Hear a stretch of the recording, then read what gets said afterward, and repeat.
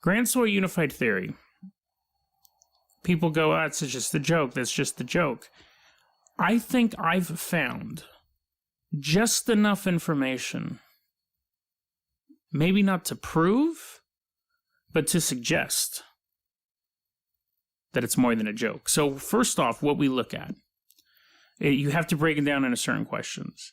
The first question is soy sentient? Now, this is something we talked about on the episode Oil and Water, with Dr. Emoto looking at glasses of water and going, you're beautiful, I love you, you're so great, and then it creates beautiful ice crystals. And if you look at the water and you're like, oh, you suck, you're terrible, I hate you so much, and you smell like spaghetti, we dismiss the water as sentient thing because it can't really be controlled. But the question is, now we're going to move it, is soy sentient? If you talk to a soybean, if you talk beautifully and you treat the plant well with great emotional energy, will the plant sprout better? Now, the idea of playing music for plants is well known. So people have said, yes, plants can respond. The science may be a little shaky, but the theory is that plants can respond to the mood of the people around them. You treat them well, you talk to them, you play music, they grow better. So the initial question of, is soy sentient? I'm going to say yes. But see, that led us down a deeper path because that was only just one part of the soy conspiracy list. On the conspiracy list, there's several elements. Soy keeps popping up. The second question is soy intelligent? Now, we're going to table that for just a moment. We're going to go ahead and move on to another theory.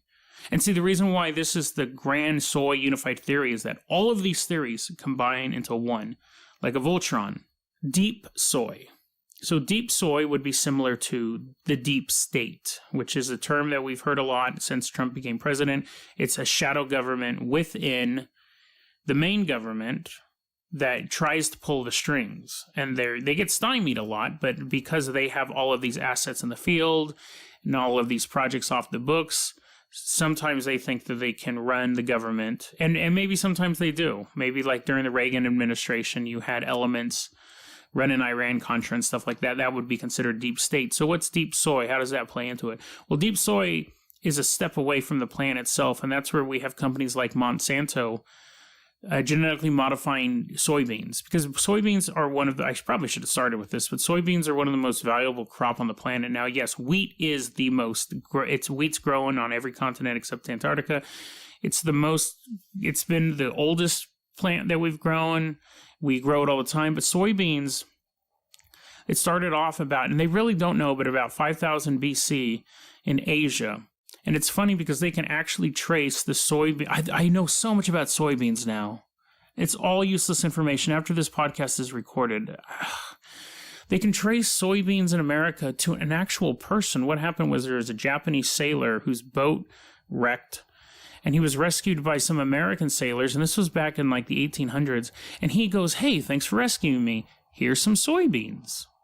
So we can trace it back, that we have their names. I don't remember them, but anyways, they'll be in the article.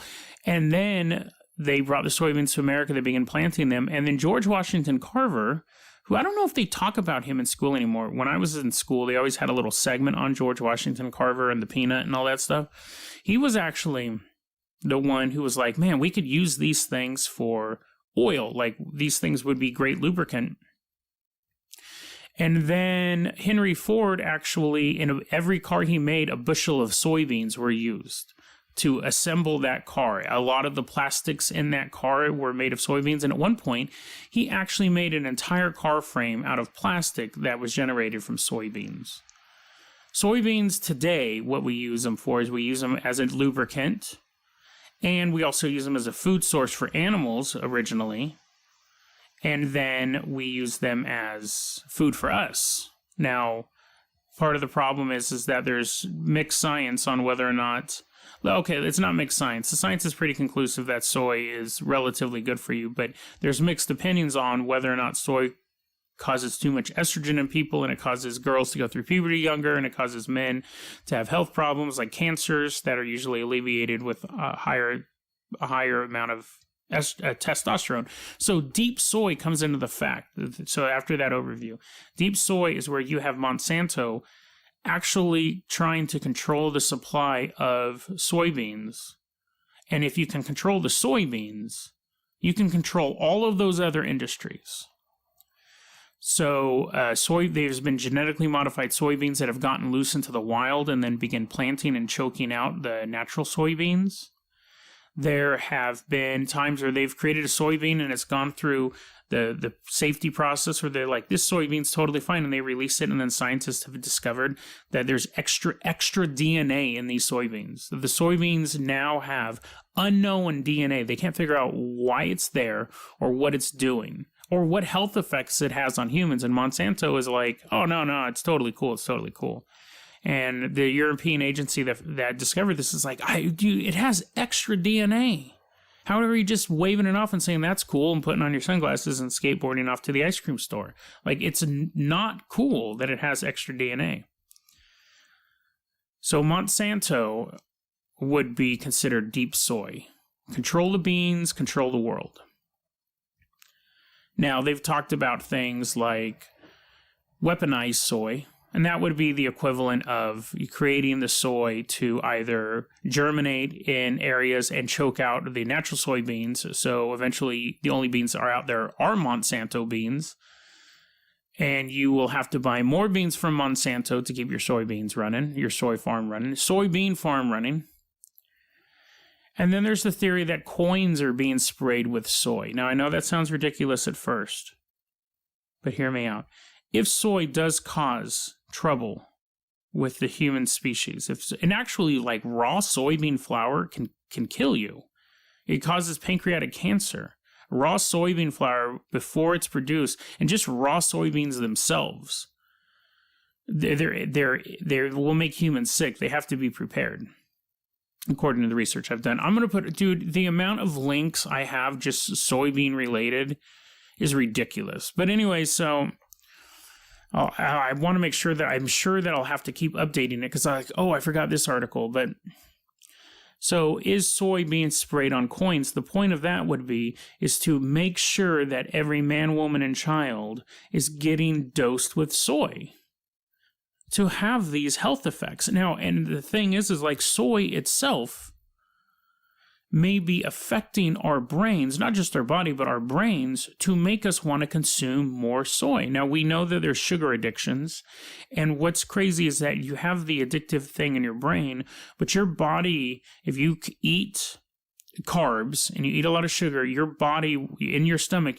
fauna will grow that feeds only off sugar and carbs, and it's in your guts. And that sugar craving you have isn't in your brain. It's the fauna in your stomach, in your intestines, releasing chemicals into your bloodstream to make you crave sugar, because without it, if you go 48 hours with no carbs, that fauna begins to die. And like anything, if you're starving, you're going to start dialing dominoes. And dominoes comes to your house. The fauna in your gut will say, sugar, sugar, sugar. And unless you control, that's part of the keto diet, unless you can control that chemical release, and it is hard. That's why you crave that sugar. There's actually almost like an alien to your body life form in there that's making you crave that sugar. You can go 48 hours without sugar and carbs, you're totally fine. You don't crave it anymore. You don't look at a Snickers and go, oh man, I really want that. But in that initial 48-hour period, you do want that Snickers.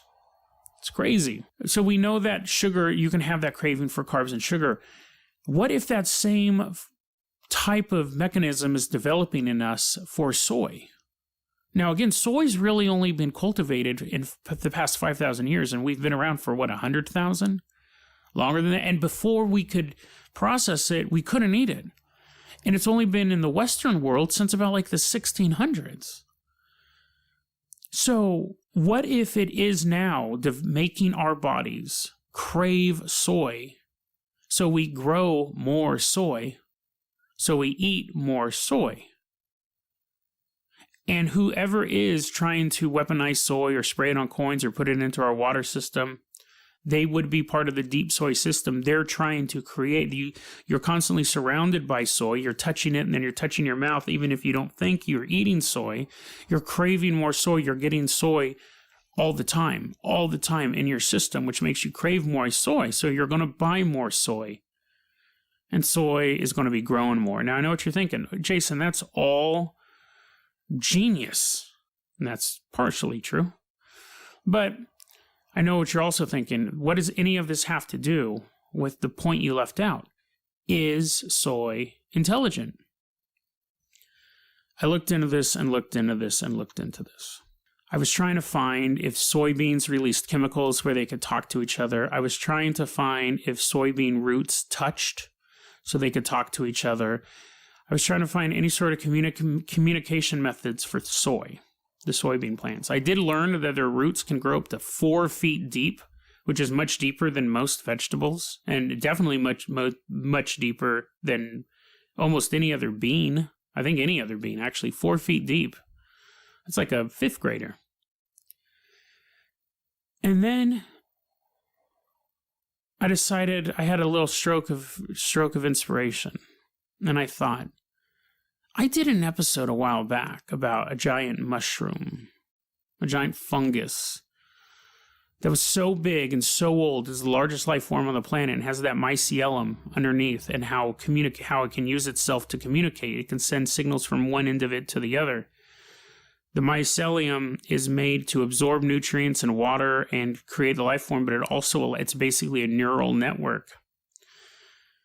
And I started to look that up, and I was seeing articles saying that plants can communicate through fungus. If plants have this neural network, they can communicate through fungus. And that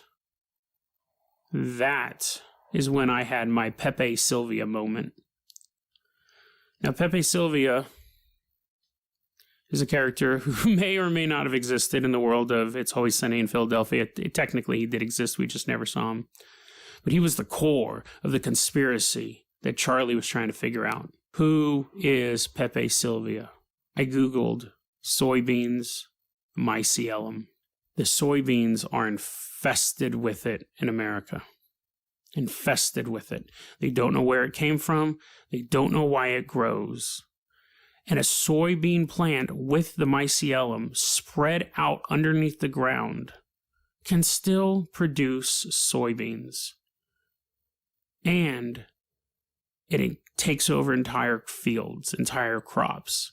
So in that field, it can pass messages from one soybean plant to the other. They can talk. They can gain intelligence, and they can plan their maneuvers. They're sentient.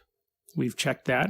They're intelligent. They have a neural network. There's companies and groups on the outside like Monsanto who has made it their goal to spread the soybean. And through both outside factors like greedy corporations, making sure that soybeans are in every type of food, that making sure that their genetically modified soybeans are infesting otherwise fertile lands and growing. And who knows, maybe that's part of the extra DNA. Maybe they have engineered the soybean to have the mycelium to create the neural network so the soybeans can talk. Because maybe it's not Monsanto running the soybean farms. Maybe it's the soybean farms infesting us and making us eat more of them, making us become vegan, making us become health conscious, making us go through puberty earlier, trying to get us to a stage where we just want to eat nothing but soy. And that is how it controls us. That is the grand unified soy theory, from the initial beans being picked 5,000 years ago all the way to today. All the weird coincidences, like what are the chances of them finding a Japanese guy who happened to have a bunch of soybeans on his back, to George Washington Carver figuring out all this great stuff, to us not only using them for food, but using them in the production of automobiles and petroleum. We need the soybeans. If the soybeans disappeared, civilization would fall apart. That is the grand soy unified theory. Well, that wraps it up for this episode of Dead Rabbit Radio. I hope you had a fun time learning the truth about soy. I know I did. Now, everything I said, except for maybe 3 things, was absolutely true and could be backed up with evidence. Monsanto has made soybeans when they genetically modified them. Now there's extra parts of DNA and missing parts of DNA and all of that. The history of the soybean, how it being brought to America, was just a guy with soybean on his back, so maybe he was controlled by soybean. But then the opinion jumped in. Is soy sentient? There's nothing to back that up. The only place I found that at was on a deleted Reddit post that someone quoted.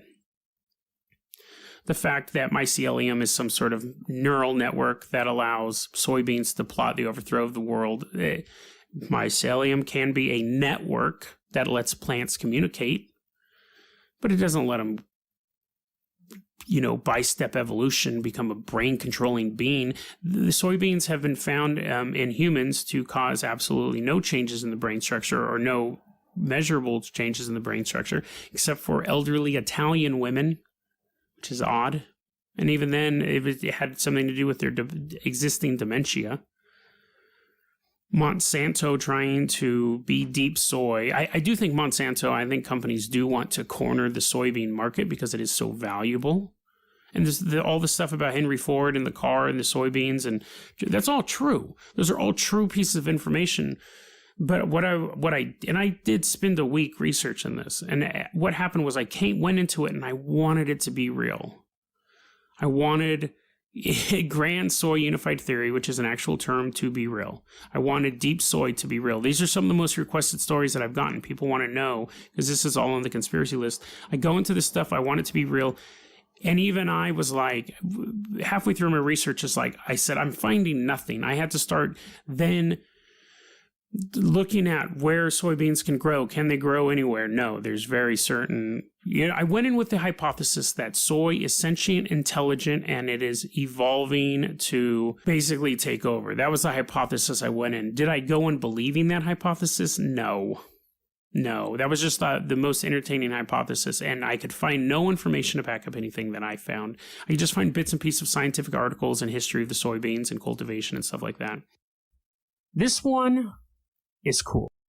This is one of the ones that I was researching it and I was looking into it, and once the pieces fell into place, I was like, yeah, this is why I enjoy doing this. So the ocean at night is a fascinating place. It does a lot of weird stuff at night.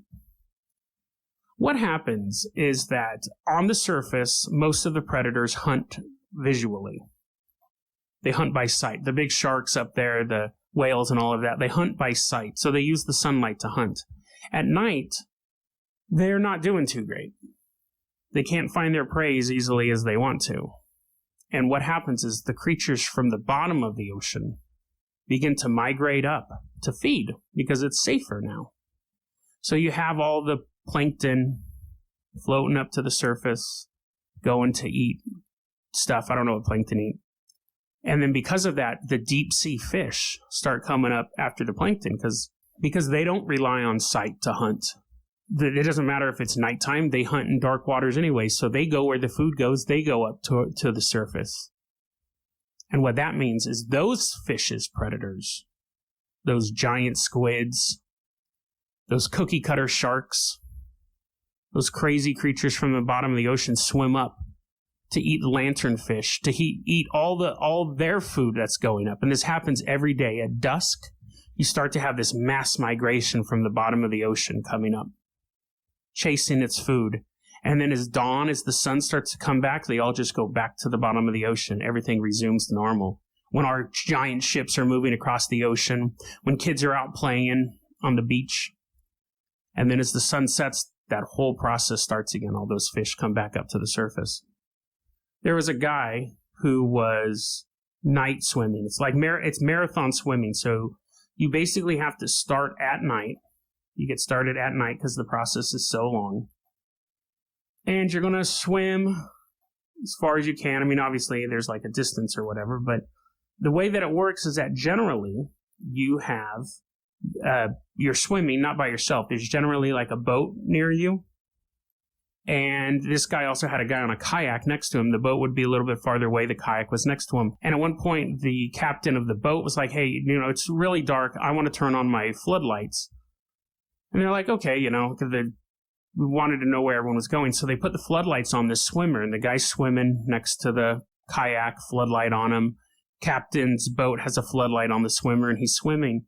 And all of a sudden, he feels something brush against his leg, and he feels like sharp pain, and he gets onto the kayak, and he has a huge chunk taken out of his leg. And what happened was, this was a cookie cutter shark. It's a shark that latches onto you and takes out like a perfect whole of meat. These things attack submarines, by the way. That's how deep these creatures normally live. They'll attack parts of the submarine that were soft. Now they're more armored. They have like fiberglass over certain parts because these fish were taking bites out of submarines. These sharks, they live in the middle of the ocean. This report here, I saw something different on Wikipedia, but the article I was looking at, this was the only time that they had seen that a cookie cutter shark had attacked a living human. And he was just swimming out in the middle of the ocean at night with these spotlights on him, and he gets attacked. This article ends with a shark researcher saying, don't swim at night over a deep sea trench while being lit from above by boat-based floodlights. This shark had probably never seen a human before, never even knew they existed. To him, they're the aliens, a creature that is improbable. But one night he looks up and he sees a bright light and he sees splashing. He swims up out of the bottom of that trench that he's always lived in and hunted in. Every night he'd come up and eat his prey, but to come all the way to the surface. The Neil Armstrong of sharks, he came out of that trench, took a bite out of that guy. Never knew they existed, didn't know what it was, but he's a shark, he's a creature, he attacked. Don't swim at night with floodlights on you, is really the moral. Because who knows what's going to come out to get you. So that was the first piece of information I found about the ocean at night. But there was something else. Now, when I first started researching the ocean at night, one of the first leads I had was that the U.S. Navy had constructed an artificial sun off the coast of Aden, which is near Yemen. Now, that definitely sounds like in the realm of sci-fi possibilities, something that, what would be the point of doing it? That's always the question you have to ask about these conspiracies. Usually we know the who and the what. The big question is why. So I dismissed that at first. And I was looking for a natural reason for the ocean at night being on that list. But then I thought about it, and I thought, why? First off, my question was, why would you build an artificial sun? Well, we already have one, actually. We've built them. In Germany, they built this massive artificial sun. And I was reading this article, and it's just all of these massive light bulbs. It's amazing. It actually, when it's turned on, they give an intensity of 10,000 times greater than the sunlight we feel on Earth. And it's massive. Each of these light bulbs is the size of a human. And there's, I think, 149 of them. And I'm looking at this, and I'm reading this article, and I'm like, I'm always amazed by what humanity can do. I'm reading this article, and they're talking about why they built it. And they're like, well, it gives us a way that people can bring in solar panels, and they can test them. We can make it more efficient. We can use it to perfect stuff like solar-powered sails, which is another way to travel long distances in space. And then I see this. Okay, so this is called the syn light, like synthetic light. I found this. Scientists will delve into new ways to create hydrogen, which isn't found naturally, but must be created by splitting water into hydrogen and oxygen. So, of course, now I'm like, great, I got to figure out how hydrogen's made. Hydrogen, of course, is made by splitting hydrogen and oxygen. There's two ways you can do it. One, I think it's electrolysis, where it's this very expensive, energy-wise way to electrify water to split the oxygen and hydrogen. The other thing is massive amounts of sunlight, but the sun doesn't provide that much.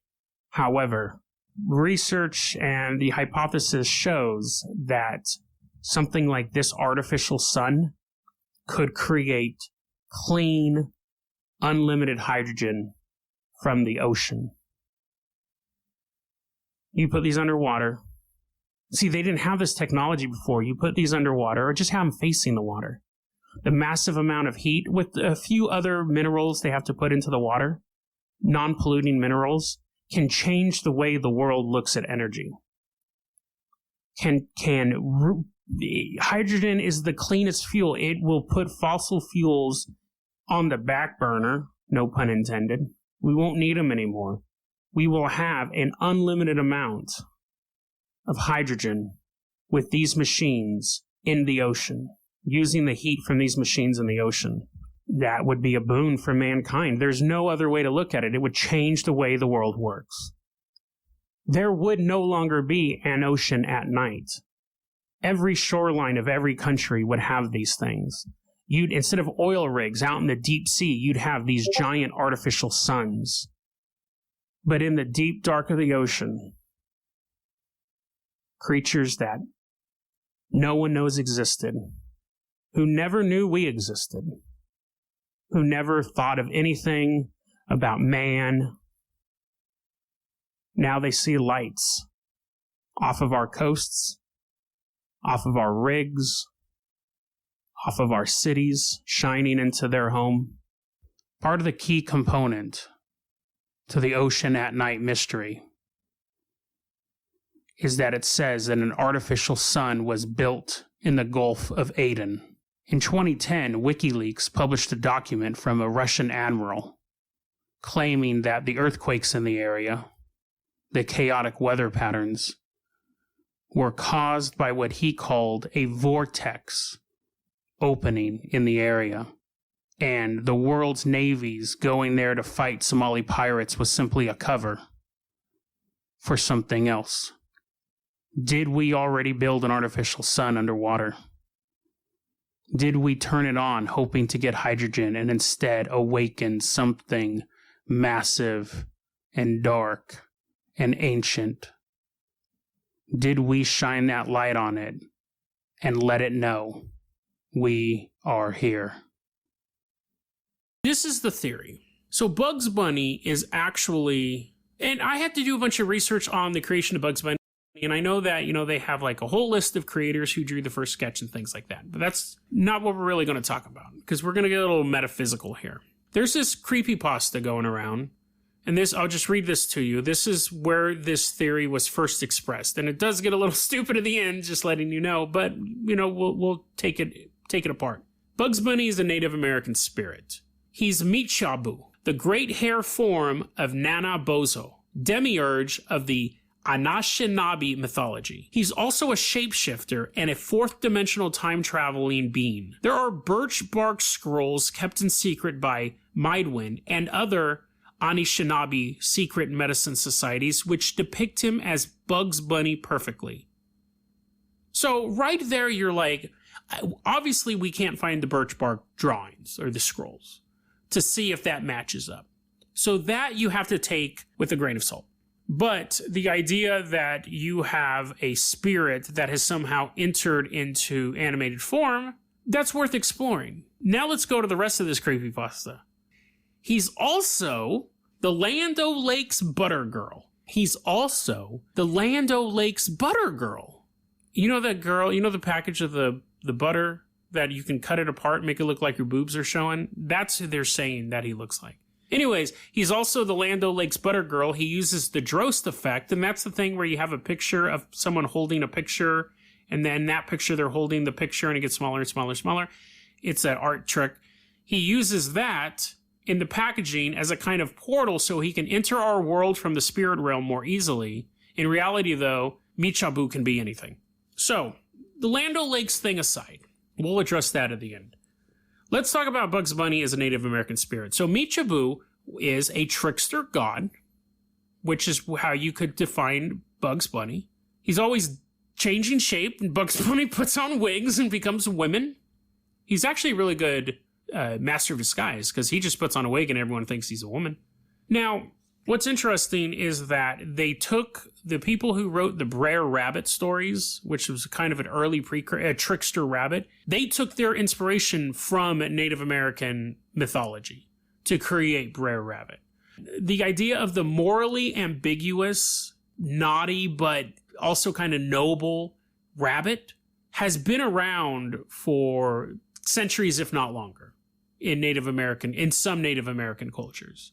He's considered a god of trickster. He's considered a trickster god, a god of mischief, a god of mayhem, where he actually can't live in a world where everything is peaceful and quiet. If things are going right, he has to get his hands in it and kind of mess stuff up. And that stuff all kind of describes Bugs Bunny.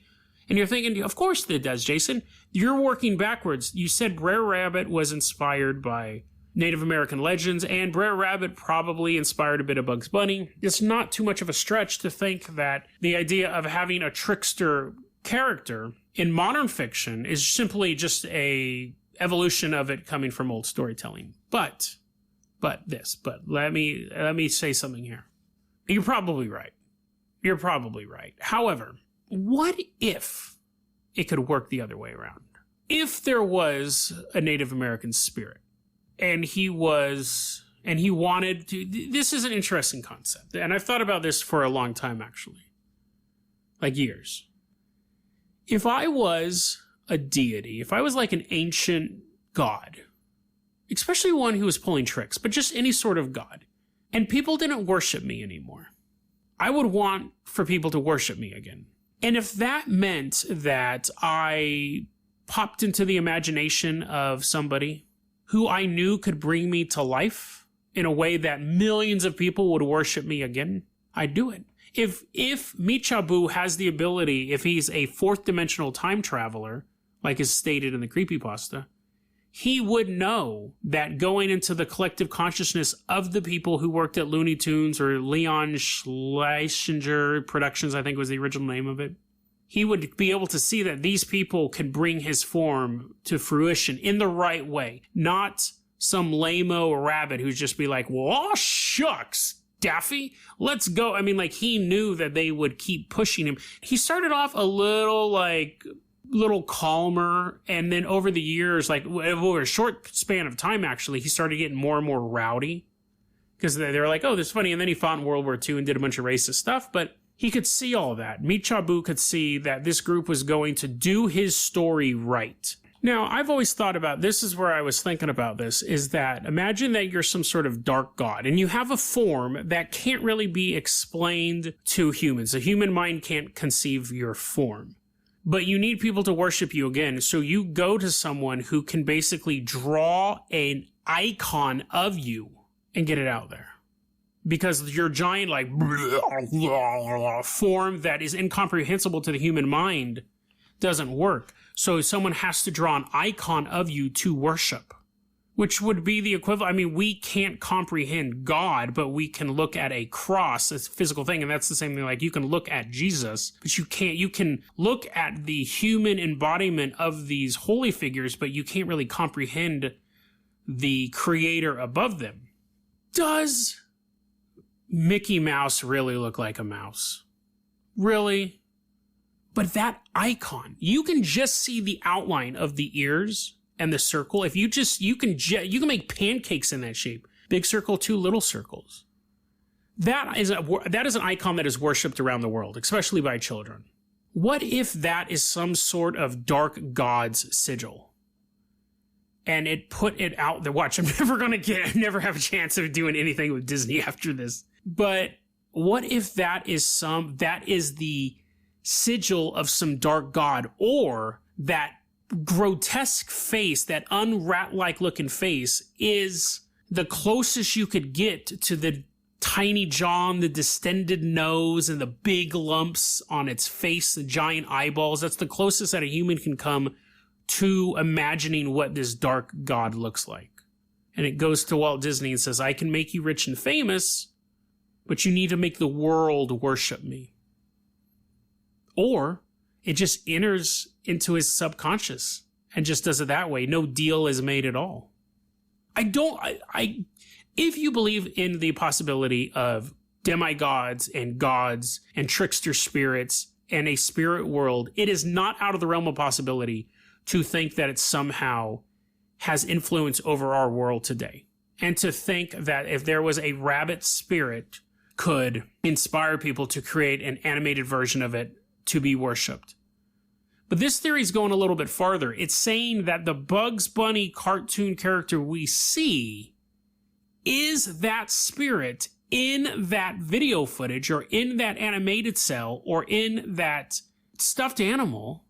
It's all of those things, which is actually far creepier, because that means it's not simply inspiring people. That means that when you're watching that Bugs Bunny cartoon late at night, that ancient spirit is watching you back. It can be everywhere at once.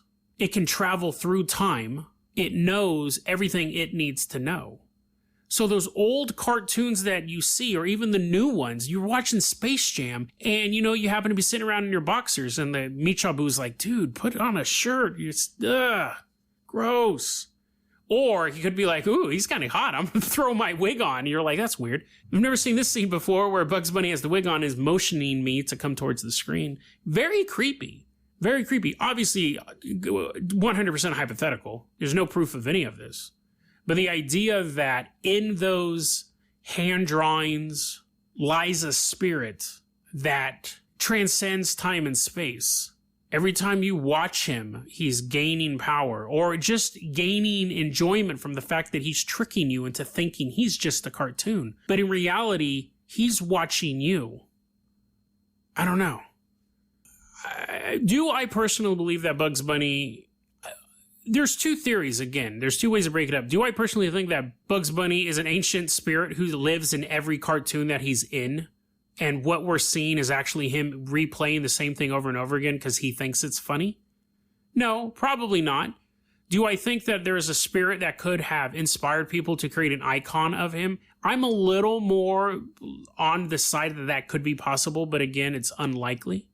But this is where I said it at the beginning, that it actually has disturbing implications for all of fiction, because what if this is the only one we know of? Like my Mickey Mouse example is just an example, but what if Bugs Bunny is one that we can actually look at these scrolls and go, whoa, that actually is Bugs Bunny? But what other fictional characters could be out there that are based on something real and are existing in the fiction simply because they want to exist in the fiction? And at any point, is Katniss Everdeen really Athena? Again, probably not. But who's to say? Really. Other than science and common sense, but when we open the door up to this idea, and if we believe in these things, it's possible.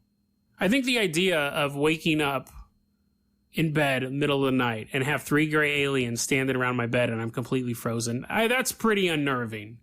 But waking up in the middle of the night, you know what? No, not even that. Walking down the street at noon, surrounded by people, and seeing Bugs Bunny, not a suit, but a creature that looks like Bugs Bunny in real life, looking across the street at me and waving his hand, is far more terrifying than anything I could think of involving aliens. And maybe that's exactly what the trickster god wants. There is, like I said, I like to cover conspiracy theories that are fairly obscure. There are the classics, the ones that I like. I like Bermuda Triangle. I really like disappearing conspiracy theories or paranormal events, stuff that disappears. Ghost stories are okay if they're out of the ordinary. Like I want to do one on ghosts that have murdered people. I find that fascinating. Just ghost sightings I don't find necessarily that fascinating. But when ghosts murder people, there's been a few cases where that may have happened. But overall, I like to do conspiracy theories or paranormal events that people don't know about. And one of them is, we did Dublin, Wisconsin. Another one is Michigan Blue Hell. So again, I saw it. They have this huge image, a graphic of conspiracy theories. And we talked about this before. It's like an iceberg. So like the most common ones are at the top, and as you go farther down, they get more and more obscure. Some of them are made up, obviously. And when I say made up, a lot of them are made up. They're not real. They didn't really happen, but people think they did. There's ones at the bottom are stuff that people just spouted off, like, let's put 3 words together and see, like John Tesh Nipples. And people will be like, oh man, what's John Tesh nipples? I gotta look at it. And it's just, they just threw random words together. Michigan Blue Hell, it may be one of those, but it's actually, because I've Googled a bunch of them to see if there's any credence to them. And some of them they have a couple pages dedicated to. It'd still be nonsense. But Michigan Blue Hell I find fascinating. So, first off, what the term Blue Hell is, it's a video game term.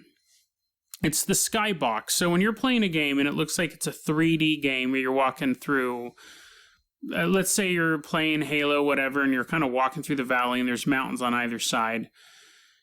You can clip through the mountains. So you can basically move through the mountains through some sort of glitch in the game, and then you pass through what you thought was a 3D object, but it's actually just like a graphic on either side of you. Now you're in what's called Blue Hell. It's basically like the skybox. It's the parameters of the game. So now you're outside of where the developers wanted you to be, and you're kind of just in this void. And it tends to be blue because what happens is they paint the sky blue and they just basically program a big blue box, and then they put the assets inside of it, and you're supposed to walk that path. But most games, you can glitch out if you're persistent enough.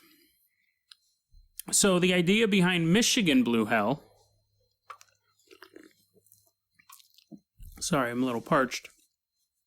The idea behind Michigan Blue Hell is there is a place in Michigan, it's in an abandoned building, that you can clip out of our reality. Now, there's the theory that we are living in a simulation, that everything we see is actually kind of like a Matrix type simulation. It's being programmed on the fly. And that's why things don't make sense when you look at a macro level and a micro level. That's why the universe seems impossibly far. It's just constantly rendering. There's nothing. Once we start going out there, things will appear. But since we're here, nothing's showing there because we haven't really gone there yet. But anyways, that's one of the theories. The other theory is that the world is just how we see it. So, but the Michigan Blue Hell works for either one. So basically, you can fall out of our reality is the main thing. And you end up in basically the skybox. It does fit more with the simulation theory, but however, so is that likely? Probably not. I do always find it fascinating. I find as much as creepy as I find caves and forests, I find both of those very creepy. There's also something very creepy about buildings.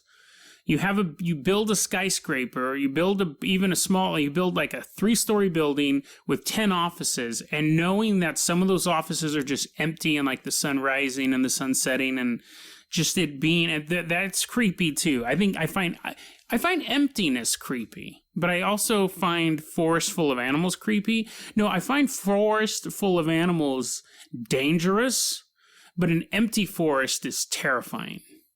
So a building full of people, I'd be like, I don't have any problem with these people. But being in an office complex by myself, being in a library by myself, that's really, really spooky. So yeah, the idea that you can there's a random building in Michigan that you can walk into and just kind of fall out of our reality by you didn't mean to do it. There's talk that Michigan Blue Hell is related to the elevator game, which is something we may go over in another episode, but we won't. I'll just tell you right now, elevator game, you can Google it. I'll link it, whatever. It's a game where if you go on an elevator and hit the buttons in the right order, you can end up in an alternate reality. Like you step off the elevator and you're in this alternate reality. They did a short film version of it, I think, in VHS 2 or 3 or whatever. But anyway, so that's the same thing. It's basically a way to leave our reality, which, again, is another conspiracy theory or paranormal event that I find fascinating. I'm going to do an episode. I'm going to do a story on a couple of people who have supposedly come from their realities to ours. It also kind of plays with the Mandela effect. Anyways, where I'm going with this is that apparently also in Michigan, there is a story about a native... No. There is a story in Michigan that in their Native American history, they had a evil snake god there, and they actually trapped him in this Michigan Blue Hell area. So it's one of those stories that one may have preceded the other. Either there was the old legend about the evil snake god that was causing trouble in the Michigan area and was trapped into this void, and then someone read that story and they said, oh, that's a cool idea, but let me modernize it and call it Michigan Blue Hell. There's the other possibility that the Michigan Blue Hell story was made up first, and then someone went back and made up a story about the tribes, because I really don't know. I'm just reading this on the internet. The most fascinating answer, though, is that they're both true, and that is that there was a giant snake god thrown into a void in Michigan. We built a city on it, and there's still like a frayed area of reality where you can walk into an office building and fall out of the skybox.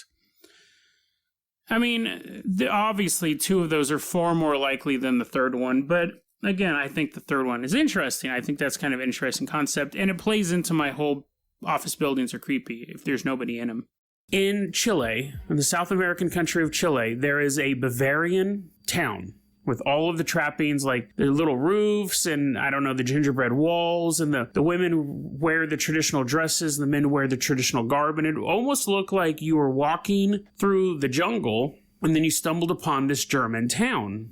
And it's a real place. This isn't like the Invisible City or Dublin, Wisconsin. It's still there. You can actually visit it today. What makes it interesting, other than the fact that it seems like an entire town was teleported from one part of the globe to the other, is why it was founded and who founded it. Now, back in the 1960s, it was founded, and it was founded by a guy named Peter Schaefer. He was a German citizen who fought during World War II. Well, he didn't really fight during World War II. He wanted to fight during World War II for the German government. He wanted to become a member of the SS with the Nazis. One problem, though, he was missing one of his eyeballs. Now, after the war, he told people, I lost my eye because I did serve. I lost my eye in battle. What really happened was when he was a kid, his shoelaces were tied so tight that he got a fork to like wedge into the shoelace to force it out, and he pulled on it so hard it slipped, and he stuck himself in his own eyeball. Lost the eye. I would tell people I lost it in the war too. Probably tell them I lost it for the Allies rather than the Axis, but you know, you have to deal the cards you're dealt.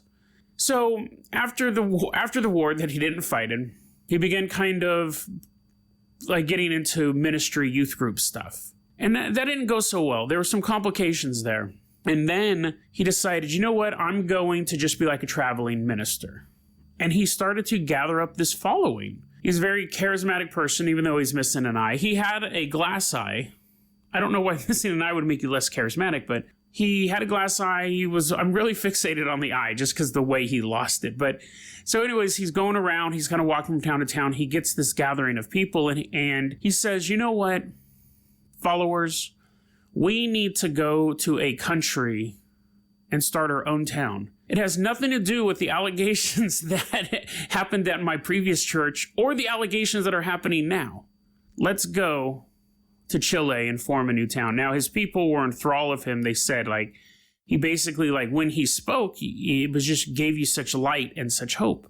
So he packs up his followers. I think it was like 250 of them. They go to Chile and they form this town, Colonial Dignidad. Let's jump ahead a little bit, a couple years here, and I want you to get a view of what Paul Schaefer was like. And also, wasn't Paul Schaefer, I must be pronouncing his name wrong, because I'm pretty sure Paul Schaefer was the band leader from the David Letterman show. But no, his name actually is Paul Schaefer. So, hey, so this is, I'm just jumping in real quick. His name is not Paul Schaefer. It's Peter Schaefer. I, at some point in the episode, started calling him Paul Schaefer. It's not Paul, it's Peter, but it's just way too much trouble to re-edit the episode. So you're just going to have to imagine the band leader from the David Letterman show committing the atrocities that are going to unfold the rest of this episode. Enjoy.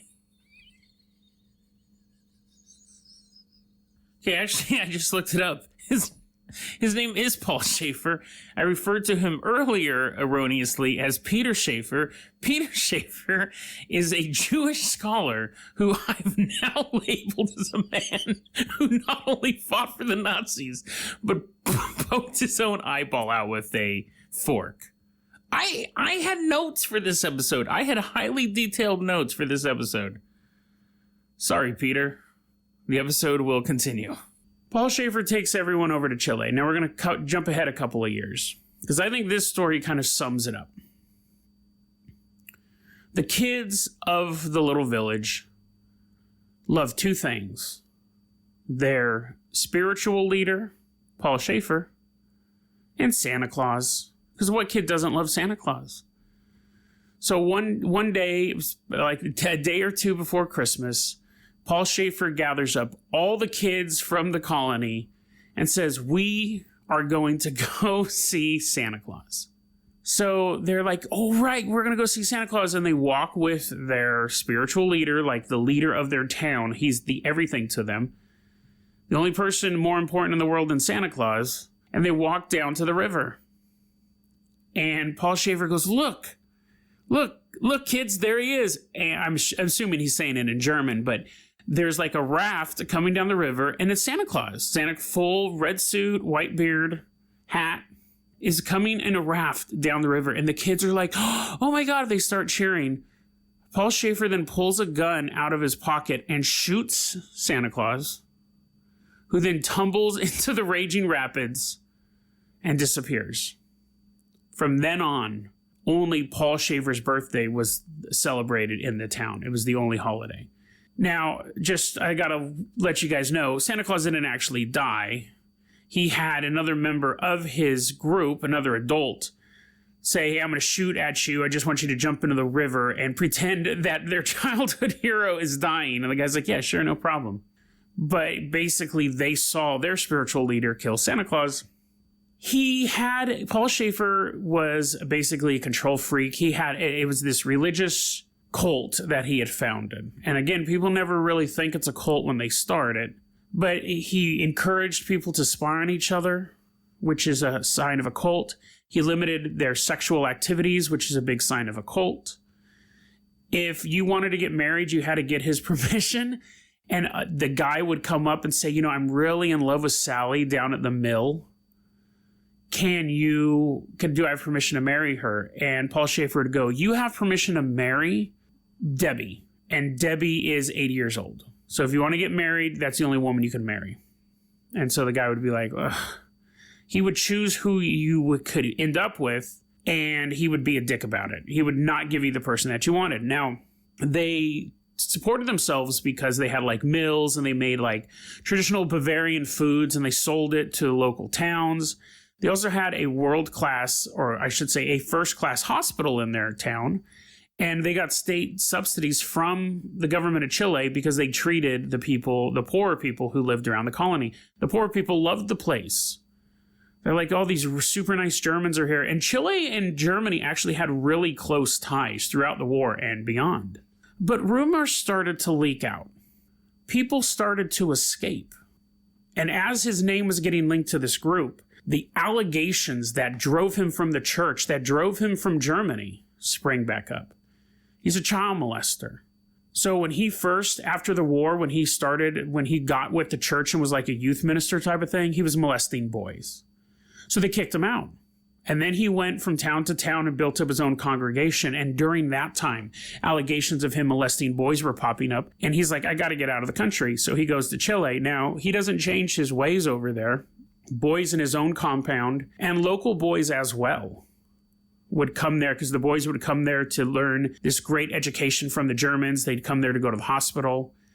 He would molest them. He had his own team of young men he called sprinters. Their job was to run from one end of it was like 4,000 acres or something, or maybe 400 acres. I know that's a big difference, but it was this massive area, miles and miles and miles of land they had bought. Oh, and let me say, those kids, those sprinters that he was having run from one end of the compound to another, he said, you guys are the most important part of this. You guys are my communication network. Why don't you sleep in my bedroom? They'd be like, yes, that's totally awesome. And then he'd molest them. He's just a monster overall. So you go with all these allegations. How come he wasn't shut down? Well, this is where things get dark. So despite everything that's happened before, the reason why he didn't get shut down was he became fast allies with the new leader of the country, Augusto Pinochet. So in 1973, there was this junta, this military takeover of the country. And Pinochet, who's a world class, basically, like his name's synonymous with war crimes and disappearances and things like that, a brutal police state. He all of a sudden, Pinochet takes over and he's completely paranoid that he's going to be overthrown himself. They start mass disappearances, mass cases of torture.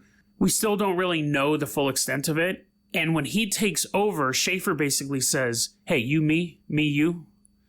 You need people to disappear and be tortured? I have a place in the middle of nowhere we can do that. So people just started getting shipped out to colonial Dignidad. And to this day, we don't know how many people were tortured and murdered there. We have accounts of people who were taken there and tortured, and then they were said, you're innocent or whatever, and they let them go. And to this day, they're still looking for mass graves, or really any graves. This all went on for years and years and years. And the people at the colony it's a cult, so they really didn't care. They'd see trucks of people come out and go into these underground, because the whole place had like a web of underground tunnels. Sometimes they'd come out, sometimes they wouldn't. What do you care? Your spiritual leader is telling you it's okay. So this started in 1961. The revolution took place in 1973. In 1996, finally, you had the changeover. Pinochet's gone. The allegations of the child molestation are finally reaching the right people, because they saw this guy, Schaefer, was a ally of Pinochet. Now Pinochet's gone. Now the people are going to retaliate. They find out about Paul Schaefer. They find out about the allegations. They find out about the torture. The head police chief of the country was Luis Henriquez. He says, I'm going to take down Paul Schaefer. They show up. He's not there. Everyone's like, oh, he left a while ago. They do that 30 more times. Daytime raids, nighttime raids. Enriquez said, I think at some points we missed him by a matter of seconds. He goes, I think he was disappearing into the tunnel network, but they could never find him. They would just show up out of the blue, search the whole place. And at one point, Henriquez said, we knew that he had left the country, but we kept doing raids because we wanted to gather more evidence to, when we caught him, to finally prosecute him. So they would go in and they'd be like, he's not here. And the cops would know he wasn't there, but they still wanted to go through the tunnels and find bones and do some forensic stuff. Finally, in the end, Paul Schaefer is an old man. I believe they caught him in Brazil. Him and some of his top lieutenants kicked down his door where he was sleeping, and they arrested him. He was just this frail old man, could barely comprehend what was going on. And then he died in prison, which is fitting considering all the people that he tortured.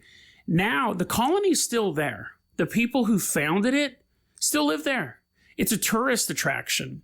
They're actually trying to build a main road from, because it used to just be like a private road that led up to it. They're trying to build a main road that you can take to come visit this beautiful, peaceful Bavarian city that may or may not have mass graves everywhere.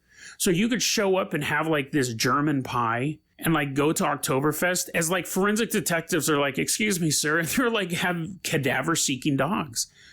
It's bizarre. So yeah. Colonial Dignidad. There's a great article I'm linking in here. I got most of my info from one article. It's a great read. There's a bunch of stuff I left out. I really highly recommend reading it. Here is a word I can't pronounce. I know you guys love this when I'm talking about stuff that I can't pronounce. So this is a compound called thioacetone.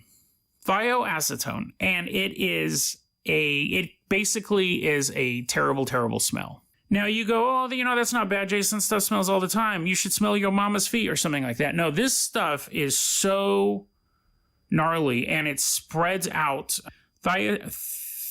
Thioacetone is more than just a bad smell. It's described as fearful. Quoting this article here, it says, it makes innocent downwind pedestrians stagger, clutch their stomachs, and flee in terror. It reeks to a degree that makes people suspect evil supernatural forces. So they don't know why it smells so bad. They believe it has something to do with the sulfur component of the compound. But it basically will just unleash through a city. I think it's like up to a half a kilometer. It's this huge range where you will be just walking down the street and you'll be like, oh, it's so bad. When back in 1889 was the first time that it was really, this effect on it was truly notated. It says, the reaction produced an offensive smell which spread rapidly over a great area of the town, causing fainting, vomiting, and a panic evacuation because people just started, you were just minding your own business and the worst smell you could ever imagine hit you. And you're like, you would think the world was ending if you smelled this. So again, I don't want to be reading quotes the whole night, but I just think these are so funny. So this happened in the 1960s, okay? Now we're in, I think, Britain. Yeah, okay. Recently, we found ourselves with an odor problem beyond our worst expectations. During early experiments, a stopper jumped from a bottle of residues, and although replaced it once, resulted in an immediate complaint of nausea and sickness from colleagues working in a building 200 yards away. Two of our chemists who had done no more than investigate the cracking of minute amounts of triacetone found themselves the object of hostile stares in a restaurant and suffered the humiliation of having a waitress spray the area around them with the deodorant. The odors defied the expected effects of dilution since workers in the laboratory did not find the odors intolerable. So when they were super close to it, they didn't notice it. And I'm assuming, I know sometimes they have that delicacy in Sweden that's the rotted fish and you open it up and the smell is so bad it burns your nose so you can't smell it. But if you like walk into the room after the can's opened, you're going to be physically sick because it smells so bad. You have to be there when it's open.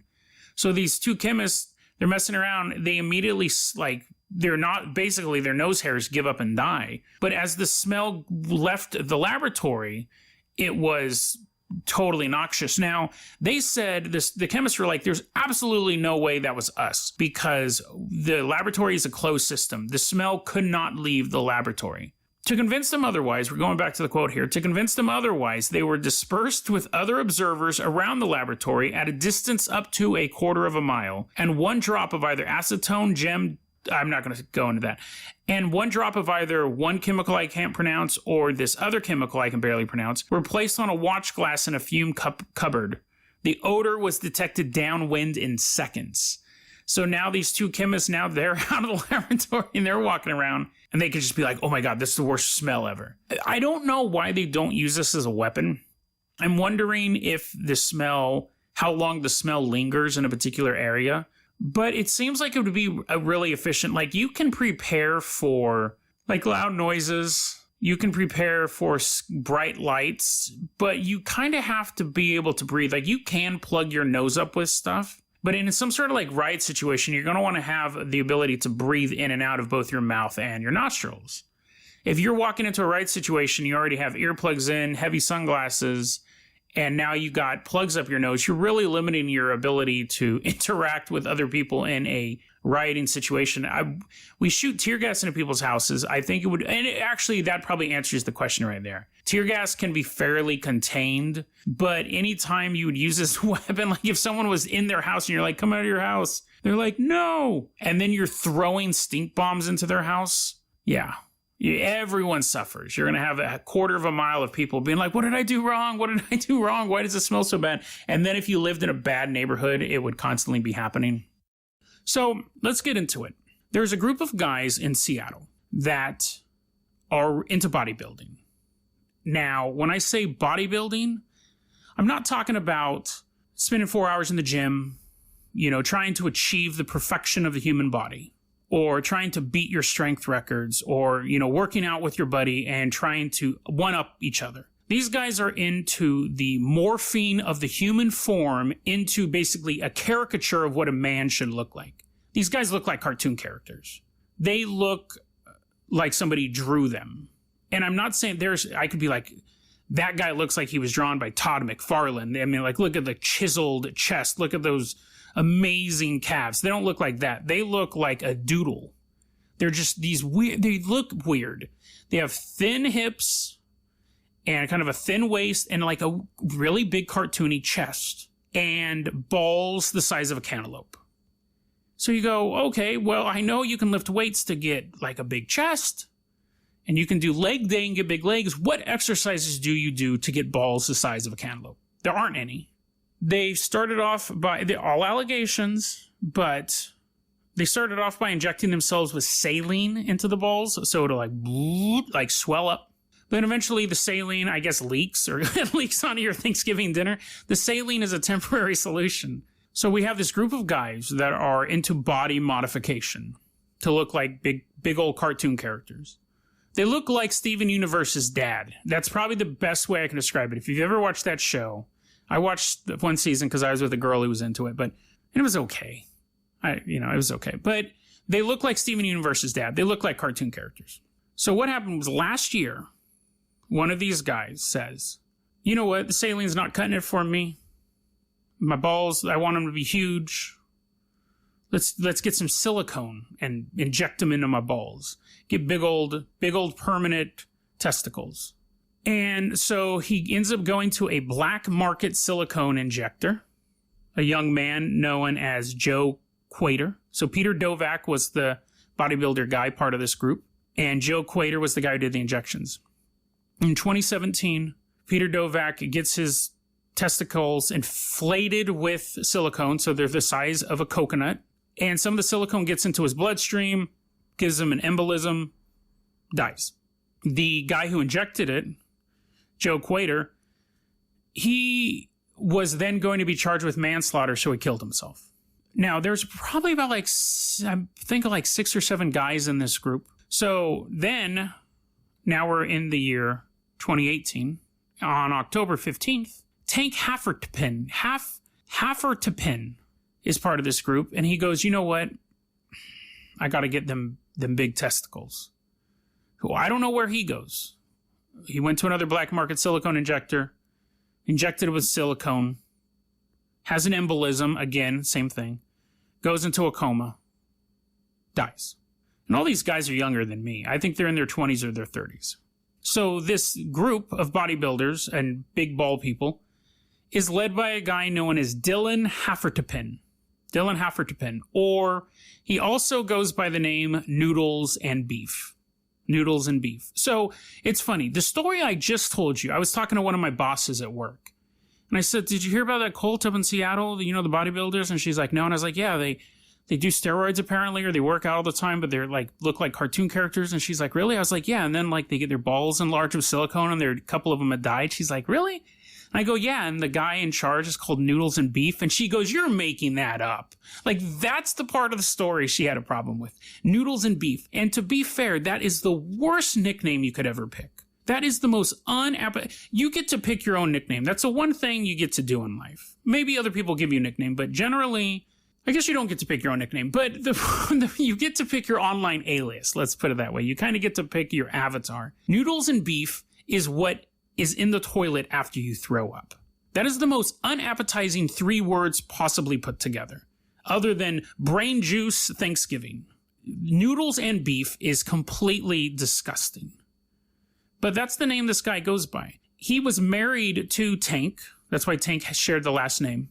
And he has this group of guys. Tank was one of them. Peter was one of them.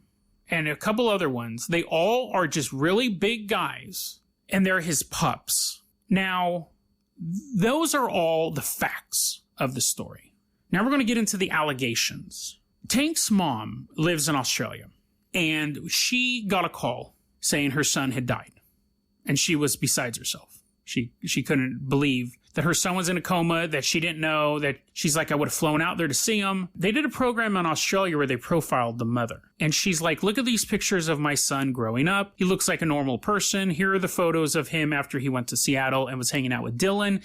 He looks grotesque. Like, he just looks like this cartoon character. He's super big. What did Dylan do to my son? What was going on here? She ends up saying, Dylan, will you please bring me my son's ashes? And Dylan's like, yeah, of course. And she had a news crew hiding in her house, like straight to catch a predator type of stuff. Dylan pulls up with his 2 business associates. They didn't look like they were his pups. And they walk into the house with the ashes. And the mom sits down. I can't imagine a mother being brought her son's ashes. I can't imagine. And she had like her mother there and a couple other relatives. But I can't imagine the horror and the sadness that was going through her to have her son. She saw her son, and now she's seeing a container of him.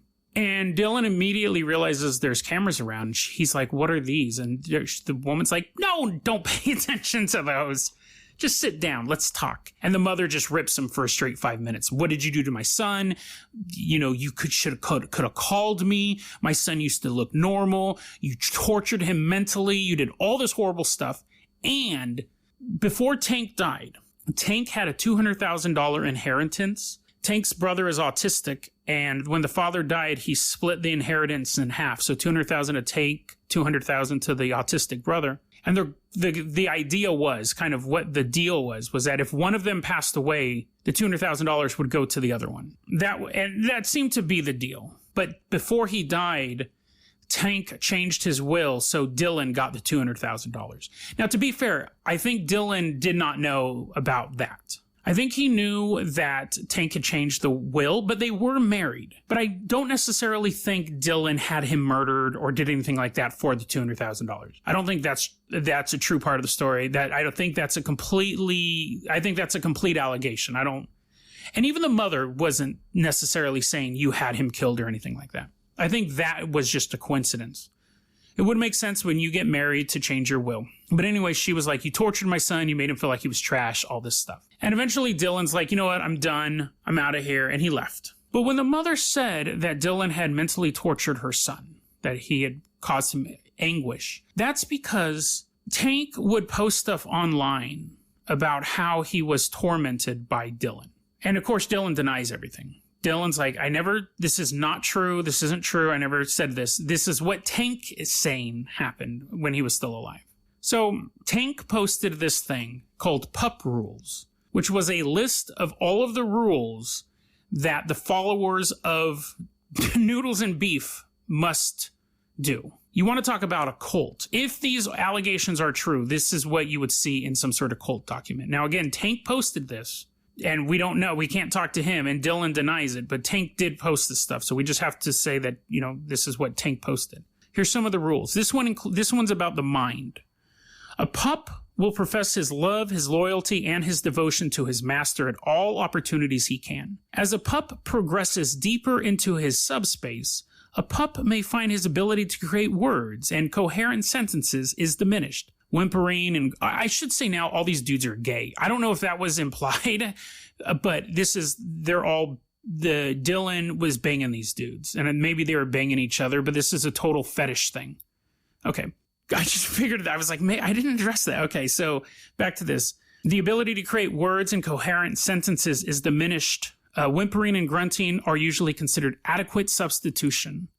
But again, Dylan's like, no, I never wrote that.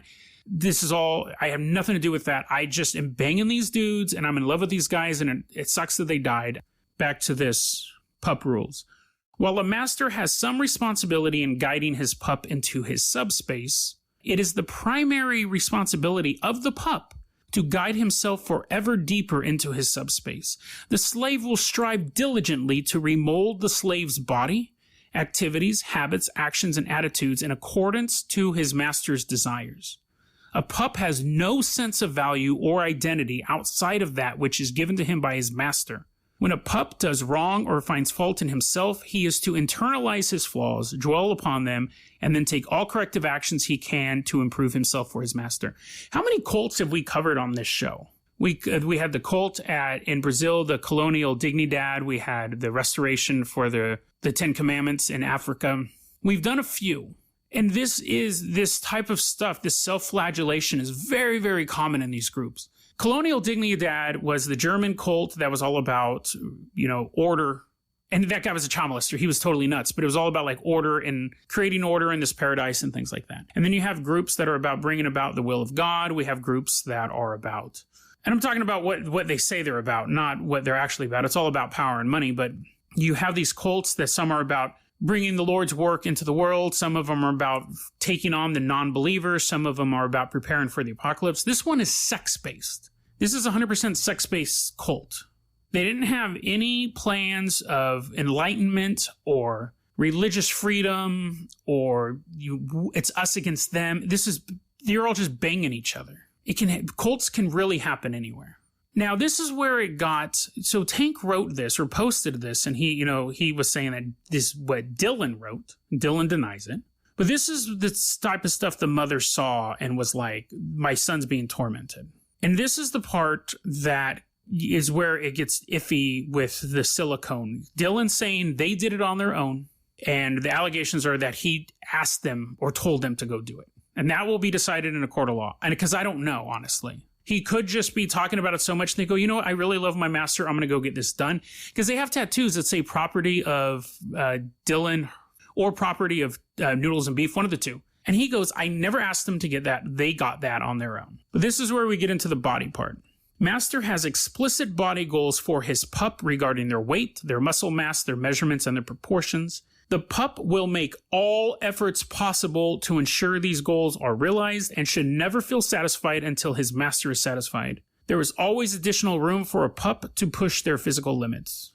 Additionally, a pup will submit to all orders for body modifications, including piercings, tattoos, scrotal saline inflation, as well as body growth supplements, including steroids and HGH, in accordance to the wishes of the master. So, according to this, it specifically says the saline, the temporary stuff. So that will protect Dylan to a point. He goes, hey man, I just told him to get saline injected into their balls instead of silicone. I think when you turn people into fetishes, when you turn people into sex objects. Now, people go, oh, Jason, you objectified that woman because you said, man, damn, look at, dude, she's hot. Fine, whatever, I objectified her. But this, I don't go and then ask her, hey, baby, become a bridesmaid and put on 40 pounds. Like, that's not, there's objectification and then there's turning people into a literal fetish doll, into a object just for your sexual pleasure. Now, it is interesting, as I was reading into this, they said the thing with the silicone is that it looks completely disgusting. And you're like, well, of course, Jason, their balls are the size of a newborn baby. It is going to look disgusting, but it goes farther than that. There was an expert, I was reading an article, and they said, you notice when these people get these silicone injections, they're always wearing clothes over their balls. Because these aren't the first two people in the world who have had this done. The one guy made a living doing black market silicone injections. This stuff happens. People get it into their butt and they die. People get it into their scrotum. Sometimes you live, sometimes you die. But this expert was saying they look absolutely disgusting. They look distended and veiny and all sorts of gross stuff. So when you put clothes on, if you're into this gigantic proportion body, you can put a clothes on it, wear like a tight bikini bottom, and you're like, whoa, look at that giant nutsack. That's awesome. I'm not saying that. That's the voice of somebody who's saying that, but when you take the clothes off, it looks gross. Looks grosser than you would imagine cantaloupe-sized testicles to look. Because it's just distended and lumpy. It's just not supposed to be down there. Silicone does tend to lump up. So, it'll be interesting to see. There's other resources out there where Tank told these stories about him being talked down to by Dylan. But again, it's hard to tell. Dylan's denying all of it. And Tank is dead. He can't answer to any of it. We just can kind of go through posts and texts he sent to people here and there. People have kind of pieced it together. I don't think Dylan is liable for any criminal acts. I think he is totally protected to say, I never told them to get this stuff done. It will be interesting to see if he's open to civil action, because that takes a lower threshold of evidence. And the mom may end up suing him and saying, I have this digital footprint of these things, and I'm holding you responsible. That may happen. But there's just that power dynamic. You have a very dynamic leader, and then you have these men doing anything to please their leader. And then that's fairly common in cults and groups like that. But it'll be interesting to see if anything changes from this. if Noodles and Beef says, you know what, everyone get big, but don't do the ball stuff. I always think it's weird when people focus on sex first and their life just begins to revolve around that. Like, it's fun and all, but when you're basically like breaking yourself down and going into the subspace of a pup where it's okay to just whine and gurgle noises and inflate your body and get giant testicles and break down your mental and physical body to please someone else, when that's all you are, when all you are is the fetish, that's when it's really easy to get sucked up into this stuff. And from all appearances, I forgot what Tank's real name was, honestly, but from all appearances, that was Tank's not his real name. From all appearances, Tank was just like a normal kid growing up in Australia who met Noodles and Beef online and then came out here and just fell in love with Noodles and Beef, fell in love with the transformation, and fell in love with pushing his body so hard to please his master that it ended up killing him. That's an easy trap to fall into. And I know the question you guys are all wondering. Jason, okay, a bunch of guys got their balls inflated with silicone. Really, what's the difference between a gay guy doing, or a straight guy, doesn't matter. What's the difference between a guy doing that and a girl getting a boob job? And I have the perfect answer for you. The Simpsons is not based on a true story. The Simpsons, the animated television show that's lasted 30 years, featuring Homer, Bart, Maggie, Marge, and Lisa, is actually a reality show. This is a theory that's popped up fairly recently as far as conspiracies go. And it popped up on a fictional board, a fictional website where people were writing stories about Jeff the Killer or Slender Man or, theories about Ed, Ed and Eddie. It's just that stupid cartoon and they're in a coma or whatever. So it's kind of like this theory board. It's kind of, they take existing media and come up with a fictional story off of it. So you're thinking, Jason, why are you wasting my time on a conspiracy podcast talking about something that you yourself just said is on a fictional board? Well, hypothetical listener, here's why. Slender Man started off on a fictional board. The origin of Slender Man can be traced back to one individual on a particular board. I think it was Something Awful. It was a Photoshop contest. And then we have 6 years later, 2 young women trying to kill a third woman to invoke Slender Man to take them to her mansion, take them to his mansion. So just because it starts off fictional doesn't mean that people always assume that it's fictional. Madness is contagious. I think the person who wrote this probably intended it to be fictional, but it's popping up on conspiracy lists, and people are starting to look into it, and some people are starting to believe it. So what the theory is, and I know you're thinking, Jason, that's ridiculous. And it is ridiculous. But what the theory is that the story, let me back up here. The story of The Simpsons, at its core, is a family, the Simpsons, and they live in Springfield, and Homer works at a nuclear power plant. And in the first few seasons, Homer working at the nuclear power plant was a key component of the show.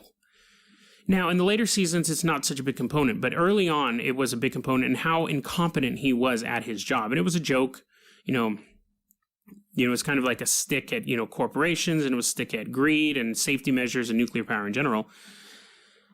But this theory puts forth that The Simpsons is actual real footage of a town in America called Springfield, where there was an actual huge nuclear disaster, a huge meltdown of this nuclear power plant. And to cover it up, what the government did, they got Fox to send a camera crew out to Springfield to record these people, to record these events, so they could completely cover it up. If anyone ever asked, hey, whatever happened to that town Springfield that had that nuclear power plant? They could go, oh, yeah, no, that's a cartoon. What are you talking about? And people are like, no, I remember, 80 miles away, there was a nuclear power plant. And they're like, no, it's a cartoon. So again, when I was talking about how to create a conspiracy, this has a few of those elements. One, it has time plus distance. It takes, they're saying it's a city that's been wiped off the map. They're saying that the conspiracy started back in the 80s, which isn't that far back, but it's fairly far back. And it involves a group that we already don't trust, which is the government. So the idea is that this town has this horrible nuclear meltdown. People turn yellow and start to mutate. And this film crew from Fox shows up and begins recording them, begins editing the footage up to tell this story. This only includes the first few seasons, maybe the first 4 or 5 seasons of the show. It doesn't go on to include what's happening today. Because the theory is that, let's say the 5th season is actually the first time the film crew got out there, was recording these events. And then as we go farther back, so seasons 4, 3, 2, and 1, and then the Tracy Ullman short films, the animation gets worse and worse and worse. And they're saying, no, the person who wrote this, it's not getting worse. Those are the people mutating down. That's why they're starting to look more and more ragged, because the radiation is actually having an effect on their bodies until eventually they don't look human at all. The reason why they don't age in that time period of 4 seasons, and we'll extend it to 6 seasons, whatever it is, but it's in the beginning there, is because the radiation, the meltdown of the plant, also opened some sort of portal, some sort of time warp. That's why the kids don't get older. And the later seasons are animation. They're based on... So this real event happened, and then to help cover it up, and because Fox was they make like $1 billion a year off The Simpsons, they began animating later episodes, and somehow the characters have the same voices and whatnot. And I'm sure people could also say, oh, no, the later seasons are also part of reality. And then you go, well, then how are they having episodes with Lady Gaga in them? And they go, aha, it's because of the time warp. So it's kind of built in a way that they can keep excusing it. Now, the story that this theory is based on is kind of hard to read. I've actually read it 3 times, which is a lot for this podcast if you haven't been able to tell. It's kind of hard to follow. And it's just, structurally, I don't think it's the most well-written thing. I think the idea is interesting, but there's some key details left out of it. But anyway, so this theory that all of this is a film crew out there, and what we're watching when we watch The Simpsons is actually a reality show, and any sort of dream sequence or Halloween specials are results of the warping of space-time. So, I mean, guys, there's a conspiracy theory about everything. Everything. If you can think of it, it exists. This one in particular started off as I guess some people could argue it didn't start off as fictional. It was a real story that was put on a fictional board to, again, assist in the cover-up. How many people believe that this is an actual conspiracy theory worldwide? I don't know, 100? Maybe? 1,000? But give it time, because people swear to God that Slender Man is real now, and they're usually younger, stuff like that. But, if you have any sort of gaps in your knowledge, it's very easy for someone to come in with a conspiracy theory and go, hey, here you go. And you go, I don't know enough about it, so maybe it's true. But spoiler alert, Simpsons is not real. And just a quick note to end this up, I'm still a fan of The Simpsons. I know a lot of people stop watching The Simpsons after season 7 or season 10 or whatever that is. I really enjoy The Simpsons. The only show that I watch religiously is The Walking Dead. Seen every episode. I love that show. Watch it every week when it's on. Simpsons I watch every couple months. I catch a new episode. But I've watched the older seasons up to probably season 20. I think I've seen every episode. Big fan of that show. It would be a little bit weird if it actually was true that it was all a real life, but it's not, so I'm not too worried about it. This is the story of the Paleolithic deep state. Now, we've talked before about the conspiracy theory iceberg. And it's a quick overview. It's just a picture of an iceberg, and it lists conspiracy theories from the most well-known to the most obscure. Doesn't mean the ones at the bottom are more true. It doesn't even mean the ones at the bottom are more interesting. It just means they're lesser known. A very common one people ask about is the plane of jars. It's like halfway down the chart. It's boring. I looked it up. I was like, that's it? That's lame. So, I mean, just because it's low on the chart doesn't necessarily mean that it's spooky. Plane of Jars is just a big field full of jars that some people built. That's it. I was like, that was a waste of my time researching that. But deep down on the list is the Paleolithic deep state, and then in parentheses it says the caveman theory. I'm not going to bore you with a bunch of facts about Paleolithic people. It's not as much as I need to, but I'll need to give you some to set this up. And that's code word for saying I didn't write any of that stuff down when I was doing my research. But I read a bunch of articles about Paleolithic people, and you science nerds can tell me how right or wrong I am. The Paleolithic era was basically the time when humans were hunter-gatherers. We were banding up in large groups. So as humanity was leaving Africa, they were starting to form bigger groups. And you would have basically family groups. You'd have your family, and then that would be part of a band sort of thing. So you'd have maybe 20 families together. And then those 20 families may also be connected to an even bigger group, which would be the equivalent of a city or a nation. This is when they started doing cave paintings. This is when they started communicating with each other. This is when you started to see the beginning of a society. It was a hunter-gatherer society. So they would basically go into an area, exploit it, and then move on. But as the Paleolithic era continued, they started thinking, let's not exploit this area. This is a good area. Let's only fish so much. But anyway, so a little history lesson. I'm going to get off this real quick but the Paleolithic era, you saw the start of religion. You saw the start of communication. You saw the start of art. And there's still a lot of debate over whether the art is some sort of symbol or if it was just people being bored and saying, I'm going to draw a picture of an ox. That's the Paleolithic era. It was about 50,000 years ago. Now, there was a couple obstacles to what was going on there because you saw people coming out of Africa and they're like, okay, this world's huge. Let's do all this stuff. Bunch of stuff. There's chickens and berries everywhere over here. They started to run into other groups, and that's where you had the Neanderthals come in. So the Neanderthals were basically stronger. They've always been considered kind of stupider than humans, but they actually, we found burial sites for them as well. So we believe that the Neanderthals believed in life after death. We believe that the Neanderthals had some sort of social system, but basically the Homo sapiens were able to outthink the Neanderthals. But as Homo sapiens were leaving Africa, they started to populate parts of Asia and parts of that's kind of all that was there right then. But when they went into Europe, they got held back. We can see Homo sapien development up to a certain point in one area, and then it takes a while before we can see evidence of Homo sapiens in Europe. And one of the theories, it's because the Neanderthals held them at bay for 10,000 years. They weren't able to press past the Neanderthals for whatever reason. Either they were just stronger or they were way smarter than we thought they were. One of the theories is they were just better suited for the cold weather. So when the Homo sapiens got there, they're like, what is this white stuff falling on me? This totally sucks. And the Neanderthals are like, ho, ho, ho, ho, ho. And then eventually the Homo sapiens did go up there. So that was kind of the end of the Neanderthals. The Homo sapiens conquered the planet. And then we moved from Paleolithic era to Stone Age. And I think Paleolithic era and Stone Age are kind of together. But again, so we weren't just drooling idiots as a species, but we weren't as awesome as we are today. That's Paleolithic era in a nutshell. So here's the theories. Here's the theories that go along with that.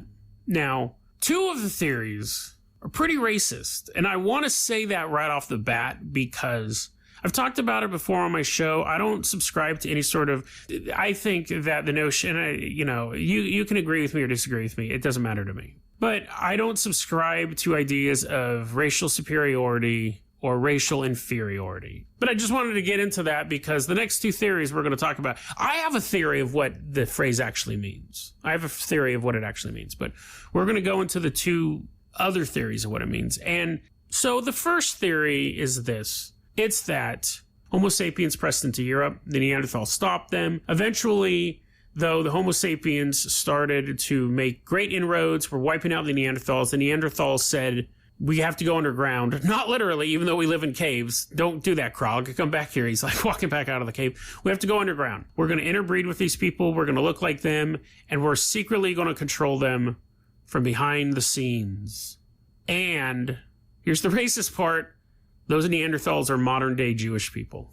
Now, to state the obvious, I personally do not believe that Jewish people are Neanderthals. However, some people do. What I don't understand, what's one of the things I don't understand about racism is that Neanderthals, like the previous description, they're way stronger than normal humans. And super immense monkey strength is not something that is generally a stereotype of a Jewish person. So the thing with they'll be like, a racist will be reading something like this and say, oh my God, another species fought for dominance and possibly went underground. just like the Jews control us from behind the scenes, and they forget every other possible fact that could dispute that. So they forget every other fact. But anyway, so that's one of the conspiracy theories that I stumbled across, and I was like, okay, that's just not true. It doesn't make any sense. But again, as a stereotype, even Jewish people in Northern Europe are not known for being massively strong. So that was a racist theory. And you go, well, Jason, you said there was 2 of them. Well, yep, here's the second one. So this was the series of videos I found the other day. This one has a little bit more credibility than the last one, which is to say almost still no credibility. The only reason why I think it has a tiny shred of credibility is because you can't find any information on it. And there's a YouTube series that only every other episode is up. It's constantly being deleted, and the channels that it's on has like 19 views, no subscribers. It's really bizarre. But it is a stupid theory, so it kind of makes sense. Humanity did start in Africa. Neanderthals were up north. As the humans started to leave Africa, they ran into the Neanderthals and were assaulted and forced to interbreed and faced huge troubles. And the humans said, you know what, we're just going to kind of stick around here where we're at. And the Neanderthals were like, ho, ho, ho, ho, ho, we won. And then over the next 10,000 years, the Neanderthals became white people. And so this is a racist conspiracy theory as well. There is within a subset of the African American community, you will hear the term caveman used as a derogatory term for a white person. That white people, generally, a lot of people on the planet have at least 4% Neanderthal DNA in them, between 1% and 4%. However, we don't see those numbers very much in Africa or in native populations in South America and North America and things like that. The Neanderthal blood is predominantly in Europe and parts of Asia, which would make sense because you had this huge empire of Neanderthals interbreeding over thousands of years. So the people who have no Neanderthal blood in them are the only purebred humans. They are 100% Homo sapien. Everyone else is partially a beast, is subhuman. Only the native people and the Africans are true humans. And the problem is that white people run the world, and they're subjugating the true humans to put them down because they're human, because they're not these monstrous creatures. And that is the caveman theory. That is caveman in the Illuminati. I'll have a couple links in my show notes, a couple of these videos, because they're very hard to find. It's just nonsense. It's a lot of Illuminati rantings and a lot of racism against white people, a little bit towards Asians. But yeah, I mean, again, it's one of those things that I think that theory is probably the reason why it's on the conspiracy theory iceberg, because it's super, super obscure. The theory about the Neanderthals having Jewish lineage, I've been hearing that for a long time. Because, listen, racists are going to use any tool in their handbook to disparage the people they don't like, whether it's white people are Neanderthals or Jewish people are Neanderthals, whatever. They'll grab on any piece of information they can to throw it in someone's face. But I think the reason why it's on the iceberg is because of the theory that only Africans and natives are true humans, because it's such a deep-cut conspiracy. I've never heard that before. And all you can really do is track down a couple of these videos, and it kind of states that case. So it is a low-level conspiracy theory. However, I have a theory of what it actually is. So I was doing all this research, and this is going to get weird, but it explains a lot. And again, I'll say this. I have no proof to back this up. Nothing. Just a hunch. So when I was doing all this research on the Paleolithic era, and I always thought Paleolithic era was even farther back, caveman stuff. And this was, like I said, this is where societies were being created. That you started having, like I said, you started having these family units band up with these other family units, and then you started having bigger tribes, comparable to a less civilized version of like a Native American tribe. They weren't so much into rituals and stuff like that, but they did have their rituals. They did have their societies.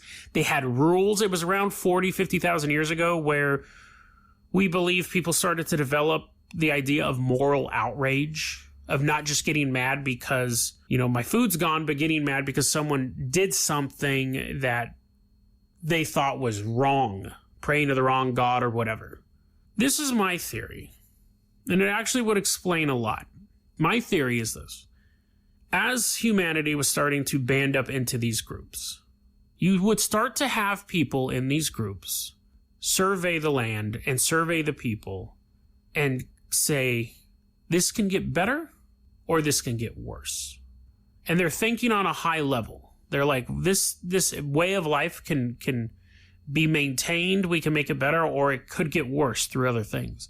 You had communication between these tribes, and especially as they poured out into the rest of the world. And you would have one leader to another leader say, this can get better or this can get worse.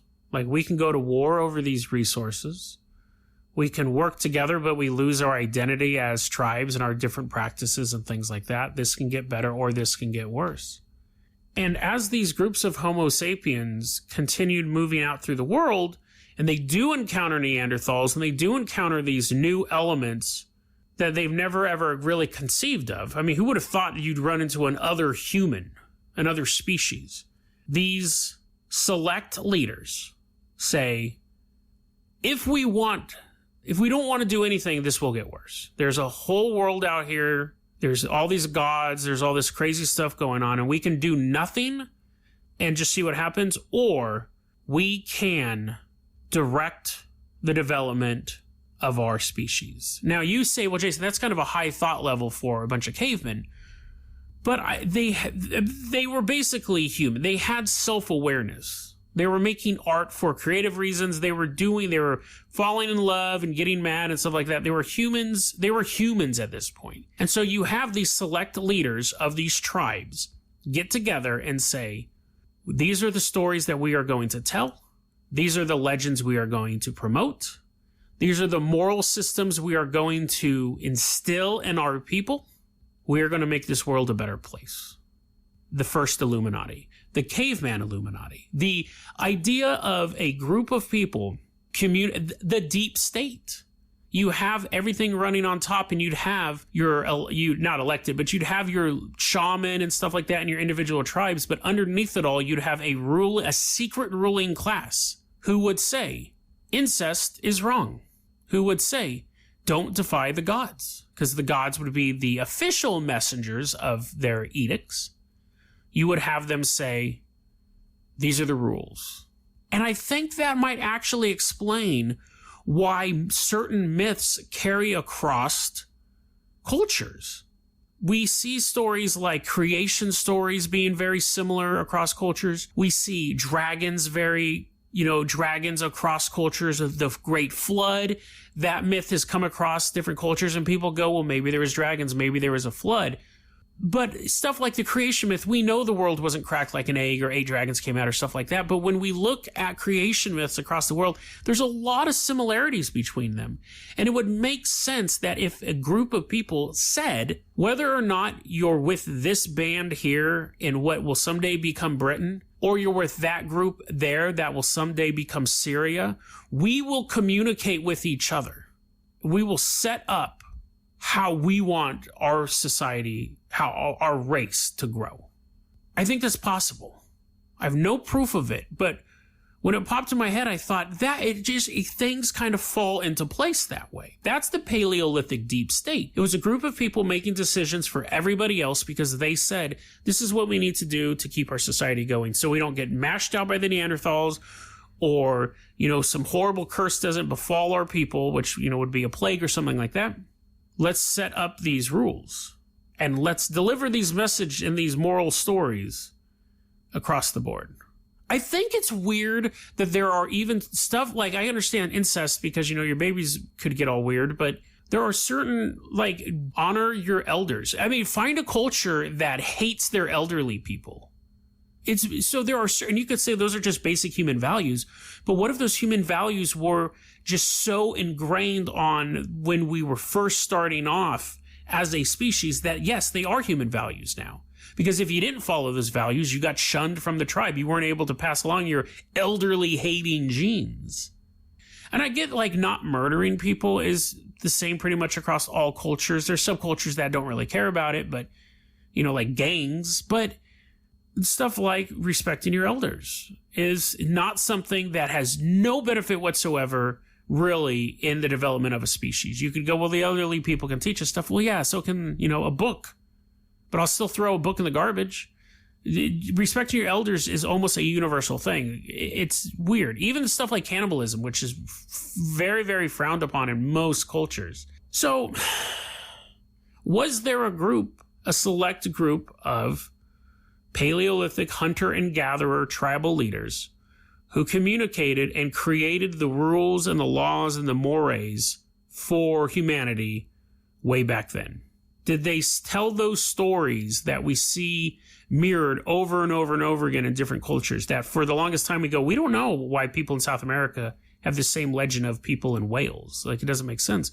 But maybe it's because of this Paleolithic deep state. They saw the world and said, we can get better or we can get worse. And they did their damnedest to make sure that humanity survived and that it got better. And if that theory is true, and again, last time I'm going to say it, I have no proof of it, just a hunch. Did they ever go away?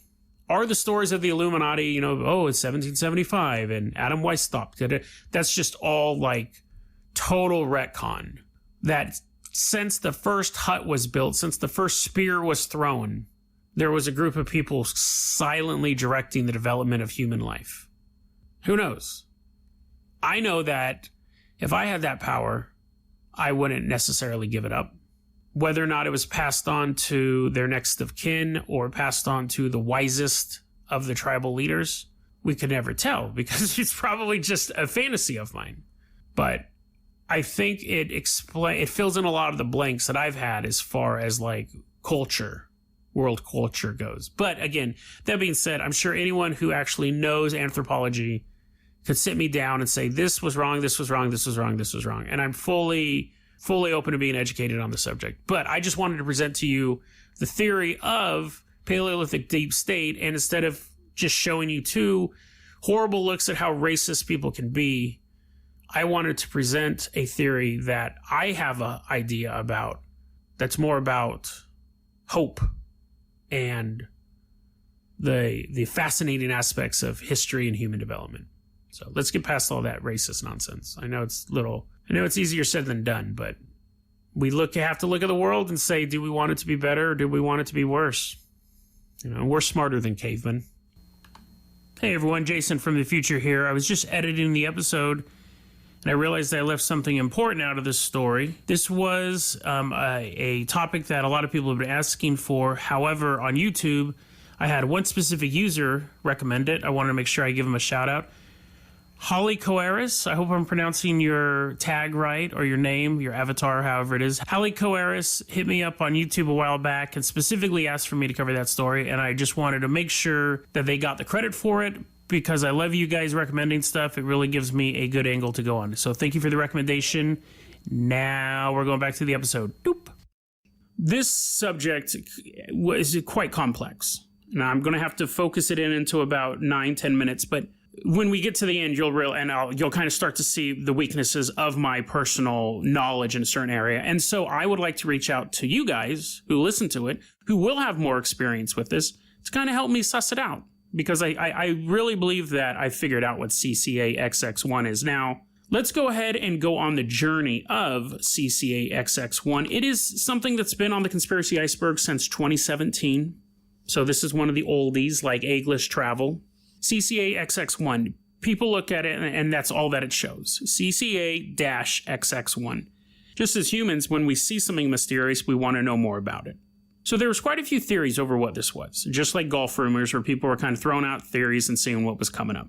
And it was also one of those things saying, if you talk about this, you're going to get arrested. If you talk about this, you're going to disappear, or goblins are going to come out of your vents or whatever. You're going to get blown up by a space laser. So let's start with that. Not being blown up with a space laser, but so one of the theories was that it was the platform. It was basically the operating platform for what's known as the Zuma satellite. Now, the Zuma satellite is a mysterious payload that was on a SpaceX rocket that supposedly failed and the satellite was never launched into orbit. There's been speculation that it's a spy satellite. There's been speculation that it's a killer satellite in the sense that it's a weapon that's sent up to destroy other satellites. There's been speculation of all sorts of stuff. I'm sure people have thought it's Project Bluebeam, which is a theory that holographic aliens are going to appear in the sky or holographic gods going to appear, and it's the start of the New World Order. I'll do another episode on that because that's quite fascinating. But There's a lot of theories of what the Zuma satellite is. The official story is the satellite failed to get into orbit. There was this issue with the actual launch, and it basically plummeted Earth or disappeared or blew up. We don't know what the Zuma satellite was. No country has taken credit for launching. It was a private SpaceX rocket. No country has come forward and said, we're the ones who created this satellite. It was a private company that created it. Supposedly, they installed it on the rocket themselves. It had to be done very delicately. So people are like, what's so delicate about this satellite as opposed to other satellites? One thing about the Zuma satellite is people believe that it is up there, but no astronomer, no amateur astronomer has been able to locate it. I'm going to strike Zuma satellite off of CCA XX1 because the Zuma satellite was launched in 2018 and the iceberg predates it. So it wasn't that. Unless you could say, well, no, maybe it was on the iceberg because the operating system was being installed. But I think we can safely say that the two issues are too far apart for it to be the Zuma satellite. So we can take that off. So then we have the option of CAXX1. So we lost the C, but CAXX1 is a United States Geological Survey well that was dug in Virginia. I mean, that's how much people really wanted to figure out what this could mean. They're like, does this well lead somewhere? Did they discover some sort of cryptid in the well? Is the well full of aliens? No. It's a well in Virginia. It doesn't match the CCA, the CAXX1. But I pulled it up on my search and I looked into it and I was kind of digging around. It's just a well. That's when I get called a shill when I say stuff like that. But CCA, so what I started to do is I started breaking it down, looking for each individual one. I needed to find them combined, but CCA is also known as the Corrective Corporation of America. It is a private prison group. That is something that was originally tossed around, that CCA XX1 was some sort of private prison program where they were going to start rounding up dissidents and throwing them into prisons. I couldn't tie that into XX1. That was the problem. And the reason why I go through all of these options, because I'm going to come up with my conclusion, but you may have a different one. People may say, you're just wasting time. But I like to throw out the different conclusions and why I dismissed them or why I went forward. And let me say, for the CCA, as far as the Corrective Corporation of America, they're not called that anymore. And I went through documents they had looking for page 21 or chapter 21, and I couldn't find any connection to that because XX1 could also be read as 21. CCA, as an acronym, also is known as Combat Command. Combat Command was back in World War II. There was this dude who was like, I don't like the way that the Army's organized. This actually started in the 1930s, but in 1942, this guy set up this thing called Combat Command. He goes, I don't like the way that everything's organized. I need something that's far more fluid to fight in the field. So this was General Adna Chaffee. People had weird names back then. General Adna Chaffee. This was the United States. What he wanted was Chaffee wanted a completely fluid fighting force.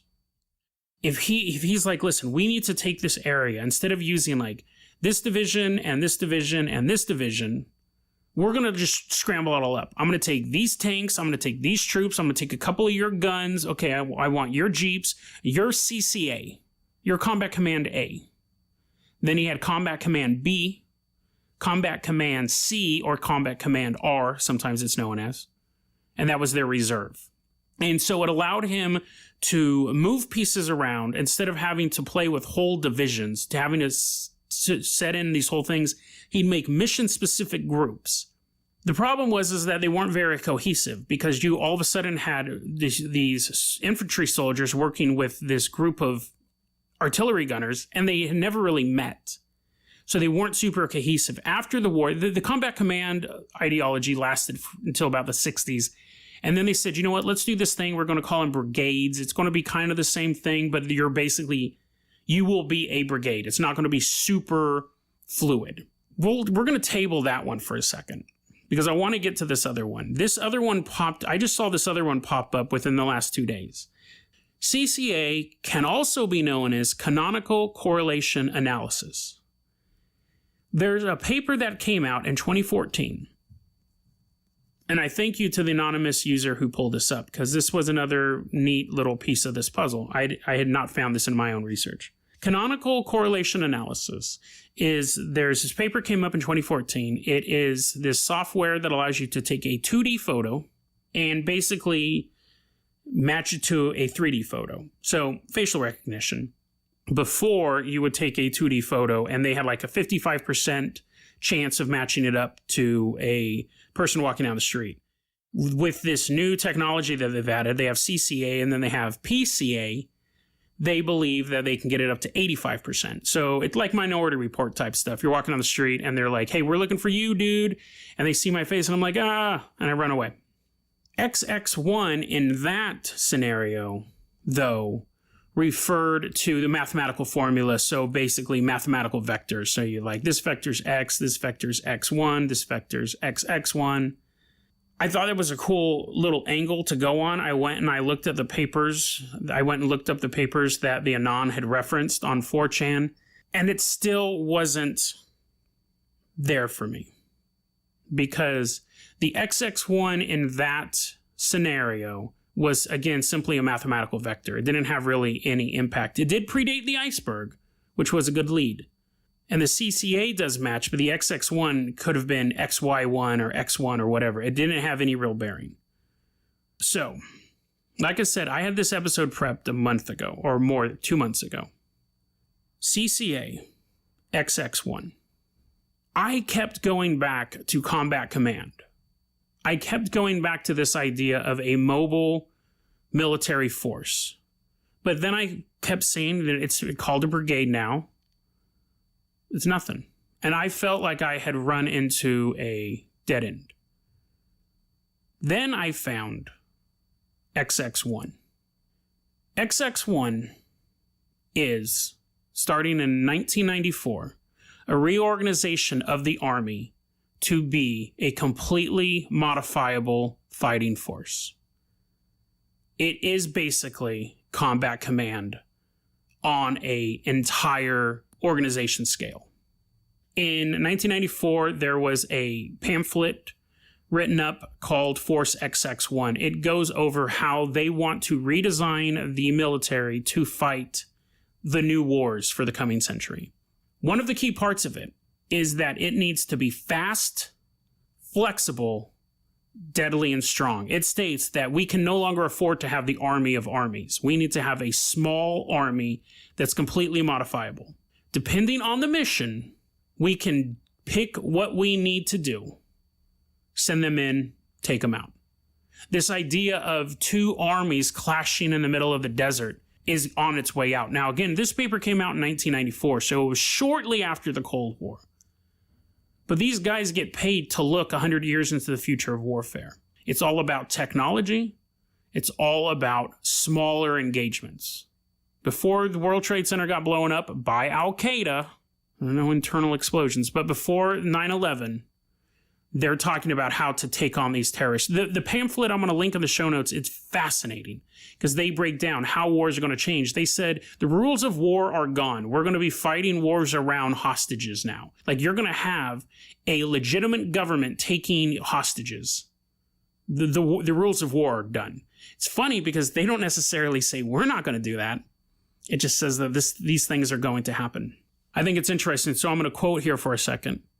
In this paper, he's saying, Force XX1 is defined by 5 characteristics: doctrinal flexibility, strategic mobility, tailorability, and modularity, joint and multinational connectivity, and the versatility to function in war and operations outside of the war. So, you're like, Jason, okay, you have a paper called Force XX1 Operations, which talks about tailoring the army to make it very fast, very mobile, very small, to take these operations and to move pieces around to fulfill different goals rather than moving in an entire army or entire divisions into an area. You could basically send in a small modular group. Isn't that the Navy SEALs? Isn't that Delta Force? No, those are surgical. What this is talking about a hammer. Not the massive wave of troops we've used in the past, and not the small surgical strikes. This is basically a hammer that would move into the area, devastate the enemy, be as lethal as possible, and sustain the least amount of losses. You're not going to have these huge tank battles.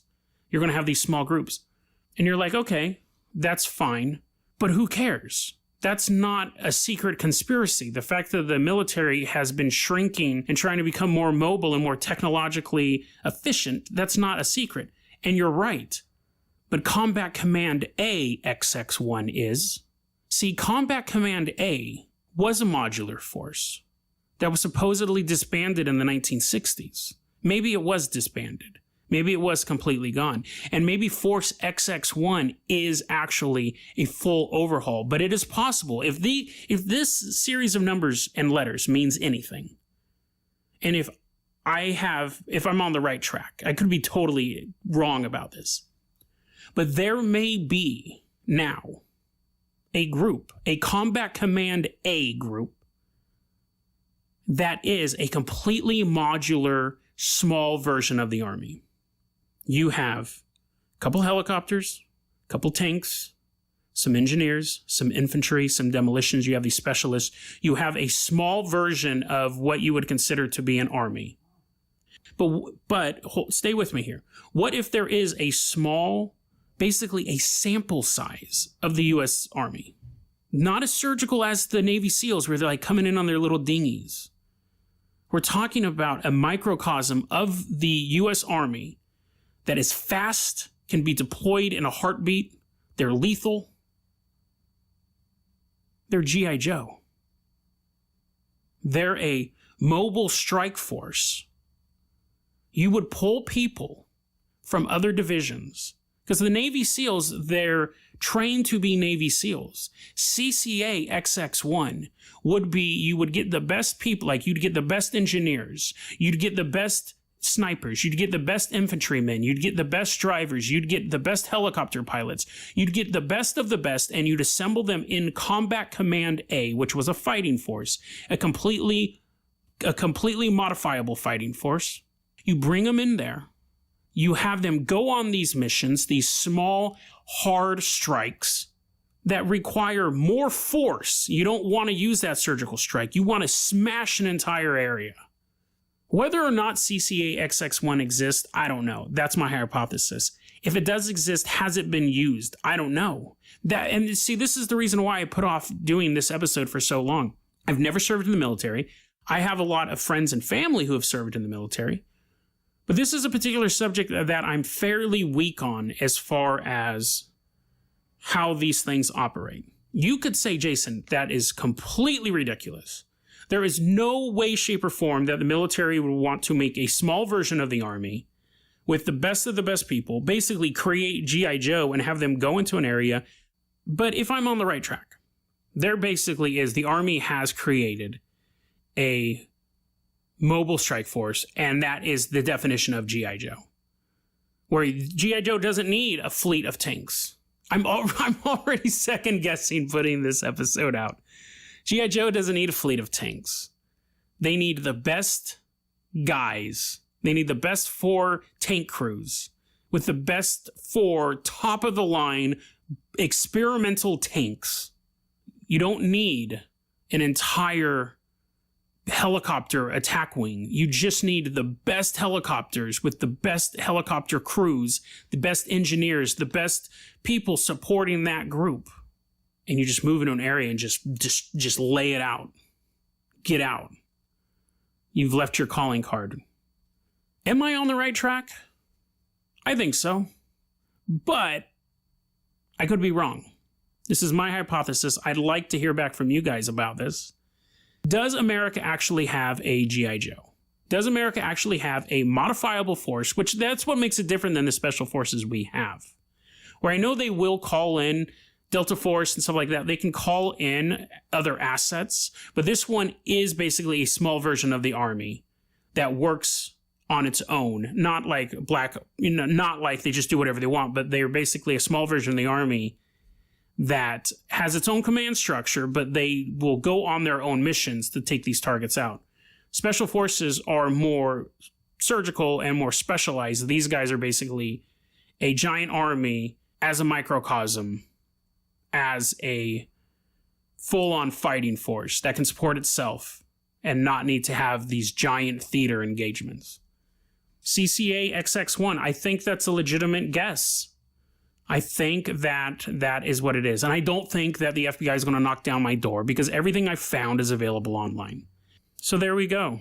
Am I on the right track? I think so.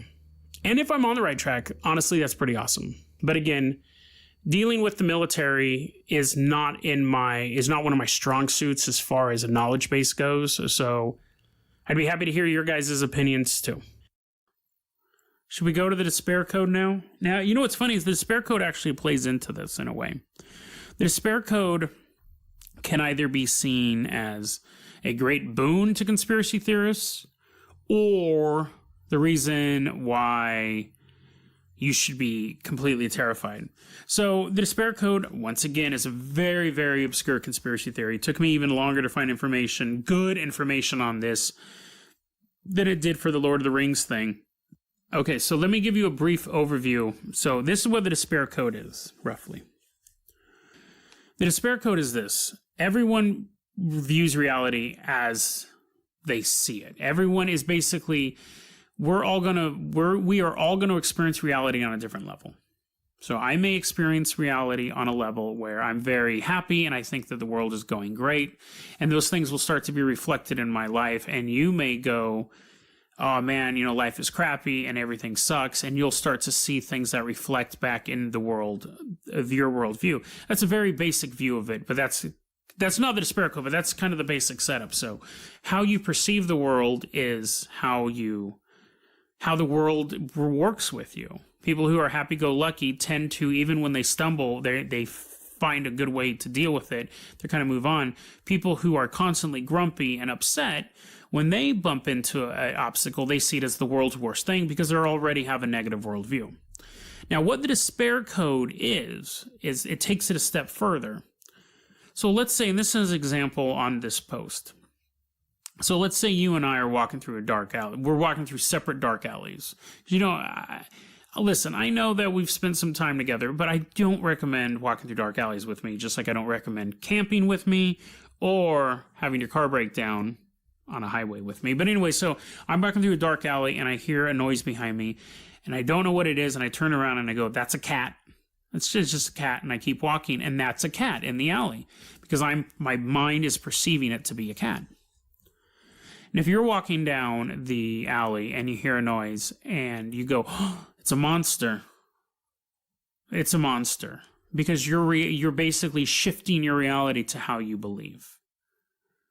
So it goes on to say, too, someone who has hallucinations, and if they think it is a 8-armed cat with 2 heads and they're each like snarling in German, because the wiring in their brain is messed up anyways, they are actually seeing that. Like, I'll turn around and won't see anything and go, that's a cat. You turn around and don't see anything and you go, that's a monster. Because we don't have enough information, we're creating that. Someone who has an actual hallucination, they're creating it and they can smell it and they can see it and they can hear it. So they've kind of broken through the coding. They actually are getting the stimulus that I don't see the cat, you don't see the monster. But anyways, so because we basically make our reality as we think it, it's kind of writing on the fly, we can create problems for ourselves. So you're thinking, okay, well, but why would that cause despair? Why would that cause problems? This is kind of, I think, the meat of the post, and this is what I wanted to really read. We are the universe. Everyone is the universe by himself. By talking and communicating, we exchange data with other universes. So I'm in one universe where it's just a cat, you're in another universe where it was a monster. And when we talk, we're facing each other, but we're actually conversing between realities because we can't really intrude on each other's realities. We're just basically reading each other's energy, and that's what we touch and feel and things like that. We live on the same planet, same place, but are still somehow separated by our body, but still connected through communication. Keeping that in mind, anything you imagine to be real is real. If you think you are followed, you are. If you believe there is a monster in your closet, there is. There moves something in the corner of your eye? Guess what? It wasn't only an imagination. Following these thoughts all the time will eventually make your mind fragile and paranoid until your mind dissolves into despair of all things that are out there to get you. These line of thoughts, the realization that everything is real and admitting this, is the despair code. Okay, so that's basically it. The despair code is the idea that every paranoid thought you have, every worry and fear is real. And once you start, you basically, you're regressing to a childlike state. Because when you're a child and you hear something under your bed, it's a monster. And then someone has to explain to you that monsters aren't real. But if you buy into the despair code, you hear that and you think it's a monster. It is a monster. It's a monster because your mind is creating that reality. Until you look under that bed to see that it's not a monster, it is a monster. The monster exists because you believe it exists. Because we can only experience the reality that we perceive, that we're reading. I can't perceive your reality. You can't perceive my reality. We can communicate between dimensions, but in the end, we're in our own reality. Here's the thing. I do think there's some truth to that, but I think they're looking at it from the wrong angle. I think it's basically The Secret turned evil. It's The Secret from Sauron, is what it is. It's this idea that if you think someone's coming up behind you with a knife, guess what? Someone's coming up behind you with a knife. And if you don't turn around and look and prove that he's not there, he's there. And eventually, you're not going to look. You're going to try to convince yourself that he's not there, and you're going to feel the blade go through the back and pop your lung. That's the despair code. However, I would say I sit around. I don't sit around. I work hard. I mean, I know I'm kind of a bumbling fact. I have half the facts. I'm bumbling. I mispronounce a bunch of words. But I really enjoy doing this podcast. I really enjoy the format. I don't spend my free time just, dicking around. I'm looking for ways to market the podcast. I'm constantly talking up my podcast. I'm constantly going places, trying to build up a podcast audience. And while I'm doing that, I'm imagining my podcast audience growing. I'm taking action and I'm visualizing people discovering my podcast. And guess what? Every day people discover my podcast. Coincidence? Yeah, sure, possibly. I'm doing the legwork, but I'm visualizing people discovering my podcast and enjoying it and being like, oh, that's so funny. Like, it's this weird comedy podcast where he's kind of an idiot, but at the same time, he's really earnest. Ho, ho, ho. So, this is a good podcast. I'm going to rec it to my friends. I visualize myself losing weight. I tell myself I'm losing weight. I'm losing weight every day. I visualize these things. So you can hack the system. You can hack your reality. I truly believe that. I think might be some limitations to it, but I think you can. I think the despair code, in a sense, is real. If you are constantly negative and you're thinking there's a monster in the bushes, there's a monster in the bushes, maybe there is a monster in the bushes. Maybe it's not a, Googleox. Maybe it's not like this giant furry beast, but there's something there that's drawing negative energy, putting negative energy on you, pulling good energy away. Maybe it is an actual monster. I don't know. But if you go through life and you're not imagining the monster, or you hear that noise and you go, it's just a cat. Now, don't get me wrong. I am a fairly paranoid person. If I hear something behind me, I don't automatically go, it's just a fluffy cat, just so some guy can take me to his rape dungeon. I am fairly paranoid as far as that goes. But I don't let that become the quote-unquote despair code. If I'm walking through the dark, my guard's up. If I'm in public, my guard's up. But when I'm sitting at home and I'm doing stuff or whatever, even if I start to get a negative thought, I try to break that negative cycle and put in positive thoughts. That's been a big part about this podcast. So let me just say, I know a lot of people tune in to kind of hear these weirder conspiracy theories, and I know I have a contingent of listeners who like this stuff, and I don't want them to be like, oh man, I know about the despair code, and I'm thinking there's a monster under my bed. It is what you make of it. The code, I think, does have a seed of truth to it, unlike that stupid Lord of the Rings thing. And I guess if you believe that Lord of the Rings and is your despair code and blah, blah, blah, then maybe in your reality, the Lord of the Rings is a true story, but we're in my reality right now, and that's dumb. That's so stupid. But anyways, take those negative thoughts, turn them into positive thoughts. Be a positive thinker. You trust me. It will treat you well. Well, let's go back in time to the 1500s. Now, there was 2 known copies of the Book of Soiga, and what it is a magical text. What makes it interesting is that it is focused on the Christian Kabbalah. So you go, what's the Kabbalah? So what Kabbalism is, it is a Jewish mystic practice. It's basically like magic. It would basically be religious magic. It's kind of a bastardization of what it is, but that's what it is. It's magic that comes from God, not from any sort of dark sources.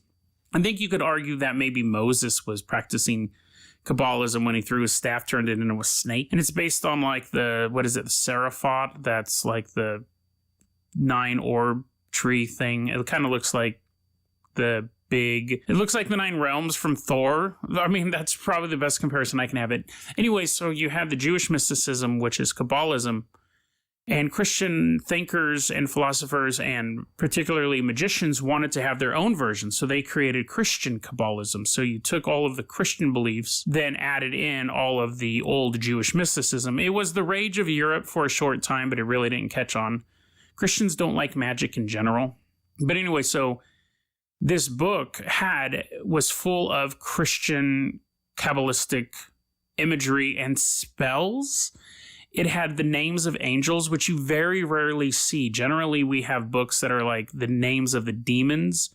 But this book contained the names of angels, so that made it very rare as far as the knowledge inside of that. It had something in it called the Book of Rays, and it allowed you to understand the evil forces of the universe. And then it went into things like about the humors, which is like blood, bile, mucus, something else. And then the 4 elements and stuff like that. So it was basically like this overall mystical, magical text. And you're thinking, Jason, places were full of those things back in the 1500s. But there was something particular about this book. Not just the names of the angels, which again made it rare. But the book ended with 36 tables of random letters. 36 tables, 36, and each table had 36 rows and 36 columns. And it was just random letters. And no one could make heads or tails of it. They knew it was important, but they couldn't make heads or tails of it. No one knew who wrote the Book of Soiga. But it fell into the hands of John Dee, and he was the one who really, really made it famous. Now, John Dee at the time, we're still in the 1500s, was a preeminent scientist and rational thinker of England. The Queen used him, got a lot of advice from him. He was actually the one who proposed building a public library. He says, we have all these rich people who have all these private libraries. We should have a place where our libraries, where everyone kind of puts their books together I can borrow this one and people can borrow this one. It's for the public. It's for everybody. He was a main proponent of that. At the same time, he was really into magic. He was really into astrology. He was into scrying and mediums and things like that. And he saw them as much as he was a scientist, like a mathematician and an astronomer. He felt like science and magic both had the same goal. It was to understand the workings of the universe. So he comes across the Book of Soiga, and he becomes obsessed with it. He reads the book, and he's like, oh, that's pretty good. It's page turner. Has all these, mystical thoughts in that, names of the angels, things like that. Book of Rays, always want to read that. He's reading it, and then he gets to the end, and he goes, what is going on here? The last 36, there's just a bunch of tables. It's like, basically, I'm going to call them 36 pages, but basically the end of the book was just these tables, 36 pages of 36 columns, 36 rows. He's like, what does this mean? It begins to drive him mad in a way. So he hooks up with his buddy, who's a medium, and he goes, listen, I need to find out what these tables mean. Let's contact an angel. So they contact the angel Uriel. Now, everything I've told you before is fact. It's historical fact. Now we're going to get into the weird stuff, the beginning of the weird stuff, actually. He contacts Uriel, and Uriel appears. So if you're a skeptic, you're like, that's lame. But anyways, let's accept this for a second. So Uriel appears to John Dee, and John Dee goes, what's up with these last 36 pages? And Uriel goes, those were given to Adam from God. What? Okay, that's cool and all, but I mean, like, what do these pages mean? Uriel goes, The only person who knows what those pages mean is the Archangel Michael. And then John Dee goes, I heard a legend that if you are able to decipher the last 36 pages of this book, you only live for 2.5 years. And Uriel responds, no, you'll live to be 100 and some odd years. And he's like, well, okay, great. That's great, but can you help me? And Uriel's like, peace. And he leaves, right? So John Dee really doesn't get the answer that he wants, which is what is in the pages. He does get a little more information that God gave them to Adam, and that only Michael can translate them. Now, why he didn't then summon the Archangel Michael, I don't know. Maybe he didn't know the summoning spell for that, or maybe he tried. What we know happened after that factually is things did not go well for John Dee. He ended up running into some money trouble and had to sell parts of his library. He ended up leaving England for a while. When he came back, someone broke in and stole a bunch of his books. And he eventually passes away. But because of his reputation as such a deep thinker, people for 400 years tried to find this book. His name was linked to the Book of Soiga because, like I said, he was obsessed with it. People knew he was researching it. People knew that he highly valued this book, and they knew there was only 2 copies, and at this time, there were no copies. Nobody could find them anywhere. They were gone. People thought they're in some private person's collection, or it was destroyed, or who knows. But the books didn't exist, and people looked all over. They would go to the British Public Library. It has a real name, but like the Royal Library. And they would look under S for Soiga. Couldn't find it. They'd look under B for Book of Soiga. Couldn't find it. So they're like, the government, they don't have a copy of this. The main library doesn't have a copy of this. It's gone for 400 years. No one sees it anywhere. In 1994, there was a researcher. She was looking into John Dee and, of course, the Book of Soiga because they were so closely connected. And imagine this. I keep saying like he's closely connected. Imagine if, let's say, Stephen Hawking, in his later years, his past 20 years, said he found a book that explained the secrets of the universe, and it's called Alabaster, and then he dies. People are going to try to find that book, and that's basically what John Dee was considering the Book of Soiga.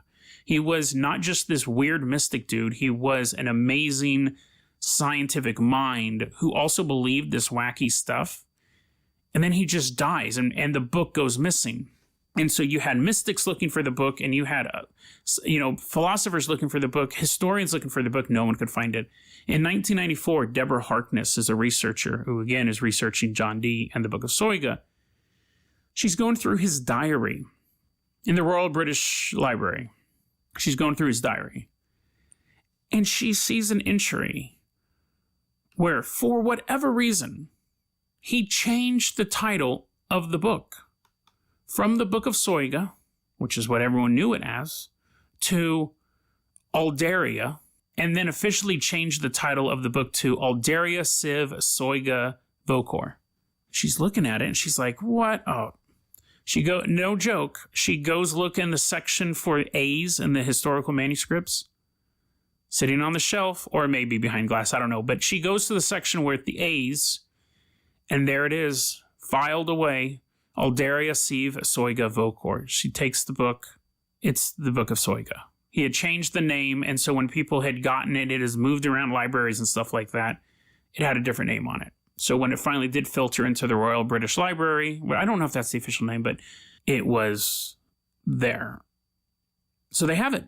They found it, and they translated it. It was originally in Latin. Now it's in English, and it does have that information in it, the names of the angels, the Book of Rays. It's all complete. But of course, what everyone is curious about, because all of that stuff, other than, the angel names, most of it is pretty well known. The 36 tables, the 36 pages, this is what people were looking at. So they're looking at it, and they're like, yeah, it's just random letters. This doesn't make sense. Why is this even in here? Okay, so now we're going to jump ahead to 2006. Where we have another researcher named James A. Reeds. Now, Jimmy, I'll call him James. James loves breaking codes. He loves getting into his fingers dirty and looking into these mysteries. He had previously been working on the Voynich manuscript. What the Voynich manuscript is, it is a book We don't know who wrote it. We don't know really when it was wrote. We don't know where it was written. It's written in an indecipherable language. It's a whole book. And there's drawings of weird herbs and animals in it. And people are like, what is this? Some people have thought it was just gibberish. Other people think it's some crazy code. Most people have tried decoding it. All have failed. He was working on the Voynich manuscript, and he goes, you know what? I think I'm going to try something easy. Let me get a crack at the Book of Soiga. Let me look at those tables. Now, luckily, nowadays, we have computers. This is amazing. He was able to take these random sets of letters and ran all these computations through them. It came down to, there was, between all 36 pages, there was 46,656 letters. 36 pages, 36 columns, 36 rows. And he was able to crack the code.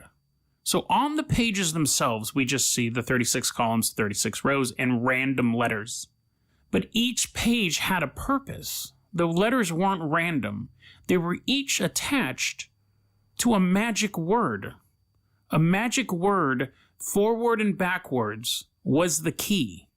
And you go, well, how do we know that? Because when he was able to crack the code, he was able to link 24 of the pages to the zodiac. So each zodiac sign had 2 pages. So if you put in, there were specific words that were used, magic words equated to those zodiac signs. So Aries was Nisram. So you'd have one page that was just Nisram, Marson, Nisram, Marson, Nisram, Marson, all the way down the 36 rows. And it matched up. And then you'd have another page for Aries, which was Marson, Nisam, Marson, Nisam. They matched. 24 pages for the zodiac signs, 7 for the planets that were known at that time, 4 for the elements, and 1 for something called the magistrate or magistate. The letters weren't random. They were able to be matched to known mystical words of that time. The question is why? The fact that you could create this code, 36 columns, 36 rows, 36 pages. Numerology was very, very important in Kabbalistic theory, and so was names and languages, names particularly. 46,656 letters. A code created by hand without a computer that was unbreakable until we had a computer. That appeared completely random until you found out the magical phrases that unlocked the code. Why? Who made it? This is where it gets weird. Let me give you a little precursor, though. If you've ever played Minecraft, there was the option for what is known as a seed. There's a little seed option. You type in a word, it will randomly generate an entire world based on the algorithm of that word. If I typed in, or numbers, whatever, if I typed in 111, I will get one world. If I type in 112 or 1111, I don't get a slight variation of the original world. I get an entirely new world. So keep that in mind. This is from the website, Blog of Wonders. The article is Soiga, the Book That Kills. So the blog puts this theory forth. And I think it's the closest thing that we have to understanding what the Book of Soiga, what those 36 tables are supposed to be. So I'm reading this article, and they quote the Gospel of John, where he says, "In the beginning was the Word was with God, and the Word was a God." The Book of Soiga, this is the hypothesis here on this blog, and it's quite amazing. The Book of Soiga, the 36 tables, they're universes, they're realities, they're futures, they're something blank. The 36 columns, the 36 rows are blank until the word is entered in, until you give it the seed, and then it generates. And it would continue to generate infinitely.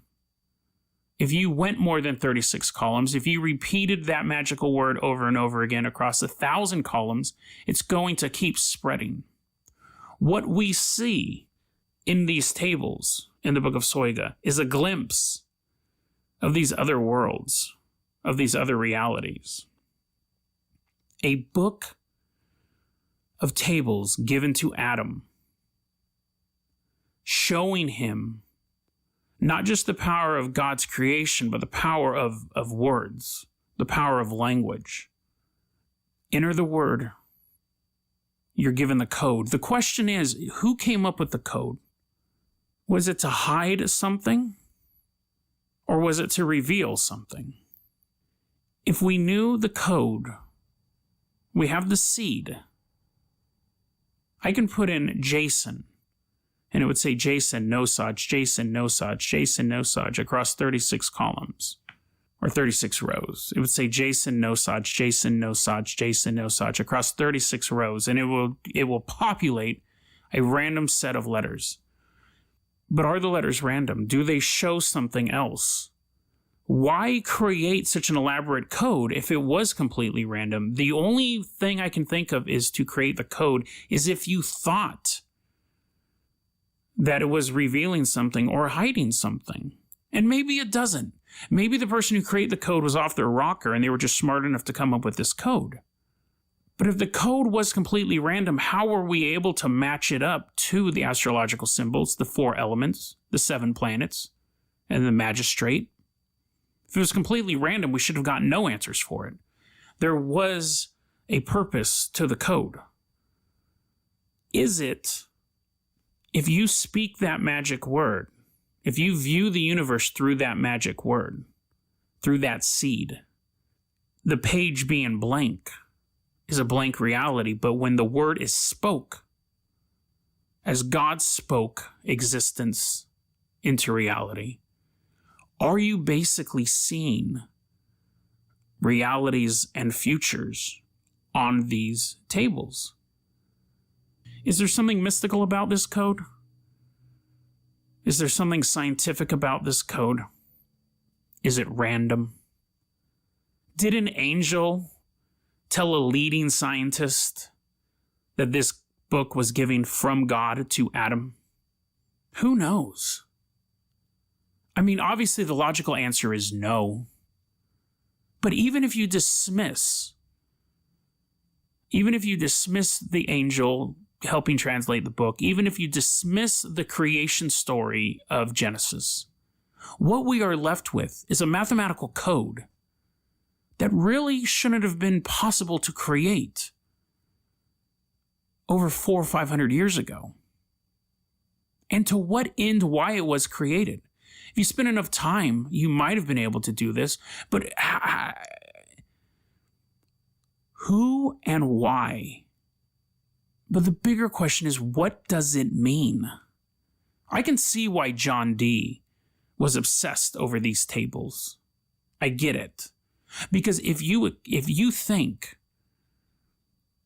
had a hint of the truth that if you had these mystical words, the table would quote unquote make sense, you still wouldn't know what it meant, but you would know why it existed.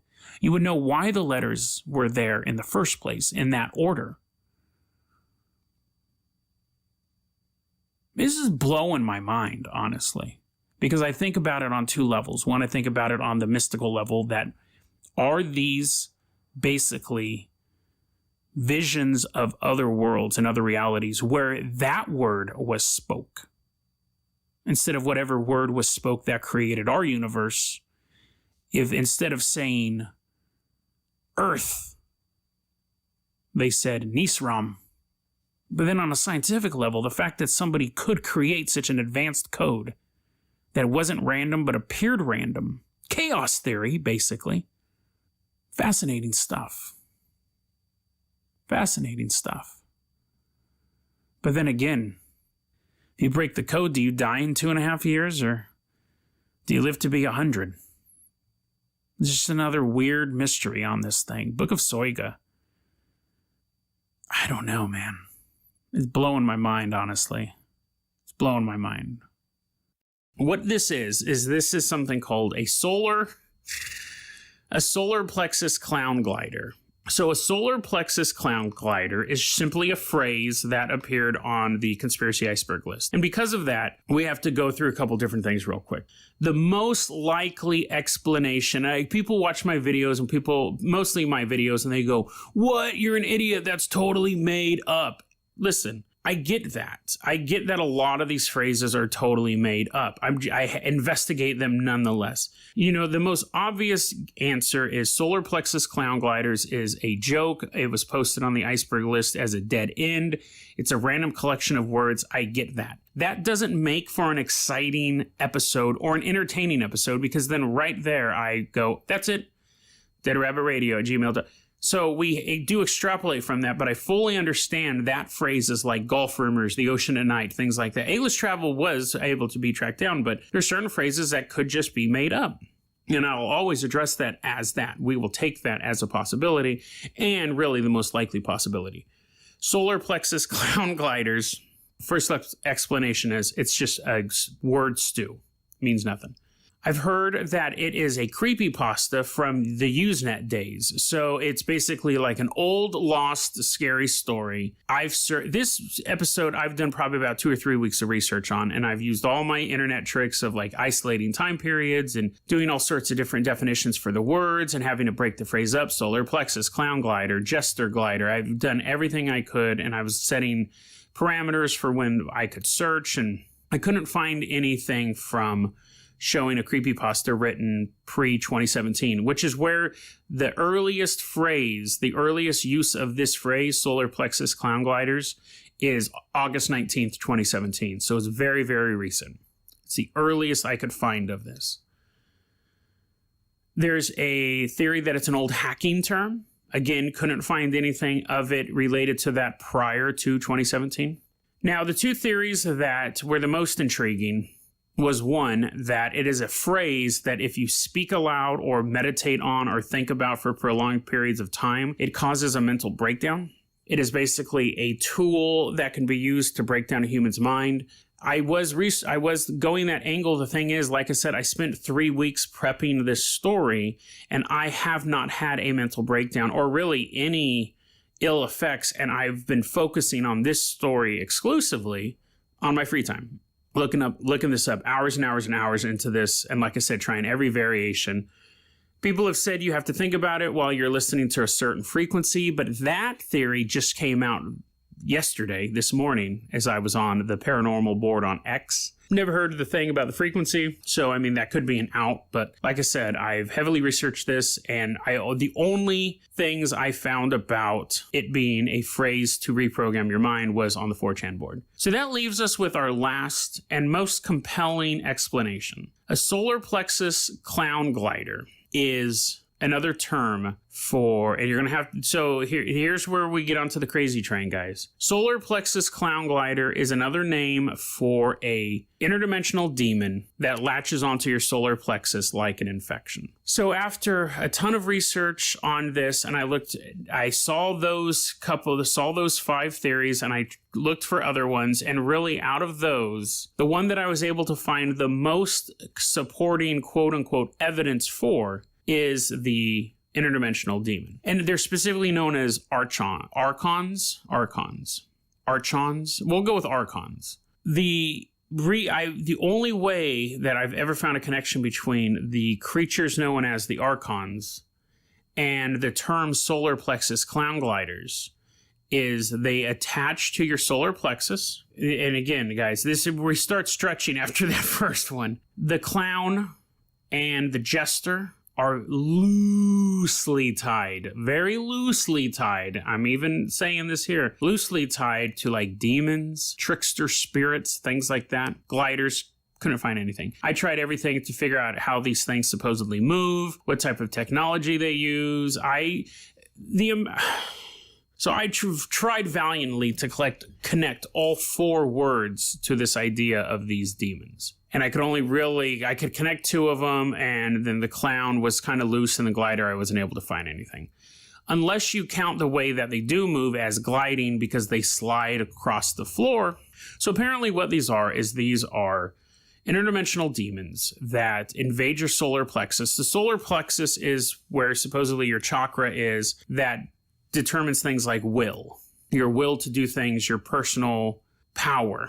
And these demons, supposedly, again, they travel through these dimensions. They have cut themselves off from the divine light, so they can't create. They have no imagination. They are basically in the darkness. And so they attach themselves to living beings to experience light, to experience creation. And when they're attached to your solar plexus specifically, they can get you anywhere, but when they're attached to your solar plexus specifically, it causes you to like overly worry and depression and doubt and all these things, and it feeds off that fear. It brings you into their darkness while it's experiencing our light. I'm like, okay, that's an interesting hypothesis, that there are these demons out there that exist and they're kind of like cut off from what's pure and beautiful in this world. So they have to infect part of that beauty to experience it, and in the end bring you down to their level. I'm reading all this stuff about archons, and then it says they've already infected the Greys and the reptilians, and I'm like, we're back to those guys. But they're saying that's why aliens tend to be quite cruel. Like the experiences that people have of Greys, they're just kind of cold with their medical experiments, and they're kind of just like emotionless. It's because their entire race has been infected by these archons. The theory is that these things are so pervasive, they move from reality to reality and planet to planet until they've completely infiltrated an entire species. And it's just these tendrils coming out. They're generally viewed as slugs or snake-like slugs. And once they latch onto you, they're difficult to get off. Faith healers and mediums say that sometimes they can see them, and sometimes they've gotten infected with them themselves. And it's a really big problem, and it's a cause of a lot of people's there are people who have depression for known reasons. And then there are people who have depression, they just can't figure out why. And they're saying that the archons are kind of responsible more for the second type of depression, just kind of that overwhelming depression, and just problems in your life as general. So are those solar plexus clown gliders? Is that why that's on that list? Because it is this alien species that basically has destroyed other alien species. Is it this creature, this demonic entity, this interdimensional creature that is just moving slowly through the universe? And that's why it's so low down on the conspiracy iceberg list, because to know of it and to be aware of it is, in a sense, depression enough that these things exist, and they're just overwhelming. They've already conquered most of our universe, let alone other universes. I think I've seen one.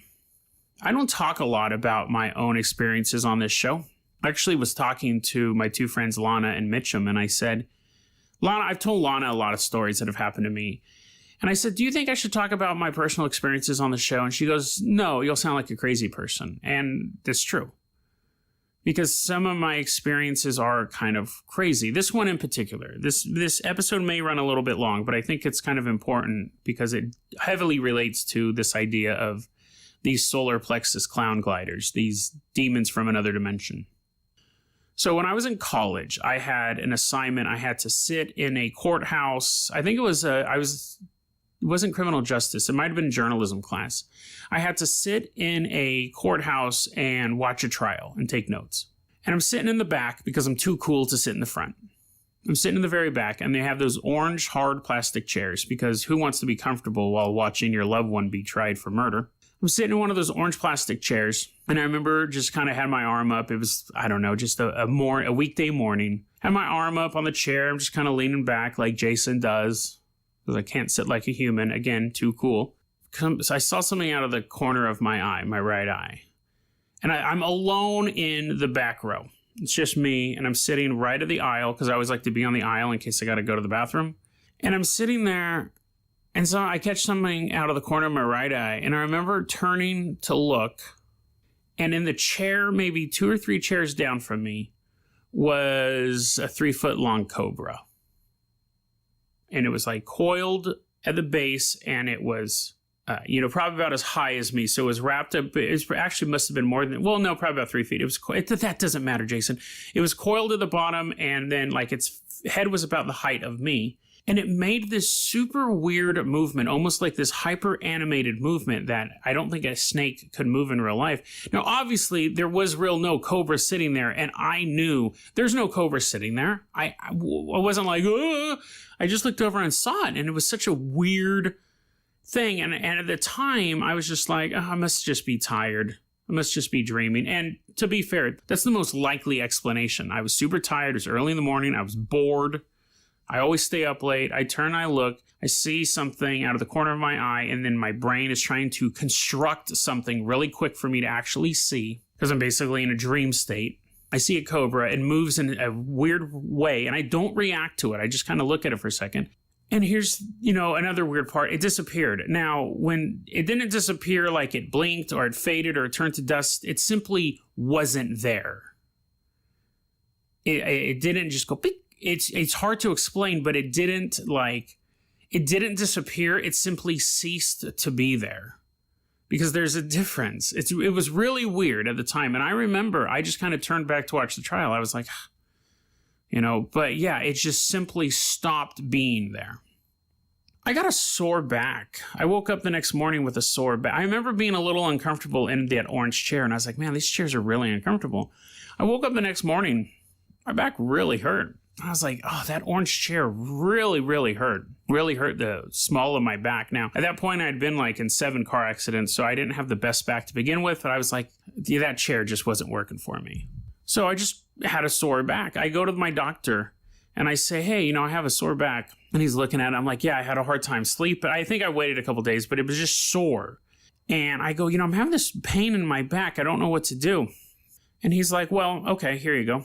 He prescribed me 120 Vicodin a month for what is now I know was minor back pain. And because the back pain didn't cease, it got worse. Maybe after about 5 or 6 months, he upped it to 250 Vicodin a month. So this was back in like 2004, 2005, where the doctors were over-prescribing painkillers because they didn't think there was anything wrong with them.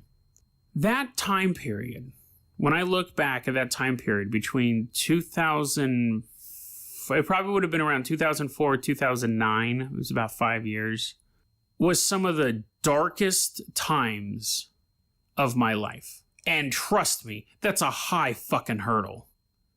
I remember taking those pills, and no matter how many pills I took, I was still in pain. I would just get loopy. And I remember, because that's back when I was doing my music, I came to the point where I could not operate. I could not do anything functional unless I was taking that medication. And since it wasn't helping me physically, it was just making me loopier and loopier and loopier. And I was just like, I had a hard time, working on my next album. I had a hard time hanging out with people. I had to plan everything around my pain. And no matter how much medicine I took, the pain got worse and worse. I was having huge emotional breakdowns. I was having huge problems with I think you guys can tell I'm fairly optimistic. I was having a huge hard time being even optimistic enough to wake up in the morning, to go to work. I was completely just dead. I was walking dead. Now, what happened with the medication was I ended up changing doctors. My new doctor was like, why are you taking 250 pills a month? Your MRI shows that you should have minor pain, if anything. Your pain tolerance is totally screwed up. I'm going to wean you off the pills. You're going to hate me for a year, and then you're going to feel better. And that's what happened, and I feel 100 times better. I still get a sore back from time to time, but not how that was. I remember when I was really, really depressed about my situation, like really depressed, on the brink depressed. And I remember that snake. I don't know why it popped in my mind. But I kind of in my mind started putting it together. I was like, all of this pain started that morning in that chair. Like, I remember that chair being uncomfortable and it like just feeling painful. And I remember thinking, and this is again a weird thought, but I was like, what if somebody left that snake there? What if somebody else... it was so bizarre. I was thinking, what if it was like a curse? What if somebody else had previously been sitting in that row and they had dropped it off or something and had left, whatever that was, had left them and came for me and caused me all of that pain for all of that time. Because I had not only the physical pain, but then I had the mental anguish of not being able to do what I wanted to do because I was so cloudy. My thoughts were just, I couldn't really think in that fog. I felt like a different person on that stuff. But yeah, I'm better. I'm far, far better. I'm back to how I was. And I don't know why it would have left me or what I did if it really was something like that. But what if that was one of these solar plexus clown gliders, this archons, this parasitic entity that saw me, someone else, it left someone else, and saw me sitting there and attached itself to me and said, I'm going to cause some chaos and I'm going to feed off this man's fear for a while. I don't know. Most likely explanation is I had a pinched nerve and I went to a doctor and he overprescribed medication and it threw off my pain tolerance and throws you down that spiral and all of that stuff. But I still, every once in a while, think of that snake and wonder if it's somewhere else out there. Is Ted Bundy's ghost still haunting us? Now, I came across this because I was looking for stuff on killer ghosts, and of course, when you type in killer ghosts, I got results for ghosts of serial killers. Oh, that's great. That's actually probably more interesting than ghosts who kill people. I came across an article in a website, Psychology Today is the website. It's a very reputable website. It's not a fringe website. It's not a goofy news website like the Daily Star or anything like that. Had an interesting article about the ghost of Ted Bundy. And it profiles these different stories. Now, the author of this article wrote a book also called Blood and Ghosts. It's about supernatural events or ghosts, paranormal events at crime scenes. Sounds very fascinating. I've always wondered how much police officers and EMTs and things like that encounter a ghost. It's probably not a lot, but you figure these are people who are constantly dealing with tragic situations. They're out in remote areas late at night. I've been watching a lot of Twin Peaks lately. But even before Twin Peaks, actually, no, maybe the first Twin Peaks when it was being aired on CBS, it may have given me that idea. But how often do the police and the FBI and EMTs and stuff, what if you were a fireman and you ran into a haunted house? That actually is a pretty good idea for a movie. Fire Ghost. Fahrenheit 450 Ghost? I don't know. I'll figure that one out. But anyway, so... Okay, so I'm off topic. Okay, Ted Bundy's ghost. So the Psychology Today article, it's an interesting article, and it talks about sightings of Ted Bundy's ghost. Now, the first thing is they talk about, so at the prison where Ted Bundy was executed, this guard, he's anonymous. He didn't want his name revealed because, obviously the guard's going to feel that they are going to be harassed and made fun of and stuff like that. But anyways, this guard said that other guards at the prison have seen Ted Bundy's ghost sitting in the electric chair. This is about 2001 when this story was told. But anyway, so, which sounds terrifying. An execution room isn't the most calm place anyways. It's not a place like, I just need to get away from the guys. I want to eat my break on by myself. I don't want to be bugged. I'm going to go in the execution room, eat a sandwich. So he says that in the execution chamber where, I keep wanting to say Bill Cosby, where the execution chamber where Ted Bundy was electrocuted to death, the guards have stated that they have seen his ghost sitting in the electric chair, terrifying, and then he turns to them with what is known as a knowing smile, and then he would say, oh, no, he wouldn't say anything then. He would just turn and smile and then disappear. But he was also seen in other parts of the prison, specifically his holding cell on death row, and he would say, well, I beat all of you, didn't I? And then he would fade away. These terrifying things. I personally think serial killers are very gauche. I think it's tacky. I think it's one of the tackiest crimes possible. I'll do another episode on that. But anyways, so this guy is the serial killer, blah, blah, blah. His ghost is popping around. And it got to the point where the guard said, the warden of the prison said, if anyone ever repeats this story, you're fired. I'm tired of hearing about Ted Bundy's ghost. The Psychology Today article goes on to say that mediums have said that they've channeled him. Mediums have said, or he's been spotted on the porch of a home that he rented out in Tallahassee. The Psychology Today actually had a really even more creepy segment about Ted Bundy's ghost. So he went to University of Puget Sound. Puget? I think it's Puget. I don't remember how I said it. University of Puget Sound. Anyways, the school newspaper there, the Puget Sound Trail, did an article saying that students there have seen his ghost so regularly, they actually gave him a nickname, Teddy the Friendly Ghost. And the reason why they call him Teddy the Friendly Ghost is because apparently he's quite friendly. He will walk young co-eds across campus, which is terrifying, but he can't do anything to them. And the co-eds are saying, oh, it's just kind of a pleasing presence to have somebody there with me, blah, blah, blah. And he's been spotted at parties, like dancing along to parties. I'm just quoting the article. And they ended up doing a Ouija board thing, Ouija ceremony, a Ouija board reading. I don't know the exact terminology, but anyways, and the message that came across was, I cannot touch them, so many to kill, and I cannot touch them. It is my hell. That's really creepy. And actually, that would be hell for a serial killer, to be trapped in a form where all of your pert, nubile, young, tasty victims can just walk by you and go, oh, Teddy, and you can't touch him, you can't interact with them. That's how he exhibited his power. Now, he also had a huge obsession with pornography, and you figure being a ghost would actually help that, because you could just fly to pornographic sets, or just, I guess, hang out in girls' rooms, really, if you're a horny ghost. Here's the thing. Everything in this article is complete nonsense. Absolutely. And I read this article, and I thought, wow, this is really, really creepy. And I had the story ready to go. I was ready to move on it. And something inside of me said, you know what? Double check this. Double check this story.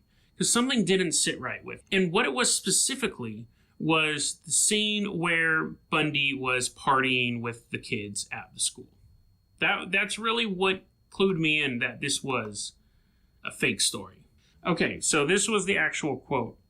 This is really and I read this quote multiple times and I thought it was weird, but because it was sourced in the Psychology Today article, I just let it pass, and then I decided to finally look into it a little bit more. I'm going to read you the quote first. The quote is, and this is from the Puget Sound Trail article, Bundy's ghost is not just popular with girls, but with guys as well. Quote, he's a crazy guy to party with, especially if there are girls dancing, unquote, said junior Kyle Verklin at an off-campus party that was shut down for noise complaints and paranormal activity.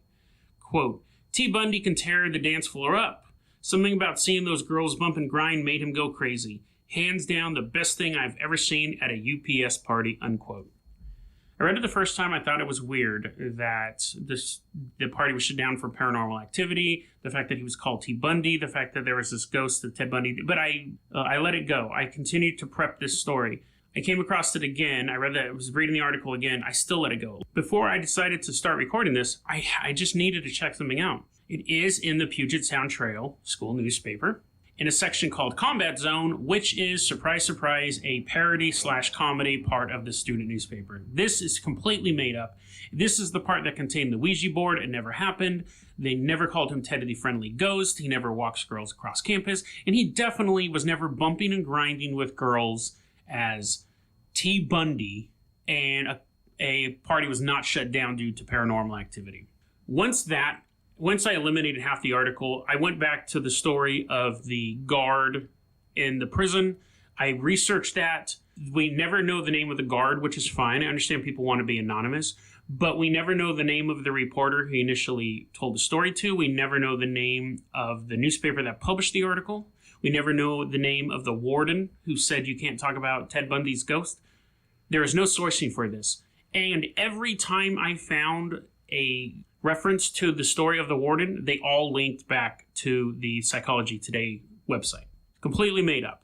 It's an urban legend that somebody told, and the Psychology Today reported it. And the reason why this is important, the reason why I still wanted to go ahead with the story, was that as fans of paranormal stuff, I want to believe in this stuff. And I do believe in this stuff. I've had personal experiences. I've seen stuff that makes me believe in this stuff. So when I come across these articles, and I think when most people who are fans of this stuff come across these articles, our willingness to believe overrides our logic sometimes. And I think it's important for us to then step back and go, let's get a little more info on this. Just because a legitimate website reports it doesn't mean it's legitimate. But you'll notice this a lot. You'll hear an interesting story, and if you start to look into it, you realize that there's nothing behind it. Typical thing, regular rule in journalism, who, what, when, where, why, how. Now, I know in paranormal stories, you're never going to get the how or the why unless it's provably fake. The why is usually money or attention, and the how is wires and a sheet and a flashlight. A lot of times people want to rename anonymous, and I get that. But we need to have when, we need to have where, we need to have more details. I understand the person wanted to stay anonymous, but who wrote the article initially about this? Everyone talks about this was a paper in Florida, a newspaper in Florida, a journalist in Florida. Who? It's made up. And it's frustrating because I want to read these stories and I want them to have some credibility because I want to believe in this stuff. I did find an interesting story related to this, and this kind of shows the other side of this argument that I'm making. There's a contractor who says that he worked on the house that Ted Bundy grew up in, and it's haunted. This contractor, this article is in the News Tribune. It's a Washington paper. And this contractor is saying, I went to this house. My name is Casey Clopton. I was the contractor. This started in September of the year 2017, fairly recent. Was seeing things like drawers being opened when they shouldn't have been opened, electronic devices failing, finding messages like leave and help me written in the sawdust on the ground. He brings his young girl over and she doesn't want to be there. Other people have stopped by. They didn't want to be there. He didn't know it was Ted Bundy's home. He got two priests to come in to that's bad timing, to bless the place. And he wrote Bible verses on the walls, and then he just finished his job as quickly as he could. He said it was both scary and neat, and that's the story. Now, it's possible, obviously, he's making it up. And it's also possible that he could not be making it up, but things like going into a house and your phone dying, electronics do die. Kids don't want to be places they don't want to be in general. Some places just have a creepy vibe, and you could heighten the otherwise normally mundane things because they kind of stack on top of each other, and it doesn't mean that it's haunted. So there's the possibility it's haunted, the possibility he's making it up, or the possibility that it's not haunted, he's not making it up. It was just a series of odd coincidences that were happening in order. Leave and help me, someone could have wrote that, a ghost could have wrote that, he could be making it up, I don't know. But you see the difference in these two articles. One has far more facts about it. It's less compelling and less scary. It's just the guy saying, I worked in a haunted house for a couple months and it was creepy. And the creepiest thing was I saw leave written in the sawdust. The other one has direct communication with Ted Bundy and prison guards interacting with Ted Bundy. And generally, as listeners, as readers, we give more weight to people in official positions. So a contractor saying he saw a ghost, we weigh differently than if a prison guard said that he saw a ghost. Same thing if someone sees a UFO versus a pilot sees a UFO, we weigh those things different. I'm more apt to believe the Casey Clopton story, the contractor story. Actually, no, let's rephrase it. I'm 1,000 times more likely to believe that story from that guy that I've never met than I am to believe the Psychology Today article because it's provably false. But it's funny because I was ready to believe both of them equally. And actually, I think I was ready to believe the Psychology Today article more because it was a reputable website. So, the key thing here is that we as fans of this, as researchers of this, really need to do our due diligence. And we need to be willing to call out things that are fake or we believe are fake. There's nothing wrong with that. It may be less fun. There's always that old saying, you'll never sell 1 million books about UFOs if you say UFOs are fake. And that's true. But I think there's enough real UFO stories out there and enough real ghost stories out there and enough real conspiracy stories out there. And they might not be as sexy as the made up ones. But because they are real and because they have enough to go on that someone can research them years later, they are far more fascinating than Ted Bundy's ghost dancing at a party. The year is 1996. It's October 16th. And out in the middle of nowhere, out in the middle of BFE America, there's a man and a woman engaging in consensual sex. His name is Robert Glass. And he spent the last few days torturing Sharon Lopatka consensually. And at the very end, he wraps a rope around her neck and is tightening it. And she's telling him, "Kill me. Kill me. Kill me." Sharon Lopatka was a married woman. She had kids. And we're back in 1996. And really, for a lot of my audience I know is really younger, the internet was an amazing place back then. It's amazing now, the just the access that you have to information. But back then, there was something magical about it. Anyone can make their bones on the internet. So you have this wife, you have this mother. She runs an internet marketing firm because anybody could do it back then. She wrote ad copy, and what she would do is she'd basically make the little boxes. She knew how to work the computer, do the HTML and GIFs and all that stuff, JPEGs. She would make those little rectangular boxes that would be at the bottom of all these websites. She would go to people and say, I will make you an ad for this for $50 each. And people were like, you're a magician. You can make an image and put it on the web. Oh my God, you're amazing. Again, see, all of that stuff is automated now. But back then, it was just this magical time. She did it for all sorts of businesses. She had like brochures to like for home decor. She did ones for psychic phone hotlines. I got a psychic phone hotline story. I'll tell that someday. I'll have to remember though. She also used them to market pornography. And it was specifically pornography that featured hypnotized or chloroformed women being assaulted against their will. She was really into that. First she starts selling the ad copy, but then she starts involving herself in the websites. She starts posting under these aliases. She has all these different characters she's created who she is talking to online. So she's writing stories, she's on the forum, but then she also has all these different characters she's created. She's talking to different men around the world, these fetishes she has. Now, she would talk about really, really extreme stuff. So it wasn't, chloroforming and hypnotizing and drugging women, that is all falls under the veil of rape fantasy. But she went past that. Her fantasy was to be tortured and killed. It wasn't a BDSM thing where she would simply be tortured and then the master would be like, have you had enough? And she'd be like, yes, yes. And then he unchains her and then like they sit and drink a couple Bud Lights and will play Mario Kart. Like that isn't what she wanted. She actually wanted to be tortured and killed. That was her ultimate sexual fantasy. And it was to a point she would talk about this so much online that a professional sex worker, a hooker, saw one of these posts and actually began communicating with her and saying, don't do this. Like you're going to take this too far. She could tell that there was something in the writings that said that she really wanted to do this. And Sharon's response was, I really want this to happen to me. Go away. I don't want to talk to you anymore. This is what I really want to happen. Now, of course, there are going to be a lot of takers out there. A lot of people who are already into, not of course, like that's totally common, but if you're already on one of these extreme fetish sites, a lot of people are going to be into it. But the thing is like after the fantasy's over, after basically they're done masturbating, they come to their senses and go, oh, that's a terrible idea. And then they stop communicating with the person. And then a couple of days of guilt go on and they'll come back. But most people just see it as a fantasy. But Robert Glass was a little different.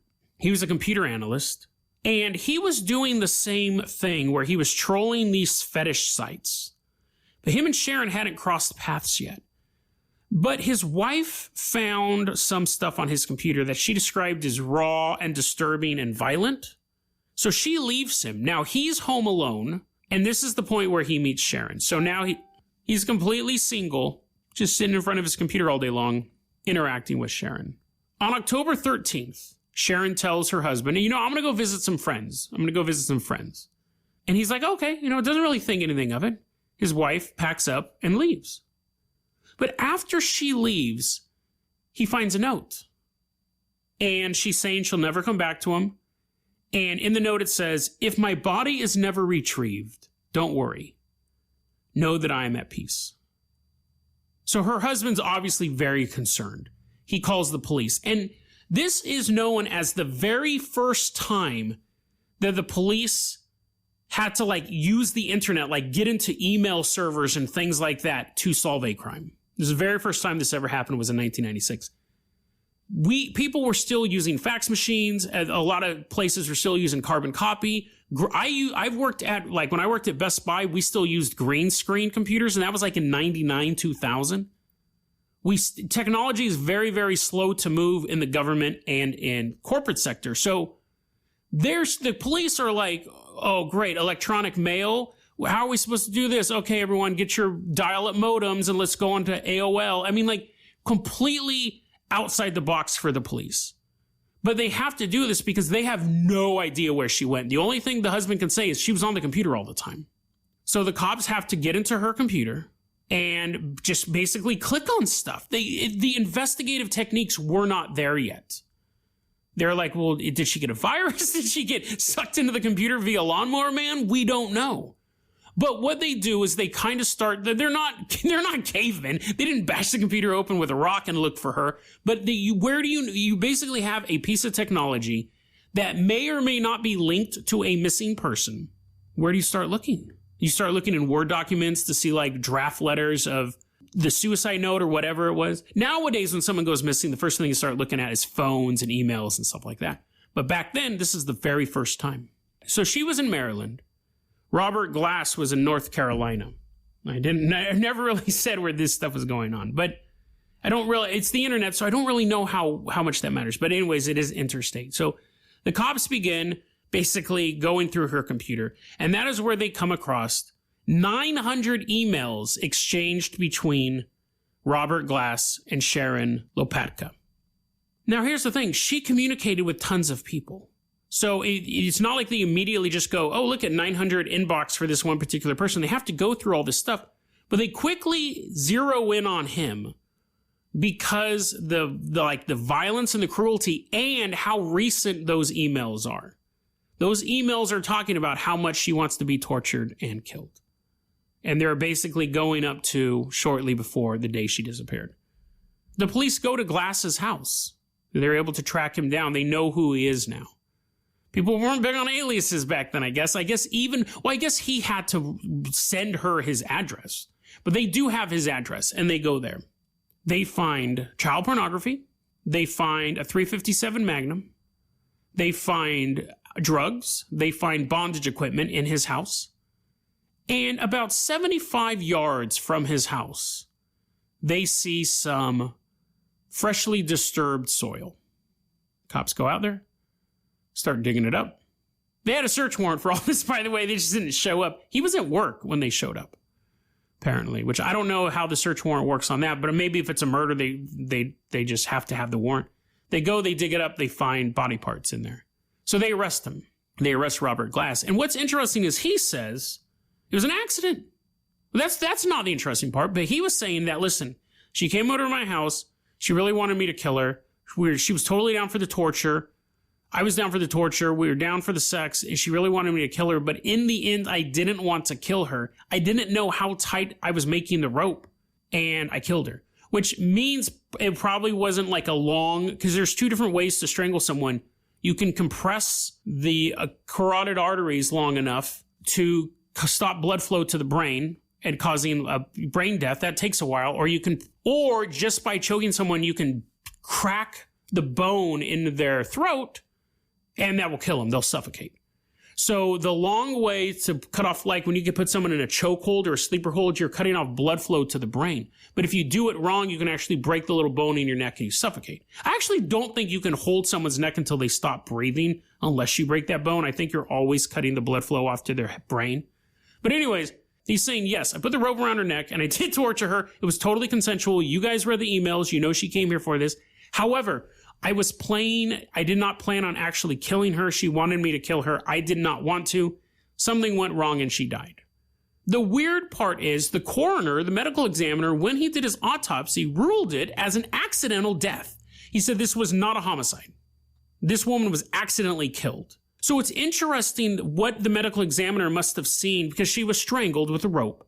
What the medical examiner must have seen to make him think she was not. And it could have been the little broken piece of wind. It could have been the little broken bone, but who knows? But the medical examiner for the state ruled, yes, this was an accidental death. So now the police are like, it's not. This guy killed this woman. It was a murder. It was a homicide. And they're like, well, I mean, she did die, but we don't think it was premeditated. Even though they exchanged these emails talking about wanting to die and get tortured and all that stuff, we don't think it was premeditated homicide. This was the first time emails were ever used in an investigation or in a trial. Very, very first time in American history. So you had this brand new technology being used to try to convict this guy. He actually ended up pleading guilty to voluntary manslaughter, which I think involuntary manslaughter generally is like drunk driving, or voluntary manslaughter is, from what I understand, I could be wrong on this, is willingly engaging in an incredibly risky act that results in somebody dying. So drinking and driving might actually be voluntary manslaughter. Involuntary manslaughter would be like driving a tractor and accidentally driving it over a child. And you could say the tractor was totally functional. You did something wrong that made you drive over that kid. That's involuntary manslaughter. Voluntary manslaughter, I believe, would be if you were doing stunts and a kid was sitting on the back of your tractor and you were popping wheelies and the kid falls off and gets mangled up. Horrible example. I don't know why I picked that one, but I think that's the difference. And I think a lawyer could obviously prove me wrong, but he pleads guilty to voluntary manslaughter.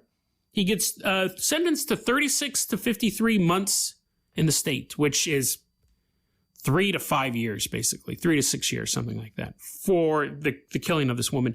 He got an additional 27 months of federal time after that for the child pornography possession. He had some magazines. So he has a heart attack the day before his federal sentence is supposed to start. He does do his 2 to 5 years in the state, and then before he gets transferred, he has a heart attack and dies. It's interesting. 2 interesting things came out when I was researching this story. One, there is a particular fetish called autoassassinophilia, which is sexually aroused by the risk of being killed. We've talked about auto-assassination. That's engaging in risky behavior. We talked about on that with the smiley face killer episode. Young men drinking and doing stupid stuff is known as auto-assassination. They're basically killing themselves in doing risky things and dying. Straight racing would be auto-assassination. Autoassassination philia, however, where that was the ultimate pleasure for her. She didn't want it to back down. She wanted to go as far as she could and then die, which seems kind of like a bizarre fetish to have. It's so like, you never know if it's good because it just ends. I think the reason why I find it fascinating is that crime is such a part of our species. I don't think I could imagine a world without criminals. It would be nice, but even in the most utopian vision in Star Trek, in the world of Star Trek, there is crime. People are still doing things and going to jail. They have jails in Starfleet and all that stuff. Like, an idea of humanity without crime seems so alien, it almost seems dystopian. We think of crime as being a downside of free will. If you want to have free will, you have to accept a certain amount of crime in your society. If you had a movie or a story or a book where there was no crime in it, where crime had been completely obliterated, it would seem like a totalitarian society where you had no sense of free will. So when we have these stories of these crimes for the very first time butting up against a brand new technological innovation, I always think that's fascinating. Without the internet, these two people probably never would have crossed paths. Sharon would most likely be a grandmother by now. She would have had this unfulfilled fantasy because the chances of her running into someone like Robert Glass in her small town is infinitesimal. And the chances of Robert Glass running into someone in his small town that wanted to be tortured, infinitesimal. But when we create the internet, for all the good that has come out of it, we allow people with these super dark fantasies to meet across the state, across the globe. They can communicate, they can find each other.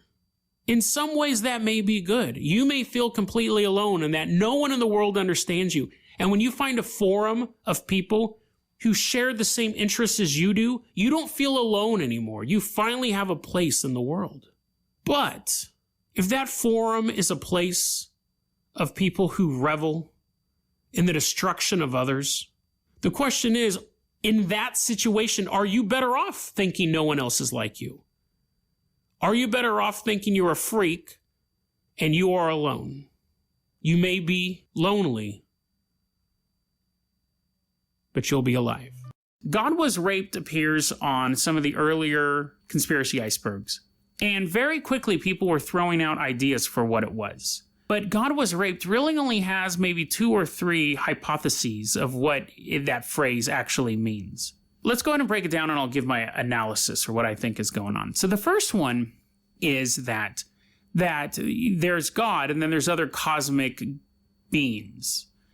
And God was raped by one of these other cosmic beings. And we are the product of that. Humanity is the product of that rape. He basically gave birth to us.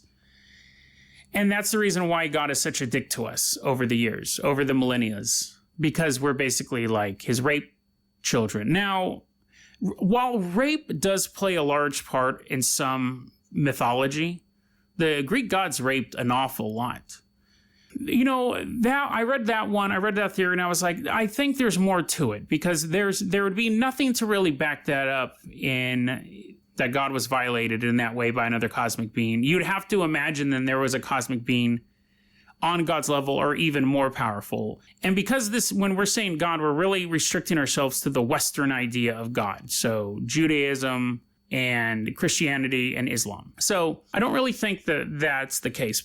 But it's an interesting note. And again, I'll touch on this later, but I don't necessarily think God in that sense has turned his back on humanity. Now, the second theory is a more interesting one, because there is a little bit of biblical basis of this one. And that is the idea that, so we know let's back up for a second. So the story of Sodom and Gomorrah. So a quick paraphrase of the story of Sodom and Gomorrah. So Abraham was pleading with God. God was basically like, you know what, I'm done with the city of Sodom, because there are two separate cities.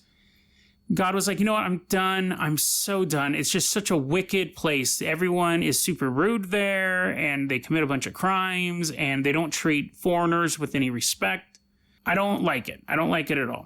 Now, Abraham was like, God, listen, you can't destroy the city. And basically God goes, okay, tell you what, if you can find me 50 righteous people in that city, I'll spare it. And now Abraham starts to basically negotiate with them.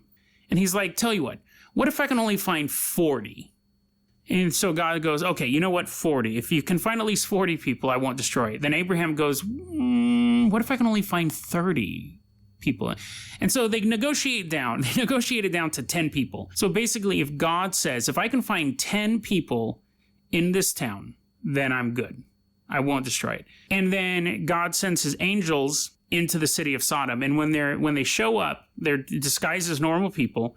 When they show up, Lot is sitting outside the gate, and Lot's like, oh my God, dude, you dudes are rock. Why don't you come into the city and we'll hang out and I'll show you how good this town can be. So they go to Lot's house, and they're just chilling in there. And what happens is a bunch of dudes show outside and start banging on Lot's door. And they're like, let us in, let us in.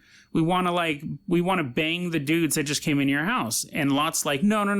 You don't understand. Like, these people are special. And the people are like, no, dude, we want to have sex with them. Let us in. And then in one of the most curious parts of the Bible, Lot says, so Lot is there with the two angels, his two daughters, and his wife. And Lot goes, tell you what, guys, they're pounding on the door like The Walking Dead. Lot goes, tell you what, you cannot under any circumstances have sex with these two dudes who just came in from out of town. However, I have two virgin daughters I will gladly give you if you leave these guys alone. What? That's such a weird thing. But see, the thing that gets lost a lot in the story of Sodom, one of the things that made God very mad, it was a big part of Sodom's sin, according to the Bible, was the fact that they were rude to travelers.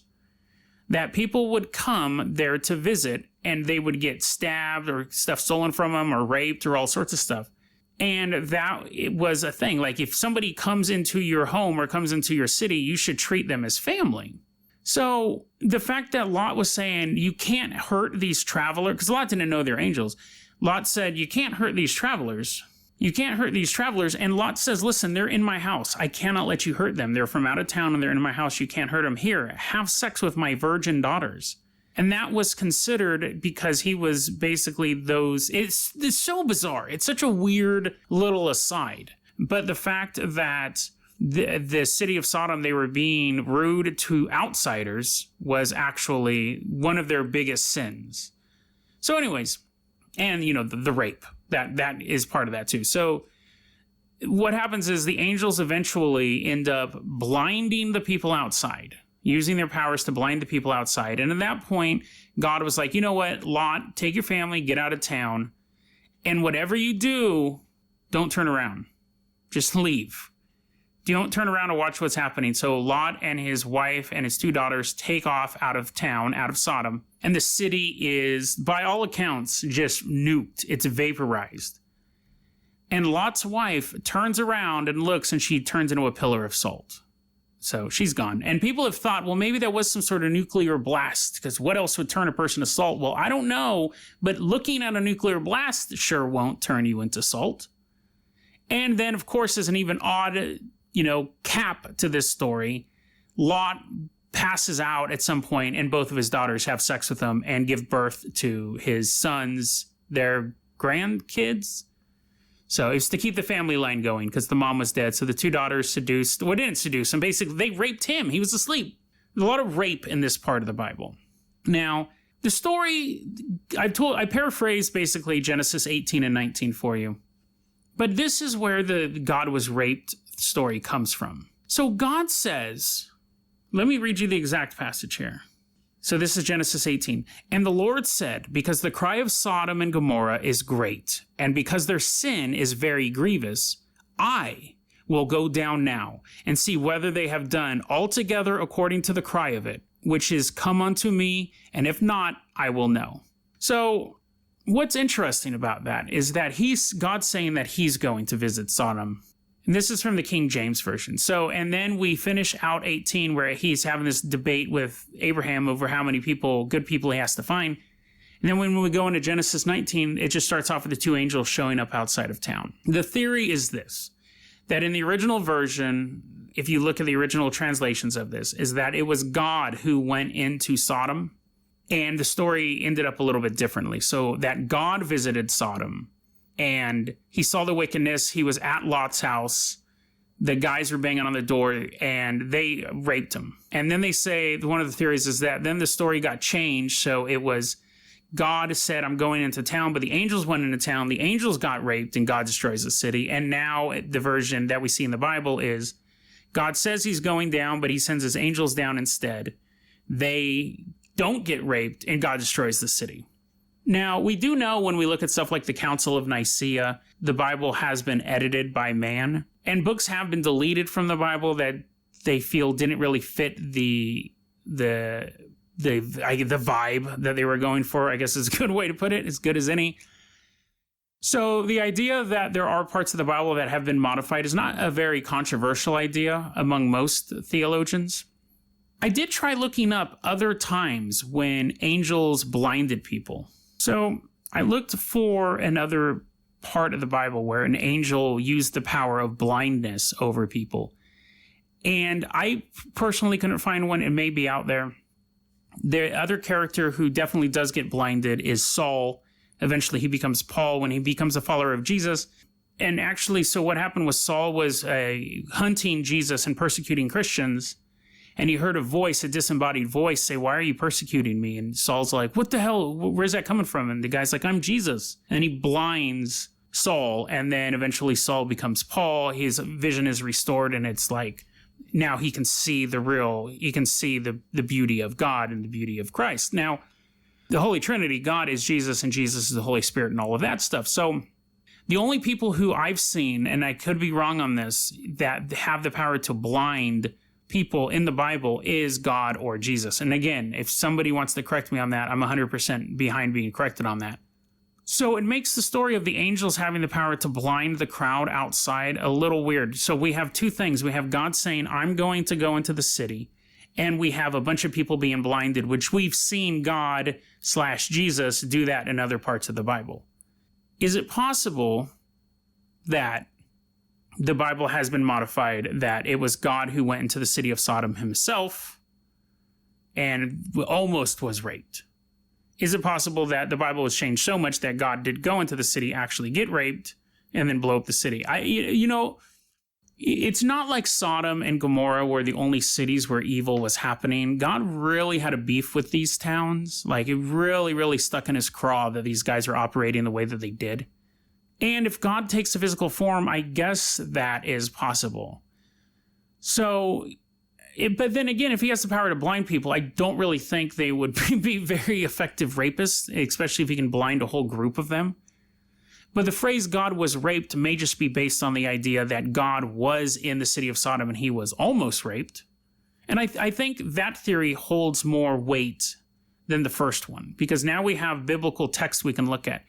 Now, I'm not a biblical scholar. I'm not a theologian. I don't speak Latin or Greek or Hebrew or any of these things. And this is something that people could go, oh, no, you're real off basis. And again, I'm totally open to feedback. But I think that may be where the theory God was raped came from. But when I was researching this, I came across something very sad. And this interview was in 2005. So it definitely would predate the iceberg by, 6-7 years? So there was a young actress named Pamela Senna who was raped. And she gave this really interesting interview.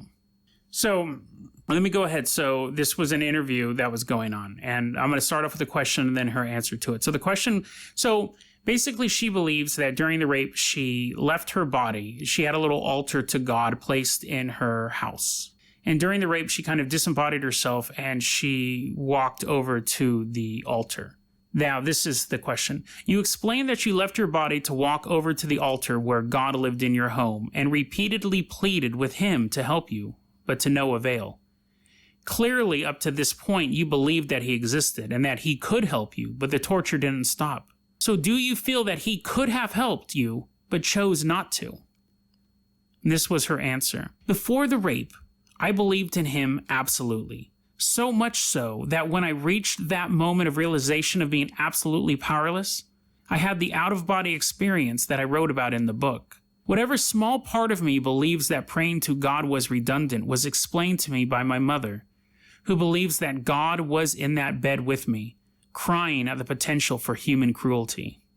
That God was also being raped with me, so how could he help me? There's some part of me that believes that. I think that is an interesting little piece of this puzzle. And it's the idea that God was raped because he's raped when anyone is raped. He dies when anybody dies. He hurts when anybody hurts. He's happy when anybody's happy, and so on and so forth and so on. And I think that's the key component to, again, I'm not trying to name a particular deity, and that's why I've kind of said this about all kind of Western religions that believe, and even I think if you were a polytheist and you believe that there was this pantheon of gods, is that I think the problem that a lot of people have with religion is they go, how could God let babies die of AIDS in Africa? But I think that's not the point. I think the point is that he's dying with those children as well. It's not that he's immune to our suffering. He suffers with us. So this young woman was being raped in her bed and he was there with her experiencing that because technically you're his child. So the same way that any parent would suffer seeing their children suffer, that's God, but he has the ability to unfortunately be there in those horrible moments. So God doesn't let little babies get AIDS, and God doesn't let people get raped, and God doesn't let, all these horrible things happen. God experiences those things on that level, if you believe in that. And I know not everybody believes in that, but I think that's the key. Technically, yeah, God was raped. God was raped every time any person was ever raped or beaten or bruised or hurt or whatever. And so it's an intro. I started off looking at this phrase and I was really clued in onto the story of Abraham and Lot and Sodom and Gomorrah and the angels and all that stuff, because I had heard that story growing up. But I think Pamela Senna's interview is more accurate to that phrase. Yes, God was raped because she was raped, and God is with her. And that is how you can take a cosmic, omniscient being and break him down to a level that we can understand. So he's all-powerful, but in that moment, he's just as vulnerable as his children, which I find mind-blowing, honestly. So that's where if I had to say what that theory was, what that phrase means, the kind of cool, interesting way to look at it is that God went to Sodom and he got raped and he blew the cities up. And if we could find, that's something that we could actually track back. If we could find someone who could read Hebrew or someone who could read Latin, they may be able to go through and go, oh yeah, there is some weird other parts of that text that don't really make sense. But I think that the idea that God not was raped, but God is raped, and God is killed, and God is God has stuff stolen. God gets his Xbox stolen because you're like, God has walked out of his house and looked, and his bicycle lock was broken. I think that's a more interesting way to kind of break down such a powerful character. So I think that's what the phrase "God was raped" means on the iceberg. But doesn't mean that I'm 100%. If you guys have any feedback or any other ideas about it, I'd love to hear from you. One of the conspiracies on the conspiracy list that we've been investigating this podcast was something called the 2006 volleyball incident. It's one of the ones that gets a lot of requests because it's just such a bizarre combination of words. What is the 2006 volleyball incident? So, of course, that was something that I got requested a lot. It was something I was personally curious about. What is the 2006 volleyball incident? What I came across, obviously links below. The theory is that there was a shooting at a volleyball game back in 2006, and 14 people were killed in South Dakota or Nebraska, and then everything was covered up by the media, and people's minds were erased by MK Ultra, or it was a psyop that they were testing before Sandy Hook. They wanted to see if they could get people to believe something that never happened, and once they realized the test was complete, they wiped everyone's minds. Or it's the Mandela effect, that it actually happened and we don't remember it because we shifted into another universe. All of those are fake. None of those happened. 2006 volleyball incident is just it's word soup. If some words were put together to make people curious about the phrase, there's absolutely no proof that there was a volleyball shooting in 2006. However, so we're going to debunk that, unless, of course, more information comes forward. But out of all the research I did, so of course, like I said, I always approach these conspiracies as if they're real. So I began looking for an incident in 2006 involving a shooting. I came across a school shooting that I had never heard of that should be one of the ones that is constantly talked about when we talk about this era. Not only does it have elements of school shootings, all this horrible stuff that comes to school shootings, it has children being killed, it has a lone gunman, it has someone coming into a school with multiple guns. It also has elements of sexual assault and Me Too, the Me Too movement. So I'm surprised we don't know about it. I'm sure there are listeners who know about it, and I may have heard about it at the time, but the fact that it's disappeared into the consciousness of America is quite odd because it's actually very, very horrifying. It's a very horrifying event. So what happened was back in 2006, that's how I found out about this, there's a high school called Platte Canyon High School. Now, there was a man who they saw driving around the parking lot. Just, typical normal September morning. A couple students saw a man parking, looking at the school. They didn't really think anything of it. They thought it was a little suspicious, but not enough to warrant any sort of attention. And they'd see the car drive away, and then, a while later, another group of students would see someone sitting in their car looking at the school. Eventually, this man, Dwayne Roger Morrison, you know why they put middle names into serial killers? It's so there's not confusion with people. So, because I'm sure there's a lot of Dwayne Morrisons, but there's not many Dwayne Roger Morrisons. That's why generally serial killers will have their middle name. Not all the time. I don't know Jeffrey Dahmer's middle name or Ted Bundy. Some of them are just so tapped into the consciousness that when it's reported, it's like that. But if you notice, most serial killers and school shootings, stuff like this, infamous people, I should say, they put the middle name in there to kind of, so everyone doesn't get lumped in. Not everyone has to change their name. So at 11:40 in the morning, Dwayne walks into the high school, walks into a classroom, apparently at random. Teacher asks, "What are you doing here?" He fires a shot in the air, tells the teacher to leave, tells all the boys to leave, and separates the groups of girls. Picks out 7 of them, tells everyone else to leave. The cops, of course, there's a lockdown at the school. Everyone's supposed to stay in their classes. This guy's like in his 50s. He's not a student. He's in this classroom. All the school's locked down. The police show up. The police are trying to negotiate with him. And I'll get into the weird conspiracy stuff at the end here, because there's some really weird, complicated stuff going on here. Anyway, so he's in this room with 7 students, 7 female students, lines them up on the wall, begins walking up to each one. They're lined up, puts a gun to their head, pulls them to the middle of the classroom, sexually assaults them, walks them back to the wall, grabs the other one. Does that 7 times. Imagine being in that line. And they're facing the wall. They don't know what's going on. But the one girl said she could figure that out because you could hear clothes being taken off. And then, of course, eventually it became her turn. Horrific. The waiting of that. The actual event, obviously, but the terror also comes from waiting for that. And there's an interesting thing there as well. He says he has a bomb in his backpack. He has 3 things of C4. The police are being held out. The police are outside. They don't rush the place because he has hostages. This isn't an active shooter event. And what happens is, this started at like 10 in the morning, so now we're close to about 12:35. So this is not an instant thing. This is an ongoing negotiation. The cops are talking to him, trying to get him out of the room. He begins releasing hostages because he's communicating with the police. The hostages come out and say, yeah, he's sexually assaulting us in there. So at that point, the sheriff's like, okay, we have to we have to get him out of there. We have to storm it.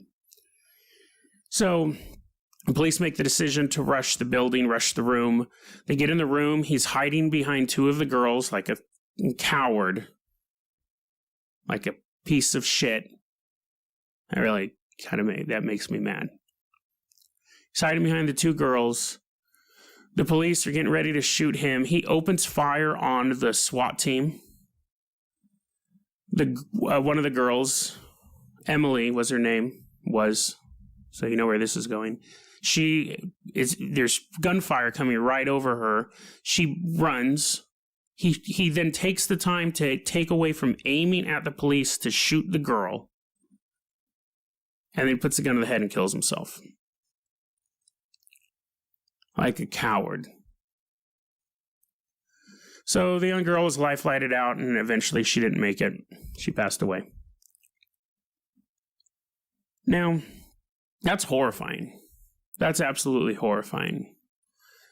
And that's that story. And again, I'm surprised. That story is something that I'm surprised is if my goal in life was gun control or ending the patriarchy or anything like that, this would be something I'd be talking about all the time. How is this lost in consciousness? And you could say, well, we've just had so many school shootings. We've had so many school shootings. But I mean, this is particularly horrifying.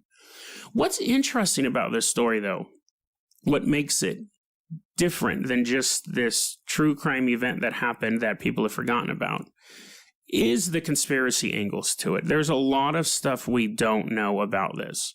We don't know why he did it. The police have never said what he was asking for in the negotiations. The police have not revealed that.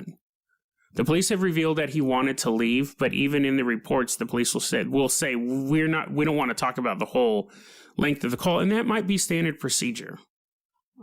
But still, I think it's weird because they would play into his motivation. We don't know why he picked that classroom, and that's fine. It was probably just a random thing. There's been allegations that he was like a porn addict, and that's what led him to this. When they got his backpack, it didn't have any bombs in it. It was full of duct tape, a knife, and sex toys. So he came prepared to do this. But why?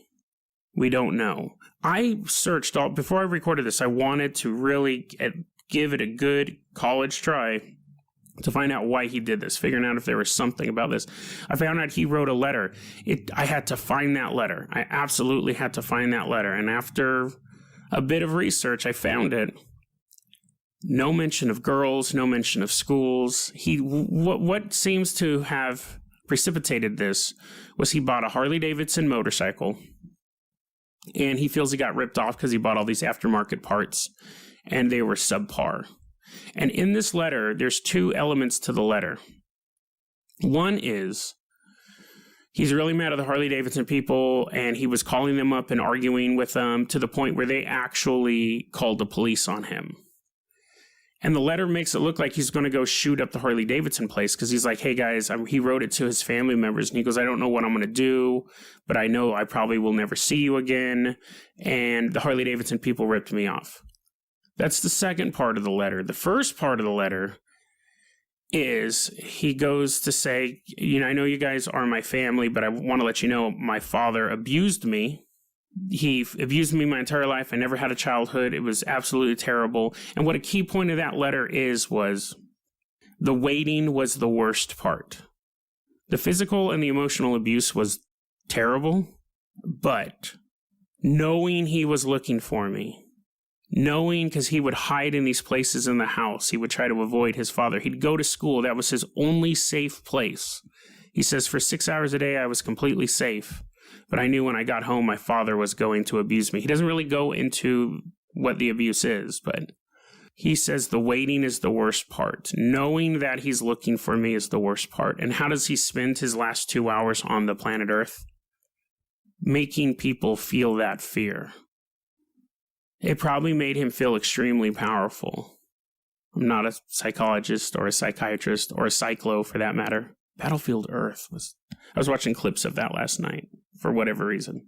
But yeah, his last moments on Earth was sharing that fear and that terror with just girls. And in the only place he ever felt safe, he turned into a place of hate and anger and fear. Getting back of the world. For what? I mean, he had his own pain, and I feel sorry that anyone has to go through that, but the key is not to share your pain.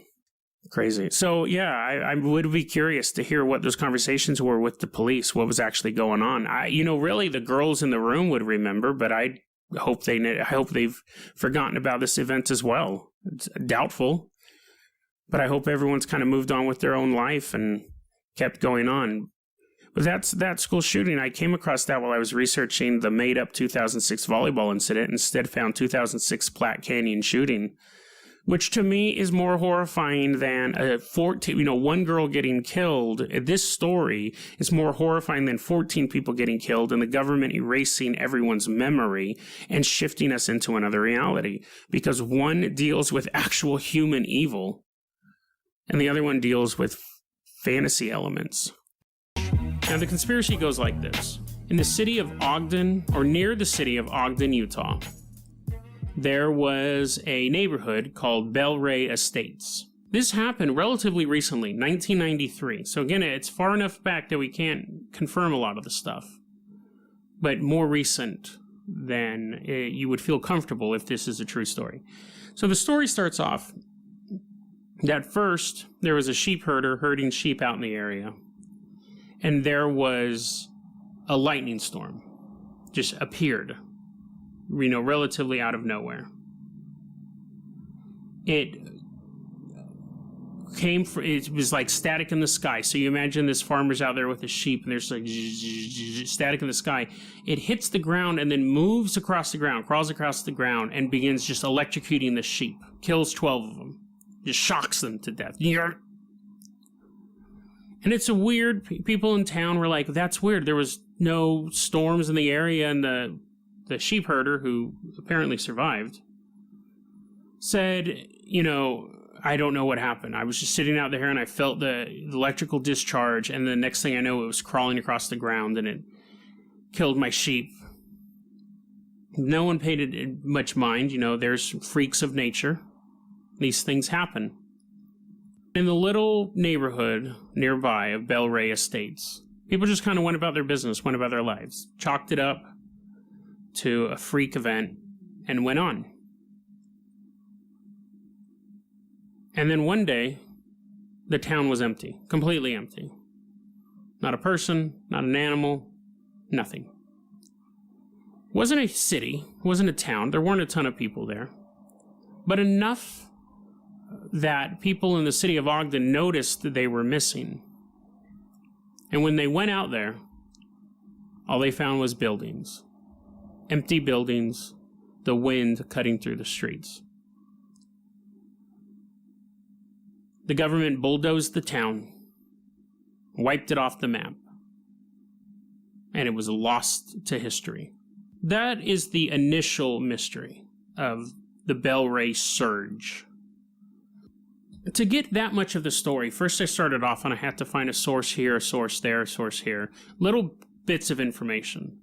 Eventually I stumbled across, somebody linked a YouTube video explaining it in more detail, and it's pretty similar to the story I just told you. There's a couple things they left out of the YouTube video. They do say that they believe that this was caused by the accidental discharge of a weapon. It was basically a neutron bomb style weapon that was meant to destroy biological life but leave the buildings intact with low levels of radiation so an invading force could take out a city and then just march right into it. And that's similar to the neutron bomb. That's what they were going for with the neutron bomb. Something that would leave infrastructure standing but eliminate the enemy. I did some more, so that was their hypothesis. I found a few other ones. I actually found that the name of the technology supposedly is called the Ghost Circle. Now, I ran across that, and when I tried to find that info again, it took me a while, which, can be weird, or it could just be that I should have bookmarked my links, so we'll chalk it up to should have bookmarked my links. But anyways, Ghost Circle technology is the name that's been given to this weapon. Basically, just clears out an area. What's interesting about it is that a neutron bomb will disintegrate human matter or biological matter. What the Ghost Circle is supposedly does is it turns living biological entities into energy. So it's not only a weapon, but it's an energy source. You could then destroy the entire city, like you're going into Moscow, you drop the Ghost Circle into Moscow, and then you use the excess energy and store it. So you're basically both removing an obstacle and creating an energy source. How likely is that? It makes a good story.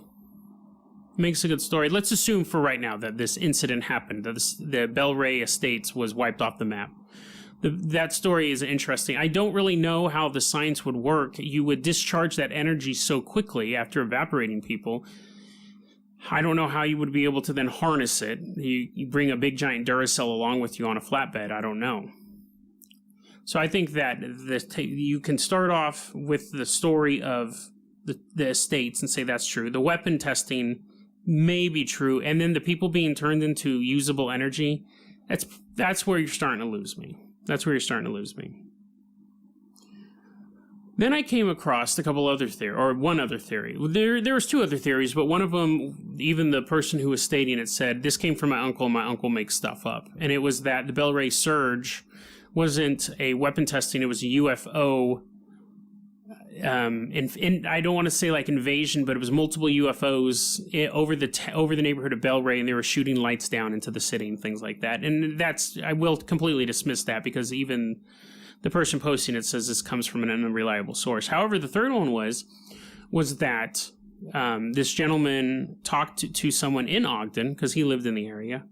And the man says, oh, no, I know exactly what you're talking about, the Bell Ray surge. What happened was they were doing mining operations in the area. And when they were blowing the rock apart, what happened was there was a chain reaction underneath the earth. And what made it odd was that the chain reaction, when they detonated this dynamite, it didn't break in the way that they thought it would. It traveled through tunnels, almost like something was propelling the force through the tunnels in multiple directions, and it caused this release of this gas that caused a lot of people to get poisoned, and they had to leave the area. And then to cover that up, it was an industrial conspiracy. Basically, the mining company said, you know what, we're just going to cover this up. Here's some hush money. Everyone leave town. We don't want to get fined, and they just shut everything down. I actually think that as unlikely as that is, that's probably more likely than the Ghost Circle.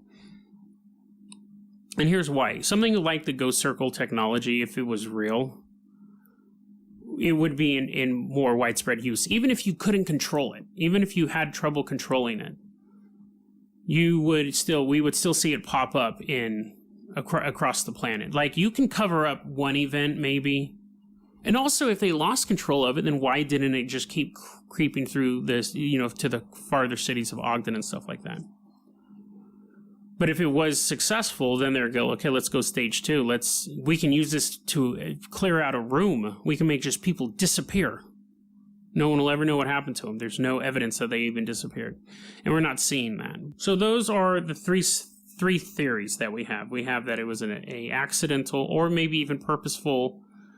It could have been an accident. It could have been a purposeful test of the weapon because it was such a small community.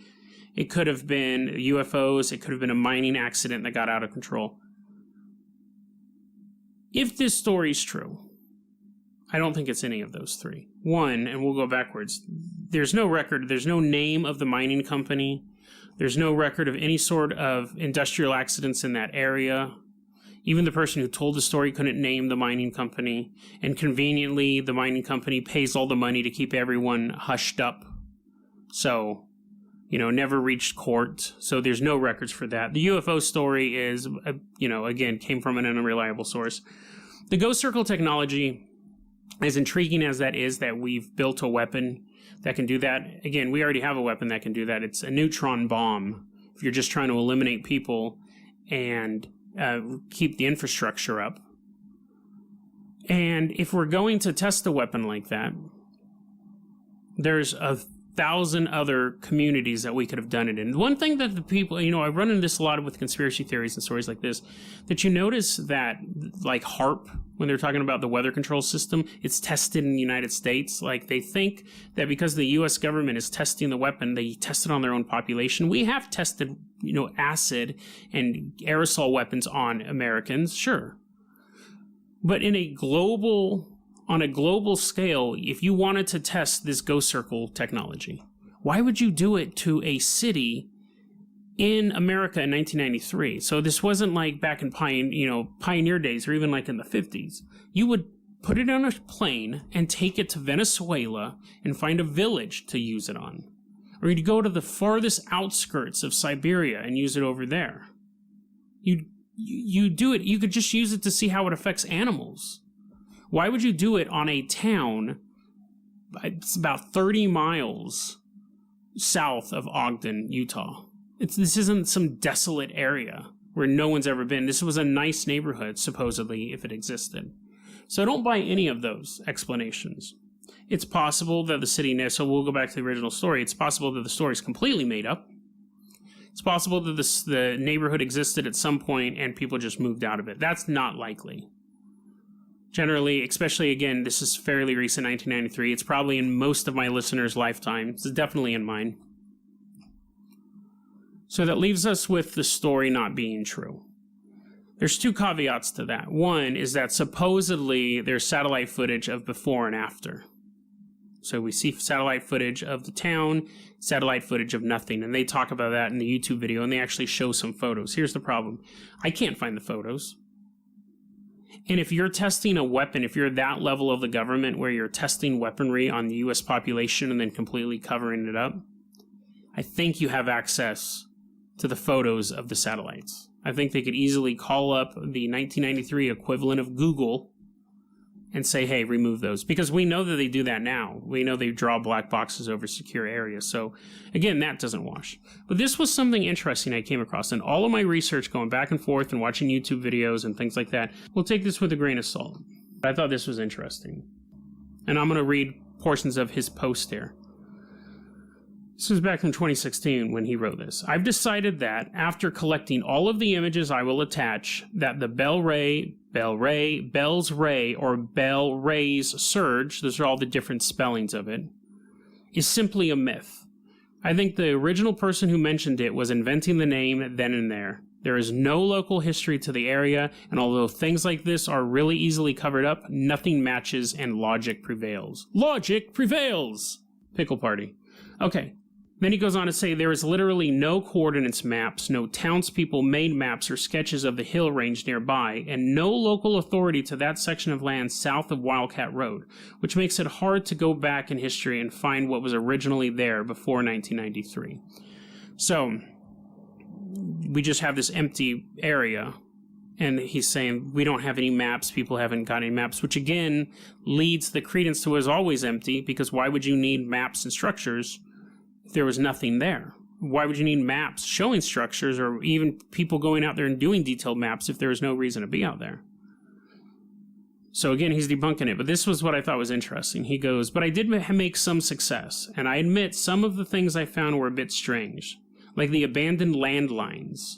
These things I found in the road that I think are movement detectors, and the fact that if you compare my satellite images of the area between February 2nd, 1992 and April 1993, there is a massive change in nature and landscape. The water holes appear, property lines disappear, phone lines go up. Yes, that's right. In 1992, there is no telephone poles by the side of the road, and in 1993 onwards, there is. All connected and leading to one unconnected pole by the edge of another watering hole. WTF.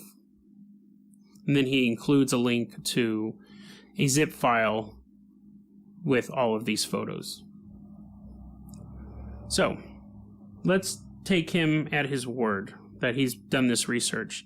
He can come across, and I think the most suspicious thing, I think the fact that the telephone poles went up after 1992 isn't necessarily that suspicious, because of the areas, I mean, the area is still getting civilized, that area, putting that up. I do think it's weird that they all kind of connect to an unconnected pole, and the fact that there's what he considers massive change in the nature and the landscape of the area. Interesting. I applaud this guy for going out and doing his research and really digging into it. It's also suspicious that that zip file that is on the Mega Upload site is gone now. Does all of that mean that the Bel Ray Surge story is true? Just on the facts, no. I think it's a story that feels good and it's creepy, and it could be true, and I think it's kind of like the Dublin, Wisconsin story, where it's scary to think that an entire group of people can go missing. But the interesting thing about the Bel Ray Surge, if you were making up this conspiracy, I think one place they tripped up is they provided too much detail. It's a weapon called the Ghost Circle that can eliminate biological matter and leave buildings standing, and it may or may not convert them to energy, and it was a weapons test, and Dublin was just, people disappeared. So your brain gets to fill in the blanks. Was it demons? Was it interdimensional? Did the town never exist? Was it a ghost town? Was it a military test? Was there some sort of madness in the area? Did people just up and leave? Was there a zombie attack? Your brain fills in the area, fills it in. So you get to pick and choose what conspiracy works best for you. If you believe in interdimensional aliens invading, that's what happened. If you believe that ghosts, the Indians of Native Americans, ran through the town chopping people's heads off and dragging them off to some horrible hell, that happened. If you believe UFOs abducted people, that happened. It left it so open-ended. And it was far enough back that they were like, yeah, there's no maps. None of this stuff. It's just a few, or Mandela effect. That was actually another one that could have worked with Dublin, Wisconsin. This one, the conspiracy is so specific that you can go, well, I can dispute the weapon testing. They're not going to use an energy-based weapon in 1993 on American soil. They're going to do that anywhere else in the world. Let's get into it. Now, this story, and I know I always say this story's from the Conspiracy Iceberg, and it is one of the most requested stories that I've gotten, and I always say that, but it's always true. That's why I say that. This one, okay, these are all the people who requested this story. And if I didn't add your name in here, I'm sorry, because there's multiple spellings of this. People are like, just get to the word, Jason. Say the word so your podcast will shut off. These are the people who requested it. We have Dave. Most of these guys are on YouTube. Dave Humbug. Actually, that was an email. This is off to a great start. Fev Key, Astoria, Morty Weirdland, Doomlord, Gabriel, Depressive Suicidal Black Metal, Marceline, and oddly enough, on through Gmail, Bob Ross and Luis. And neither of them mentioned the word in their email. But when I did the search for because I had to go make sure I added everybody for this, they showed up as well. So is that possibly a red flag? Is that a little bit of truth in the story of Aratus? Aratas? Erratas. Erratas. So now I'm realizing I can't say the word I have to say all for the rest of the episode. Erratas are basically the definition of it's like a correction. It's like an error correction. Erratas. They would have pages. If you had a issue in a book where it was wrong, instead of republishing the whole book, they'd put pages in the back called erratas, which would like correct information. They don't really do that nowadays, but that was like an old-timey thing they did. And generally means the correction of an error. It's a very common word, but there's different spellings of it in this conspiracy theory. So let's go ahead now with that totally long wind-up. Let's go ahead and get into what actually is the erratas conspiracy. Again, I don't know if I'm pronouncing that right. Welcome back to Dead Rabbit Radio, baby. Erratas. So, on November 21st, 2015, we're hopping into just the rabbit warp. We're swimming through the internet. Or would you be crawling on the webs? No, we're surfing through the internet, dude. Totally tubular. That term has totally gone out of vogue, but I still love it. Let's surf the web. I wonder who came up with that. No one's ever like, let's crawl through the web. Let's get stuck in the net. Surf the web. I wonder if somebody came up with that. That's not an organic phrase. Some marketing executive in 1992 got paid $1 million to come up with surf the web. Anyways, we're surfing the web. It's 2015. The date is November 21st. And a video goes up on YouTube by... So, and actually, before I will get into the details, let me actually explain what the conspiracy theory is. The conspiracy theory is this. That's grown to become this. If you use the word erratas in any form online, it'll be taken off the web. All mention of it is gone. If you post it on 4chan, the thread will be deleted. If you keep posting it on 4chan, you may be banned, and oddly enough, sometimes you're banned for copyright violation. If you post articles about erratas, if you make videos about erratas, if you do a podcast about erratas, it triggers an algorithm that is in the system, in the internet, surfing the web, and it shuts down your channel, or shuts down your website, or bans you from a particular forum. So that's really what the conspiracy is. I should have gotten into that 5 minutes ago, but that's what the conspiracy is. That's why so many people are interested in this. That might be true. That might be true, but I don't think it's true in the sense that the conspiracy theory says it is. But let's go ahead and get into this. The way that erratas was discovered was... On November 21st, 2015, there is a music video or a EP released on YouTube by a band called the KFC Murder Chicks, which is a band made up of homeless girls. Their music's okay. I had to listen to some of it. They're okay. It was uploaded by a guy named Todd Ellsworth. Remember that name, but I'll repeat it later, so I don't really have to remember it. And in this description for the video, it says, a really good Coma Records release that seems to have disappeared from the internet. Remember to support the artist, erratas or busts. Like bust, like erratas or bust. Like, I do this or do this other thing. Here, my mouth is super dry. I need to take a drink. So that was really the first mention of erratas that is recognized in this conspiracy outside of the definition of what an errata is. But nobody noticed it when it went up on November 21st. 2015. No, it was just a video among a slew of videos that are released every hour on YouTube. On November 25th, 2015, there was a thread on the X board of 4chan about what are some spooky stories that happened to you at work.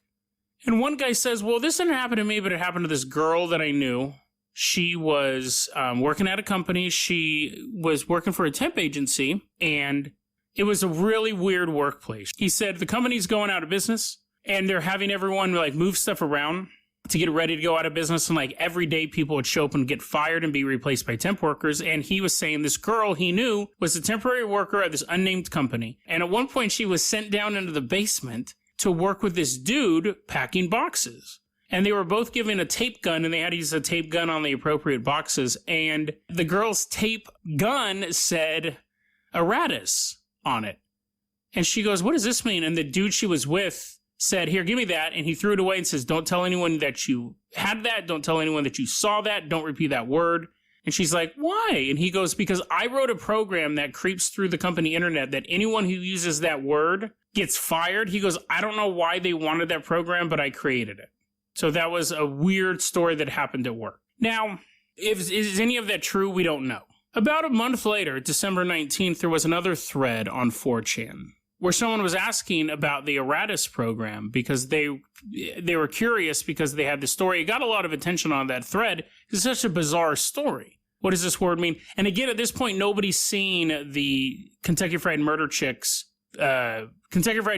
Chicks. No one's seen that video, or it's been small audience. No one's made the connection yet, but people are now talking about what is this possible thing called Eratus that gets people fired from companies. And someone responds, I've heard of that program as well. They named 3 companies. They named UPS, Unilever, and Ecolab, and they elaborated and said what it is. It was developed by a third party that if someone has this program that utilizes the Eratus algorithm, they have unlimited access to any private database. So if you have, let's say you're UPS and you have all your employee files, Eratus is a third-party program that will allow someone else to go in and have access to those files as if they were a human resource director at UPS, which would most likely make it to be some sort of governmental thing. And so by discussing it or exposing it would basically get all mention of it wiped from the web. Now, I think right now you're starting to see a bit of an issue with this story.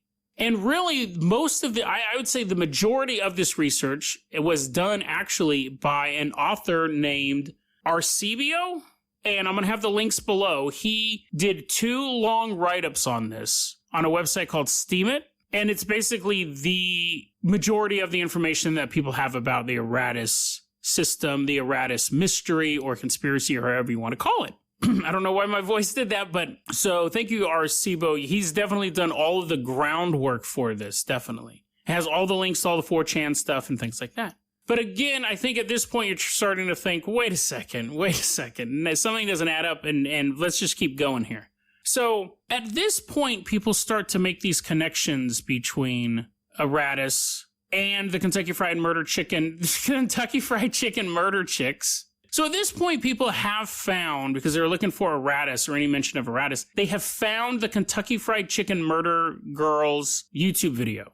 And that's when they find out that the Kentucky Fried Murder the KFC Murder Girls were a band made up of homeless girls. And in the original 4chan post where they were talking about Eratus, the girl who worked at the company, I left this as a little mystery part, so I'll reveal it now. The girl who worked at the company was previously homeless and played in a band. So people were now seeing a direct connection between the 4chan post and the video uploaded by Todd Ellsworth featuring the KFC Murder Girls. So, mysteries afoot. What is Eratus? We have all this stuff going on. We have this YouTube video. We have this supposed algorithm that walks the internet looking for mentions of it and at the very least, firing people who work at a company if they mention it at that company. Then another lead started. And again, there's just a bunch of weird stuff in this, but I think there's one kind of clear line going throughout it. The other main discovery in this was that there is a form of music called deep internet music where they try to find super, super rare samples from like totally undiscovered videos and turn it into music. This is something they also do on the 4chan music board. There's a thing called PetiteTube, which is actually pretty cool. You go to it and it finds you YouTube videos that have like under 10 plays or 0 plays or 1 play or something like that. I've done it a couple times. It will take you to a totally random thing. They were using that to create their music. At one point, someone used that and they found a video by a guy named Kronos for Life. And he posts, his mom made Jurassic Park videos, like just still pictures with like really hard to read writing on it. And then I guess the mom passed away. So Kronos for Life started a new YouTube channel to re-upload all of his mom's stuff. And the videos started getting really weird because he would talk about like how awesome Jurassic Park was, but then he would talk about how YouTube's ruining his life and he's being hunted. It's really, really hard to read what is on the screen, so it's really hard to make sense of it. And there's this really kind of distorted pop songs or rap songs in the background, and I don't know if it's like that because he doesn't know how to do it, or if it's like that stylistically, or if it's to be the copyright protection, but they're just very, very odd videos. But he's discovered because of this PetiteTube thing. Now, at that point, people are like, what is this weird stuff? Like, it's just this weird, odd YouTube channel. And they were trying to understand what was going on in the video. They turned on the auto captions for one of his YouTube videos. In the auto captioning, so not on the captioning that he set up, in the auto captioning for one of the videos, it showed, the auto captioning is created by YouTube, is trying to decipher what's going on and say what this is. It showed the address for the record label for KFC Murder Chicks. So we have a guy who releases a YouTube video saying Aratus or bust. A couple days later, we have the first mention of Aratus on 4chan. About a month later, we have a reference to another reference to Aratus. After that, pretty much anytime you mentioned Aratus, supposedly you got banned from 4chan, so you don't see it pop up as much now. And in between all that time and a couple months afterwards, Chronos for Life was releasing these videos where he was mentioning Aratus, and his video had that subtitle for the KFC Murder Chicks record label, even though the AI was just figuring out garbage. Like, he didn't say it. It was an auto caption that he was said. It was this weird musical track, and it picked up the information and had that there. And at one point, to top this all off, Chronos for Life said his favorite Jurassic Park movie was the second one. And at that point, the people who were really digging into the Aratus mystery at the time realized that Todd Ellsworth is an anagram for the Lost World. Yes, that was the title of Jurassic Park 2. This mystery, as convoluted as it seems, has spanned, at this point now, maybe 3-4 years. It pops up from time to time. You'll hear mentions of it. I read the list of everyone who was recommending it. Here's the thing. There is a clear flaw in the conspiracy. And I realized it when I first read about it, and then I did some more digging, and I went back, read it again, went back. And here's the thing. The fact that the website that tells me all this information is up shows that there is no algorithm that shuts down websites or YouTube channels or podcasts and things like that. There have been YouTube channels that have reported on Aratus and then mysteriously stopped being uploaded. Now, that's very, very easy to fake, and people stop uploading anyways. But if it goes after every mention of itself, then how do I know about it?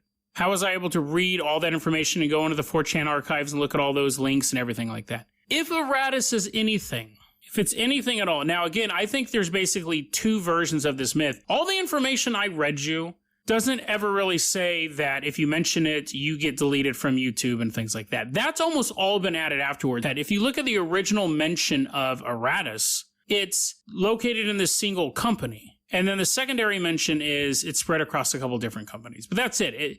The legend has grown to say if you even mention it, you'll get banned from 4chan, and it's this algorithm and you can't fight it, and just by saying it can get your entire channel shut down. Yet there's multiple resources about it. However, we'll just put on our conspiracy cap here. I don't think it's a rogue AI or even a purposefully built AI crawling the web, surfing the web, looking for mentions of itself and deleting it. I think if it is anything, I think it is an incredibly advanced troll group, all built out of the Steemit article. I think the pieces were, this would be my conspiracy theory. I'm not saying it's true, but this would be my conspiracy theory. A couple dudes got together and said, let's create basically an ARG that's a trap, where we're going to put this YouTube video up. We're going to write a couple days later about it on 4chan to get the people looking for the YouTube video. I think it's a little suspicious that of all the videos you can find on PetiteTube, 4chan happens to find one that is kind of linked to Aratus within that same general time period. That's very suspicious. Anyone could just say, hey, look I found this weird video on PetiteTube, or know where that video would be at, or fake that or whatever. So I think if it's anything, it would be engineered. So you have a group of trolls and they say, let's have some fun. Let's start basically an ARG that's harmful. So we're going to set all this stuff up, and then you're a mod for the export, right? And he's like, yeah, I'm a mod. Whenever someone posts Aratus, ban them.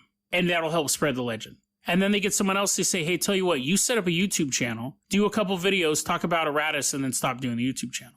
And then we'll have one person write this article on Steemit that basically details the whole myth. We've created this myth. And to make it extra fun for the trolls, they can then, whenever someone does mention it in real life, electronically harass them, shut down their podcast, shut down their YouTube channel to help spread that myth. It's basically an ARG only they can play, and when you mention the word Aratus or put it in a title or anything like that, you have actually made yourself a target of this organization. If it's anything, that's what I think it is. I don't think it's some super advanced AI. I don't think it's some sort of creepy conspiracy. I think really all the detail information is made up. There is a real band called the Kentucky Fried, the KFC Murder Chicks. They exist. Cronus for Life really has videos, but I think they're probably all in on it. Maybe not the KFC Murder Chicks, but I don't know. They're all in on it. It's all a fun game to them. And basically, it's tag where they are all it. And if you mention or use that word, you are the person they're coming after. I think that's it. If it exists at all, which I'm pretty likely it doesn't. But I think it's still an interesting conspiracy. It's funny because as I was researching it, the whole time I'm thinking, I again put myself in the mindset like maybe this is true. But the fact that I was able to keep going back to an article referencing it, I go, it's obviously not true. Like if the idea is that everything is scrubbed from the internet and people are unpersoned and they disappear, but I can keep going to this article that was written 2 years ago, then obviously the 4chan archives are up, all this stuff, if all this information is available, that part of the myth isn't true. What may be true is everyone else who mentioned it who's outside of that group, they could be long gone from the internet, completely scrubbed. We wouldn't know it. You might wonder, hey, I wonder what happened to my favorite YouTuber. I wonder what happened to that weird guy who had that podcast. I wonder what happened to that girl at work posting on 4chan on her breaks. She probably got arrested by the police, but you know what I mean? Like, if you're not a player in the game, you're a target. And you wouldn't know they were targets because they would simply make the reference and then they would be deleted from the internet. Like the Lawnmower Man being like, no, digitized out. But no, like you could have, like your website would get shut down. You'd get banned from your forum, things like that. It's one of three things, really. It's not true at all, which is the most likely thing. It's true, but the algorithm is so poorly designed that an article can stay up for 2 years directing you how to find more information about it. Or it's real, but the algorithm isn't, and it's a group of people who either still are, or at least at some time were shutting down anyone who mentioned this word just for a troll. We will find out if this show gets deleted, but the fact that I'm reporting on it pretty much shows that I'm the camp that I'm in. I don't think it's real. Still a fascinating story, though. A modern day myth. I think we'll see more of these things, stories that grow out of technology. What we're going to talk about first is kind of an interesting story. Now, a long time ago, when I was coming up with the idea of Dead Rabbit Recommends, one of the movies that I had that I wanted to talk about was Never Die Alone. And I thought, I go, because we have a true crime component, I could cover Never Die Alone, just do a little short thing on it. Never Die Alone is a movie came out in the early 2000s. It was directed by Ernest Dickerson, who started off as Spike Lee's cinematographer, but then he ended up doing horror movies. He's done a lot of stuff, but he directed Demon Knight, which is one of my favorite movies. And he's directed a bunch of episodes of The Walking Dead. So you have this black crime drama starring a rapper that's shot like a horror movie. So right there you have this weird, stark contrast. There are no protagonists in the movie whatsoever. You have basically 6 characters and they're all working towards their own goals and they all interfere with each other. And there's like a main character, but he has to be one of the most reprehensible characters I've seen in mainstream cinema. So DMX plays this drug dealer named King David, who dies 15 minutes into the movie. And then the rest of the movie is everyone reacting to his death and all these little plans going awry. And his flashbacks to how he basically, like, he left the city and then came back and got killed, and we get to learn what happened after he left it. So it's structured very bizarrely. And so the B plot is all the characters moving around, and there's really, it's almost not just plots, it's almost just like sets of really messed up stuff that King David does. All of his flashbacks go like this. Yo, I met this girl, man. She was really hot, so I took her home. We banged for a while. Then she made me mad, so I got her addicted to heroin. Then I met this other girl, and you're like, this is the main character. This is the hero of this story. He's constantly destroying people's lives like it's nothing. And then they just move on to the next scene, and you're like, what is going on with this movie? And it's very just an intriguing character study. None of the characters come off in a good light. Even the character who's supposed to be sympathetic, who's a white reporter living the life in the hood and trying to learn the black experience, he just comes off like a total, like, douchebag. Like, he comes off as a total tourist in this area that he flat out doesn't belong in because he's getting hunted. It's just a very bizarre movie to watch. It's a very bizarre tale, and it's filmed very well, and it completely flew under the radar. It didn't do good at the box office. It's one of those gems out there that I think even if you're not into, like, urban crime dramas, it really stands out just visually. It's just, you feel like you're intruding on some really dangerous business when you're watching it. I don't know if it's the way that it's shot or the script, but you feel like you're basically witnessing a crime when you're watching this movie. And you're like, oh shit, like, I don't ever want to cross that dude, which is the sign of a good movie. But see, here's the thing. I was thinking I'll do a quick little 3-minute thing like I just did on Never Die Alone, and that'll be Dead Rabbit Recommends. And I go, I wonder if the guy who wrote, because I knew it was based on a novel. I go, I wonder if the guy who wrote the novel wrote anything else that was turned into a movie. Well, no, but his life should have been turned into a movie. This is the really weird case of Donald Goines. Now, Donald Goines was a black dude who was born into a upper middle class family back in the 30s. And his family, I believe they lived in Detroit.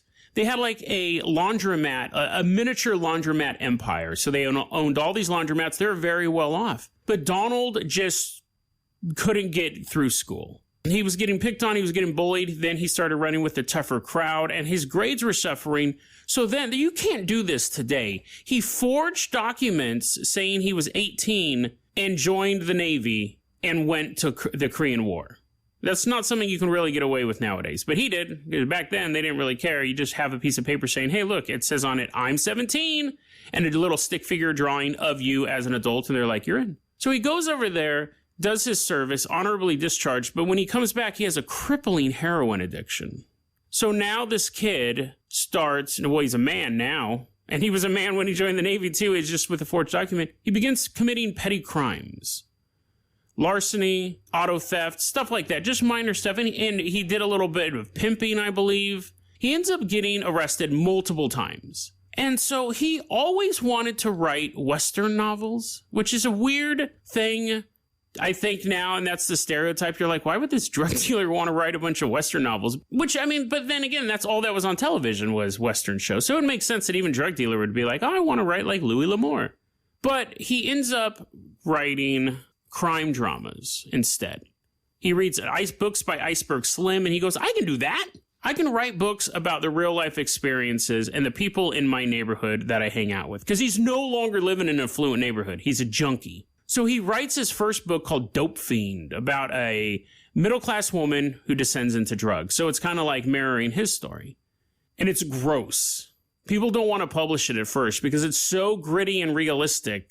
Publishers are like, no, we're not going to do that. Well, finally a publisher does pick him up and says, tell you what, we'll do it on a contract basis. Contract basically means you get paid up front and you don't get any of the royalties. So he writes this book, he gets paid the contract, he then spends that money on heroin. And then he realizes something. I'm really good at writing, and I really, really love heroin. In the next 5 years, he pumps out 15 books. He's spending like 3 months per novel, and they're selling like hotcakes. He becomes this big author of these type of books. No one was writing books like his, and if they were, they weren't getting as successful. But the people in the neighborhood that he was in were like, yeah, that's really cool. Donnie's getting some money, he's spending it on heroin. That's not cool, but they would read his books too. And they started to realize something. They weren't fictional. He was taking stories that he was hearing, true crimes and murders and horrible things happening that either he witnessed or that his friends were telling him about, writing them in books, selling them. So you know where this story's going.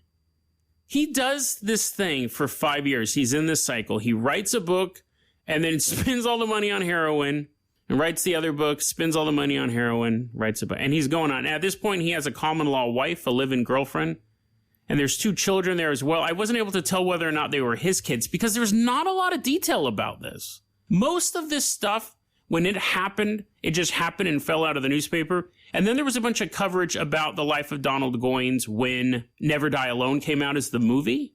But which was actually one of his last books to write, which, again, when you watch the movie, there's a lot of details that seem really real, and I'm wondering if that is the book that sparked this off. But there's not a lot of information about this dude. Even though I read an article in the New York Times about him, and they didn't really have much more information than I found when I pulled up the Wikipedia article.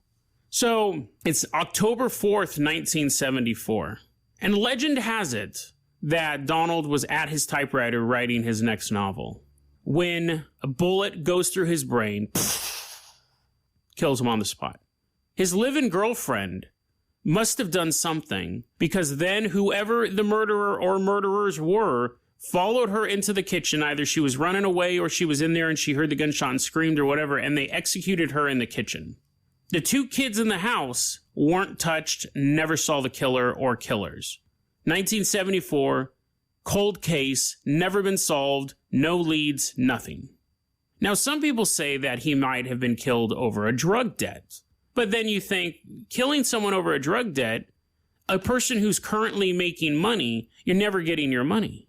So the other theory became, and really, it seems like the cops in 1974 really didn't care. I'm sure they did an investigation, but there's just nothing ever came out of it. As far as they're concerned, a black junkie got shot in a bad neighborhood. And thank God the kids didn't get hurt. Let's move on to the next case.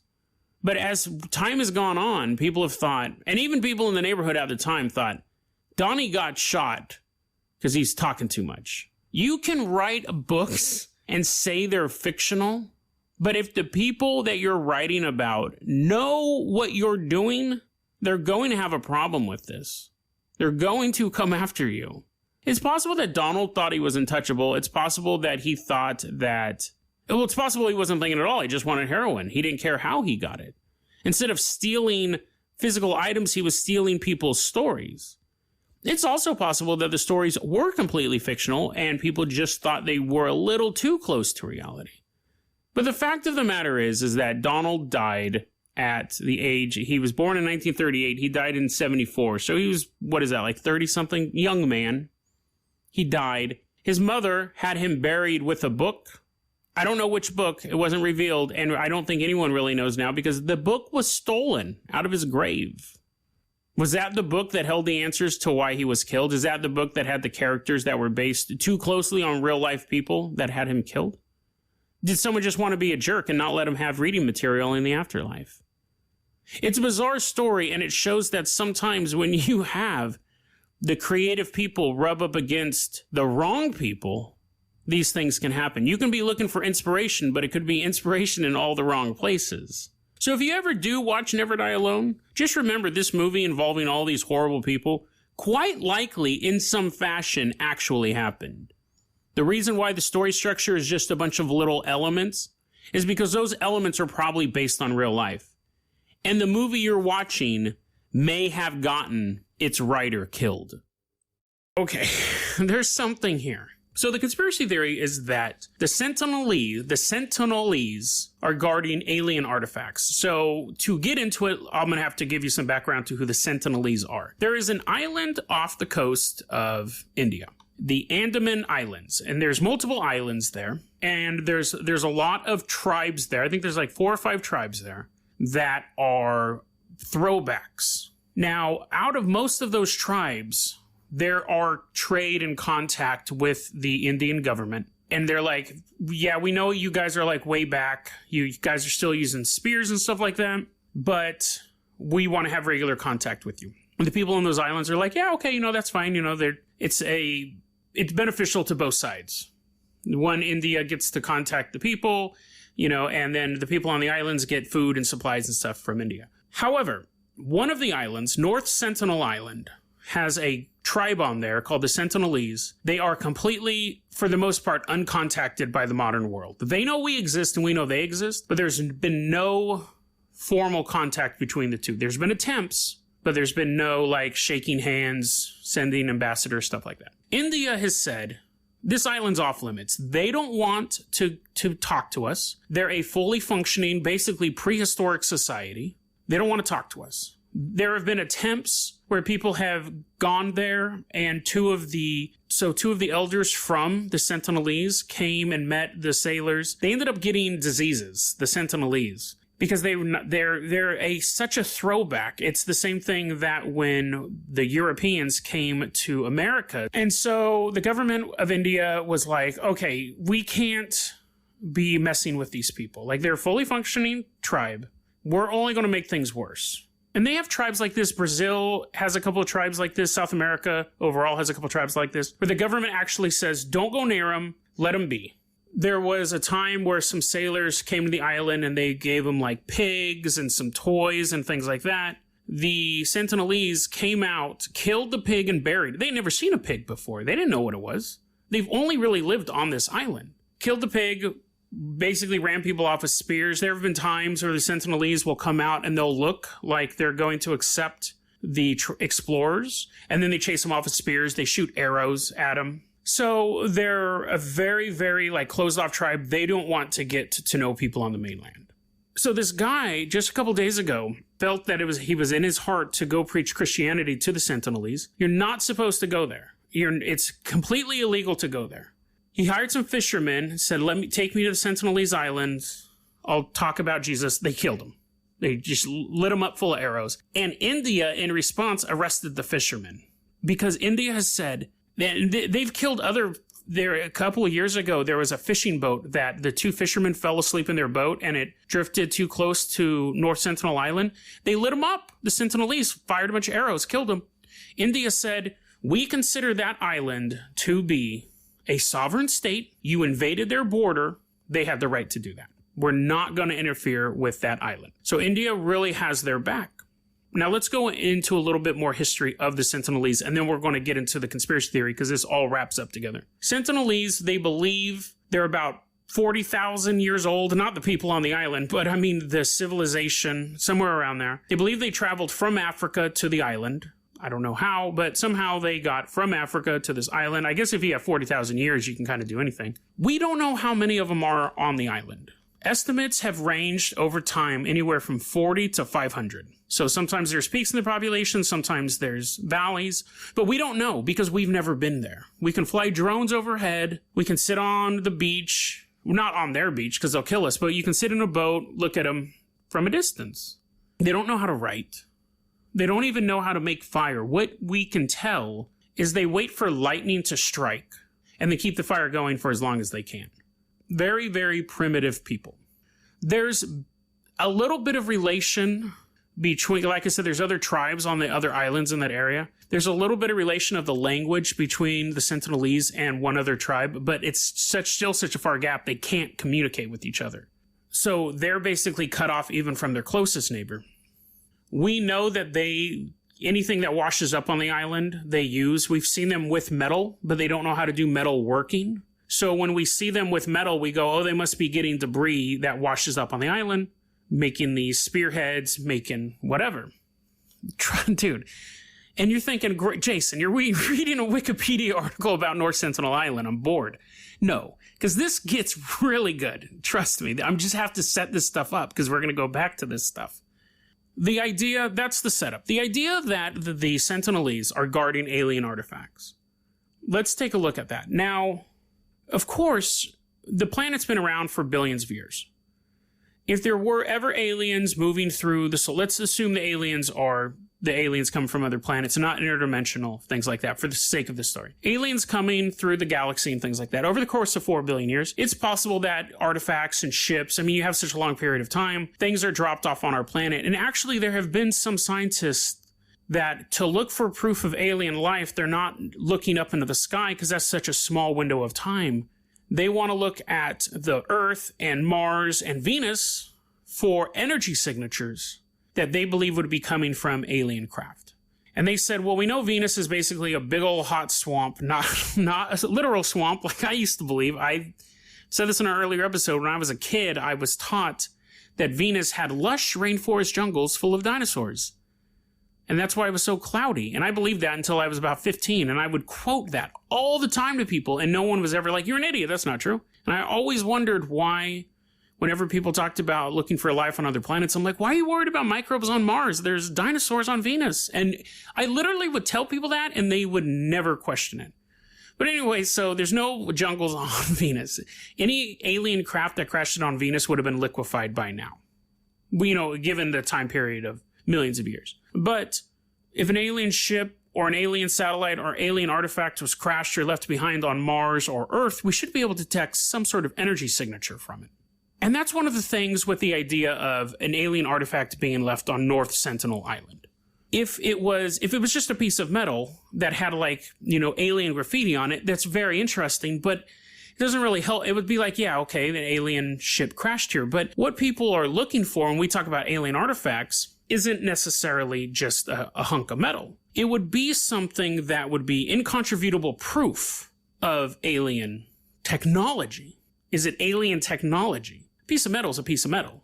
And you go, oh, an alien must have crashed here. But a power source or a weapon or something like that is what we would really want to find. Something that would not just change our view of the universe and say, yes, there is living stuff out here. Here's a picture of an alien, a Betty Boop alien on the side of a ship. Or, like how they used to paint the World War II bombers. That would just be proof there's aliens. We would want some sort of artifact that would give us free energy or teach us the secrets of the universe or something like that. And if those things existed on this planet, we should pick up the energy signature.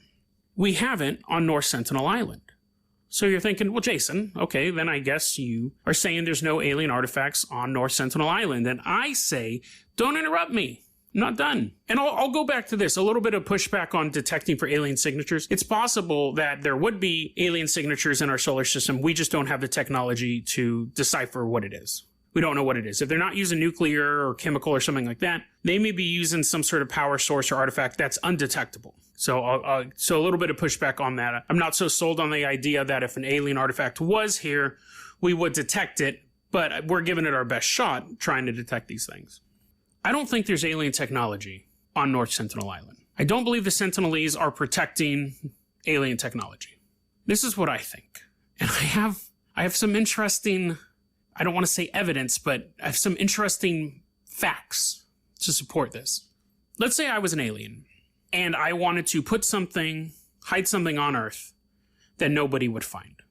You could say you could put it on a place that was going to be guarded by a bunch of prehistoric people that wouldn't know what it was. So you wouldn't have to worry about them dealing with it. However, here's the thing. You wouldn't necessarily know when you put it there that somebody else, a more powerful government, wasn't just going to show up and take it. You could say, I'm going to put it here and these people around it will never know what it is. But there's always a chance that somebody else will just go in. If this tribe was located anywhere else in the world at any other point in time, they would have just been taken over, like all the other indigenous people on the planet. It's just because this isn't a super strategic area where, all of this stuff started really coming out like the 1800s where they're like, just kind of leave them alone. But if it was a more strategic area, and if it was in the 1400s when these people were discovered and all this stuff going on, they would have just been taken over. Nowadays, there's enough land and enough resources and stuff like that they don't have to deal with this island that has nothing natural. So if you were an alien race and you wanted to hide something, yes, hiding it among an indigenous population who don't know what it is a good idea. But if they had done this with the Navajo, it was just the Navajo got steamrolled, we would have found this huge reactor. If it landed there accidentally, if an alien didn't purposely put it there, if it landed there accidentally, then the same thing. Eventually, the chances of somebody stumbling across it, and if it landed there accidentally, it could have landed anywhere. It could have landed in New York City. It could have landed in North Sentinel Island. In New York City, they would have known what it was. On North Sentinel Island, they wouldn't have. But then they're not necessarily guarding it. It's just a piece of wreckage that's there, and they're there as well. But what if the alien knew that no one was going to go there? The alien knew for a fact that for hundreds of years, no one was ever going to go there. That group of people were going to be left alone by the government of India. They knew for a fact that was going to happen. You would put it there because you'd have the best of both worlds. You'd have a group of people who would have no idea what it was. They'd probably stay away from it if it was too creepy. And you knew no one was going to discover it. You would actually be able to say, we know eventually they're going to discover it in the year like 2100 or 2055 or whatever. But we're going to place this here now. We know if for the next 500 years, no one's going to mess with it because of all these policies with India and the way the people are structured and all that stuff. Now, of course, we're coming to the end here. Of course, they would have no way of predicting if India was going to go there tomorrow, 400 years ago, or 300 years in the future. Aliens wouldn't know that, but time travelers would. They're not guarding alien artifacts on North Sentinel Island. They're guarding a time machine. Hear me out. And let me back up here. If this conspiracy is true, I'm not saying that it's true, but let's assume that they are guarding something for the sake of the narrative. They're guarding a time machine because in the future, they would know for a fact how history would play out. They would know that they would try to make contact with the tribe wouldn't want it, the government of India would step in and say, nobody contact this tribe. People from the future would know how and they would know for a fact in the year 2049, eventually someone does go to the island, and that's when we move the time machine. But for now, we're going to put it here. It's perfect location because it is completely isolated. It's an island that you cannot get to. You will be arrested if you go to and you survive. If you die, you die. But it's close enough to the mainland that you can leave the island and get to the mainland. Sri Lanka, India, wherever you want to go. It's possible that the people, the North Sentinelese, were brought from the past by the time travelers, bring them from the past in Africa and put them on the island. That's why the language doesn't match up. They're there to guard the time machine. They said, we're going to go back to Africa. We're going to get this tribe of people. We're going to put them on this island. We'll take care of them. We'll give them the metal they need. Maybe make a lightning strike every once in a while to give them fire. We'll watch over them because they're going to protect this time machine. That will give us access to come and go as we please, where we're completely concealed. We're close enough to the mainland. And you go, okay, Jason, interesting theory. But do you have any proof? I'll say this. I have more proof of that theory than of alien artifacts. And this is why. In 2004, the Indian Ocean earthquake, the Boxing Day earthquake, massive earthquake, huge tsunami, hundreds of thousands of people killed, just devastated the coastlines of that area. North Sentinel Island, the earthquake was so powerful, it lifted it up 3 to 7 feet in some areas, just completely crumpled the ground underneath it. Massive tsunami, hit North Sentinel Island, hit the rest of the Andaman Islands. As the world was starting to put everything back together after the tsunami, officials in India said, they're all dead. The Sentinelese are all dead. The other tribes on those islands are all dead. That tsunami wiped out all the coastlines in this area. Those islands had no chance. Let's get a helicopter, fly overhead, and confirm what we already know. Helicopter flies overhead. They see a villager come out, shake his spear angrily at the helicopter. Helicopter goes, well, at least there's one of them. None of them died. None of them. As far as we can tell. They just went on as normal. This massive tsunami and earthquake that devastated the lives of millions of people and took the lives of hundreds of thousands of people didn't even scratch a population between 40 and 500. The official line is that because they're such a primitive society, they're used to being attuned to nature, and they could tell the animals were acting weird. They could tell the birds were acting weird and all this stuff. They found high ground. The other tribes in the area also found high ground because they didn't suffer massive casualties. So they knew it was coming in a way. They used their nature-based instincts for being so close to the earth, they knew something was coming. I have another theory. They were warned from the future. Get to higher ground. Their God spoke to them. And the people from the future, not only would they know that was going to happen, they would warn the people on the other islands as well, because it would look weird if only the Sentinelese survived the tsunami and all the other tribes are wiped out. You just go to the other tribes and say, hey, get to high ground. Make sure you're at high ground before such and such time tomorrow. Disguise yourself as a villager, they wouldn't know. Make it as some sort of miracle. Or maybe the leaders of the other tribes are from the future. But for whatever reason, they were warned. Whether it was their own natural instinct or a message from somebody who knew what was going to happen, they suffered, as far as we can tell, no casualties. Their society definitely continues. And entire coastlines, like I said, were destroyed.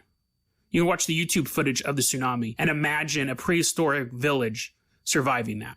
Is it possible that there is a time machine on North Sentinel Island? When I started looking at the theory that the Sentinelese were guarding alien artifacts, like I said, I figured there wasn't anything there. But what I found is far more interesting than what I could have thought of originally. I have no proof of any of this, just facts that can be put together in any way, because that's one of the problems with facts. But I will say this. If I had a time machine, I would put it someplace that I knew not only no one would ever go to, but the people there would have no idea what it was. And North Sentinel Island is the perfect place in the modern world for a time machine from the future. This was really bizarre. Now, it's funny. So I got an email from a listener a couple days ago, and they asked me if I had ever looked into this before. And it was from Andrew. Andrew emailed me. And I said, this was originally the first episode of the podcast. Before I knew what type of format I was going to do, I did a test run of the show, and it was, is Donald Trump a time traveler? And it was funny because then I had completely forgotten about it because technically I had covered it. Like in my mind, it was a story that I'd already done. I recorded a whole 10-minute segment. I think it's lost to time now, but then I went on and did episode 1. So I kind of had covered it in my mind. He brought it back to my attention. So you're thinking, Jason, is Donald, what possible proof do you have that Donald Trump is a time traveler? My first answer to that would be what proof do I need? I mean, he's defied all odds, but there is proof. Or a series of coincidences that seem very, very odd. So let's go back. Let's visit the city of New York. It's November. A highly unpopular outsider candidate wins the presidency of the United States. And the city's on fire. Not literally, but with people rioting. The entire east side is in a state of uproar. Police officers are moving through the street, warning people to stay off the streets as these riots go on. Mobs of vast sizes are organizing under the lead of anarchists and socialists, and they threaten to plunder and despoil the houses of the rich who have wronged and oppressed them for so many years. The Fifth Avenue Hotel will be the first to feel the fury of the mob. Would the troops be in time to save it? Now, that's not my opinion. That's not from a news report. That is from a book that was published in 1900 called The Last President. The book, The Last President, is the third in a series of books about a little boy named Baron Trump. There was an author back in the 1800s named Ingersoll Lockwood. He wrote a lot of children's books, but these 3 books have come to attention recently. The first book was The Travels and Adventures of Little Baron Trump and His Wonderful Dog, Bulger. Oh, little puppy. 1893, he wrote the sequel, Baron Trump's Marvelous Underground Journey. So these were basically Jules Verne type stories, Alice in Wonderland type stories. And then the third book was 1900, or The Last President was the name of that book. So Baron Trump is this little boy. So we're going to go, don't worry, this gets even weirder. The character of Baron Trump, in the book, his name is William Trump. Baron is his title. And I guess I should say, in case you don't know, Donald Trump's son is named Baron Trump. Donald Trump, that is the name of, in real life, Donald Trump's son. And in the book, the character is named Baron Trump. I guess I should have said that. Not everybody knows the name of Donald Trump's family, but yeah, so that's, in the 1800s, there was a book series called about a kid named Baron Trump. Today, Donald Trump has a real kid named Baron Trump. And you're maybe he read the book. Maybe he just named his kid after the book. That's fair. It's far more reasonable than what we're going to get into. But this character, Baron Trump, lives with the Trump family. They live on Fifth Avenue in New York City in Trump Castle. Donald Trump in real life originally lived in Fifth Avenue in Trump Tower. Baron Trump has a buddy, a mystical guy named Don Fum. Now, Don is a signatory. It's a sir. He's a Spaniard, so it's not his name's Donald. There's this mystic guy named Don Fum who helps open these portals for Baron Trump and his dog Bulger to go on these adventures. No joke. He opens these portals and leads them to Russia. Okay. Again, just coincidence. Okay, so in real life, Baron Trump does not have a dog named Bulger. They actually didn't even have a dog until Trump got elected president. They did get a dog when they moved to the White House, and Baron Trump loves this dog. The dog's name is Patton, like General Patton. Now, this is a bit of a stretch, but again, it's just odd. General Patton was a general during World War II, and he was instrumental in one of the greatest Allied victories of World War II, Battle of the Bulge. Bulger. Now, to be fair, before you guys shut off the podcast, I didn't make that connection. I read it on a website. So don't blame me for that ridiculousness. And you're going to say, Jason, is that all you're going to do? Is you're going to read us coincidences between a children's book series and Donald Trump? But I'm not. Because that is honestly not even the weird stuff. Now we're going to get weird.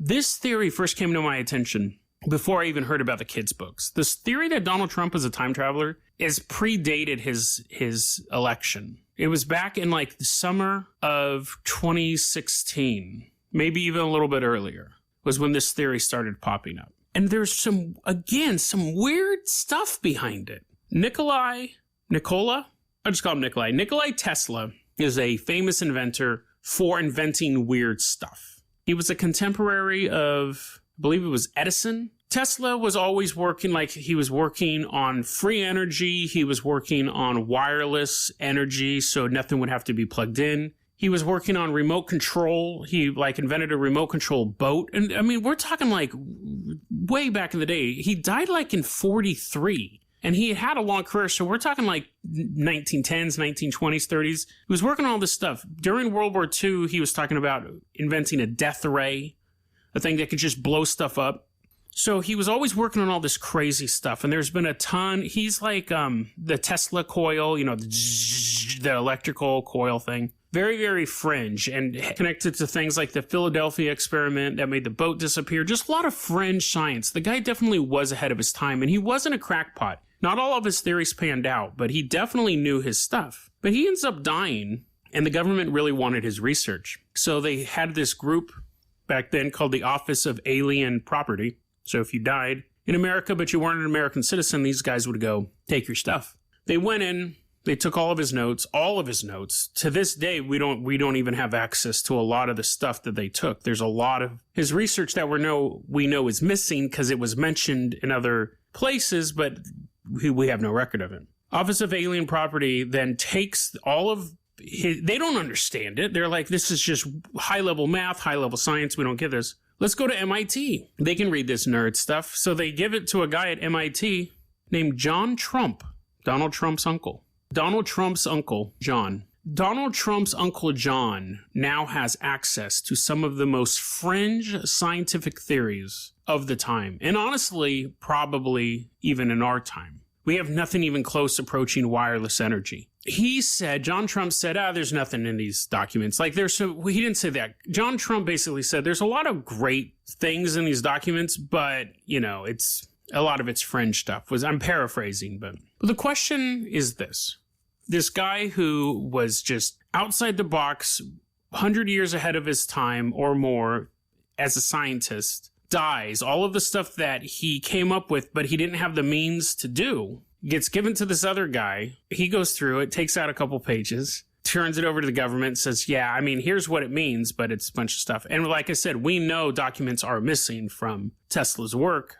John Trump's favorite, I guess it goes without saying, I don't know why I'm pausing like this. John Trump loved his nephew Donald. So here's the theory. This is where the theory started. That John Trump discovered the secret of time travel through Tesla's work and then gave those documents to his nephew, Donald. Donald then uses those documents to build a time machine and go into the future and into the past. So the books were inspired by his adventures, or possibly even, it gets weird when we talk about time travel, or even possibly that in the future, his son will go back in time and the books are inspired by the life of the actual Baron Trump. Could be very likely. Or maybe Baron Trump goes back in time and writes them himself. Oh my God, time travel. But anyway, so let's get back to Donald Trump. So this is the theory that came out during the election. Donald Trump has access to this time machine. And again, this theory popped up before the books were even on anyone's radars. The theory is that this is where the theory splits, because there's a couple different ideas of what happens. I'll tell you what, if I buy into this theory that Donald Trump is a time traveler, this is what I think happened.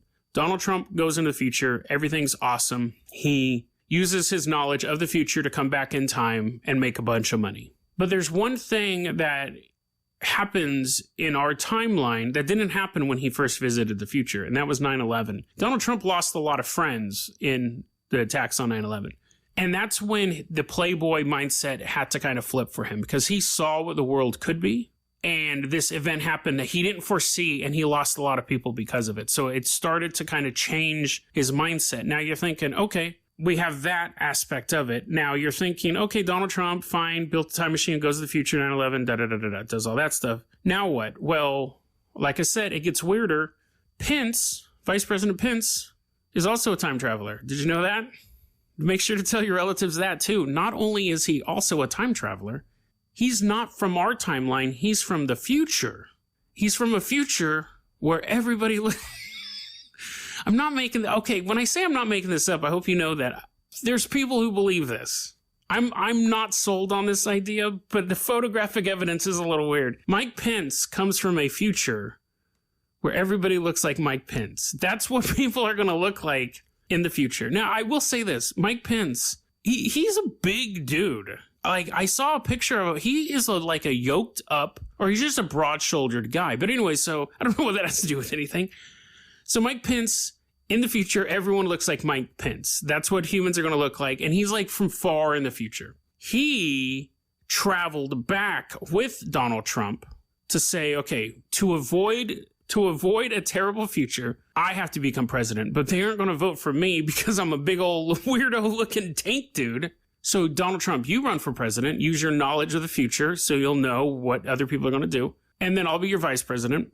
And then when you leave, I'll take over. And we'll have this utopian world where everyone looks like Mike Pence. And so, again, this is a legit theory people believe. Donald Trump goes, okay, great. So Mike Pence, his time machine is better than Donald Trump's time machine because it was actually built in the future. So Mike Pence can actually send, like he can go back, say 5 minutes to talk to himself 5 minutes before and send that Mike Pence back while Mike Pence still exists in the future. It's this weird causality loop. So there's multiple Mike Pences. Everyone looks like Mike Pence in the future, but also there's multiple Mike Pences in our timeline. And it's the same Mike Pence. And for whatever reason, Tim Kaine's wife is a Mike Pence. Tim Kaine's wife. Tim Kaine was Hillary Clinton's vice presidential candidate. Tim Kaine's wife is a Mike Pence. Now, they do look an awful lot alike. They really do. It's super bizarre. Now, again, I was reading this conspiracy theory before the election, and people were like, there's no way Trump is going to lose. There's absolutely no way he's going to lose because he's from the future. Okay, the Mike Pence, the planet of Mike Pence's, whatever. The Barron Trump book, that's weird coincidences and things like that. But I got two more pieces of info for you. One, the day that Donald Trump won the Illinois primary during the election, lightning struck Trump Tower. Was that a moment where he was going to correct the time stream where he didn't win Illinois? Probably not. He actually kind of had the nomination sewed up by the time he won Illinois. But it is an interesting coincidence. However, Donald Trump famously said about his daughter Ivanka, if she wasn't my daughter, I'd be dating her. Well, one theory is that in an alternate timeline, Ivanka was born to another man and another woman. And they were dating. But because Donald Trump has been going back and forth so much in time, he ended up marrying the mother of Ivanka. Now it's his daughter. So now he can't date her. And you know what's so funny? I'm going to close the episode out like this, because I have really no other way to wrap this up.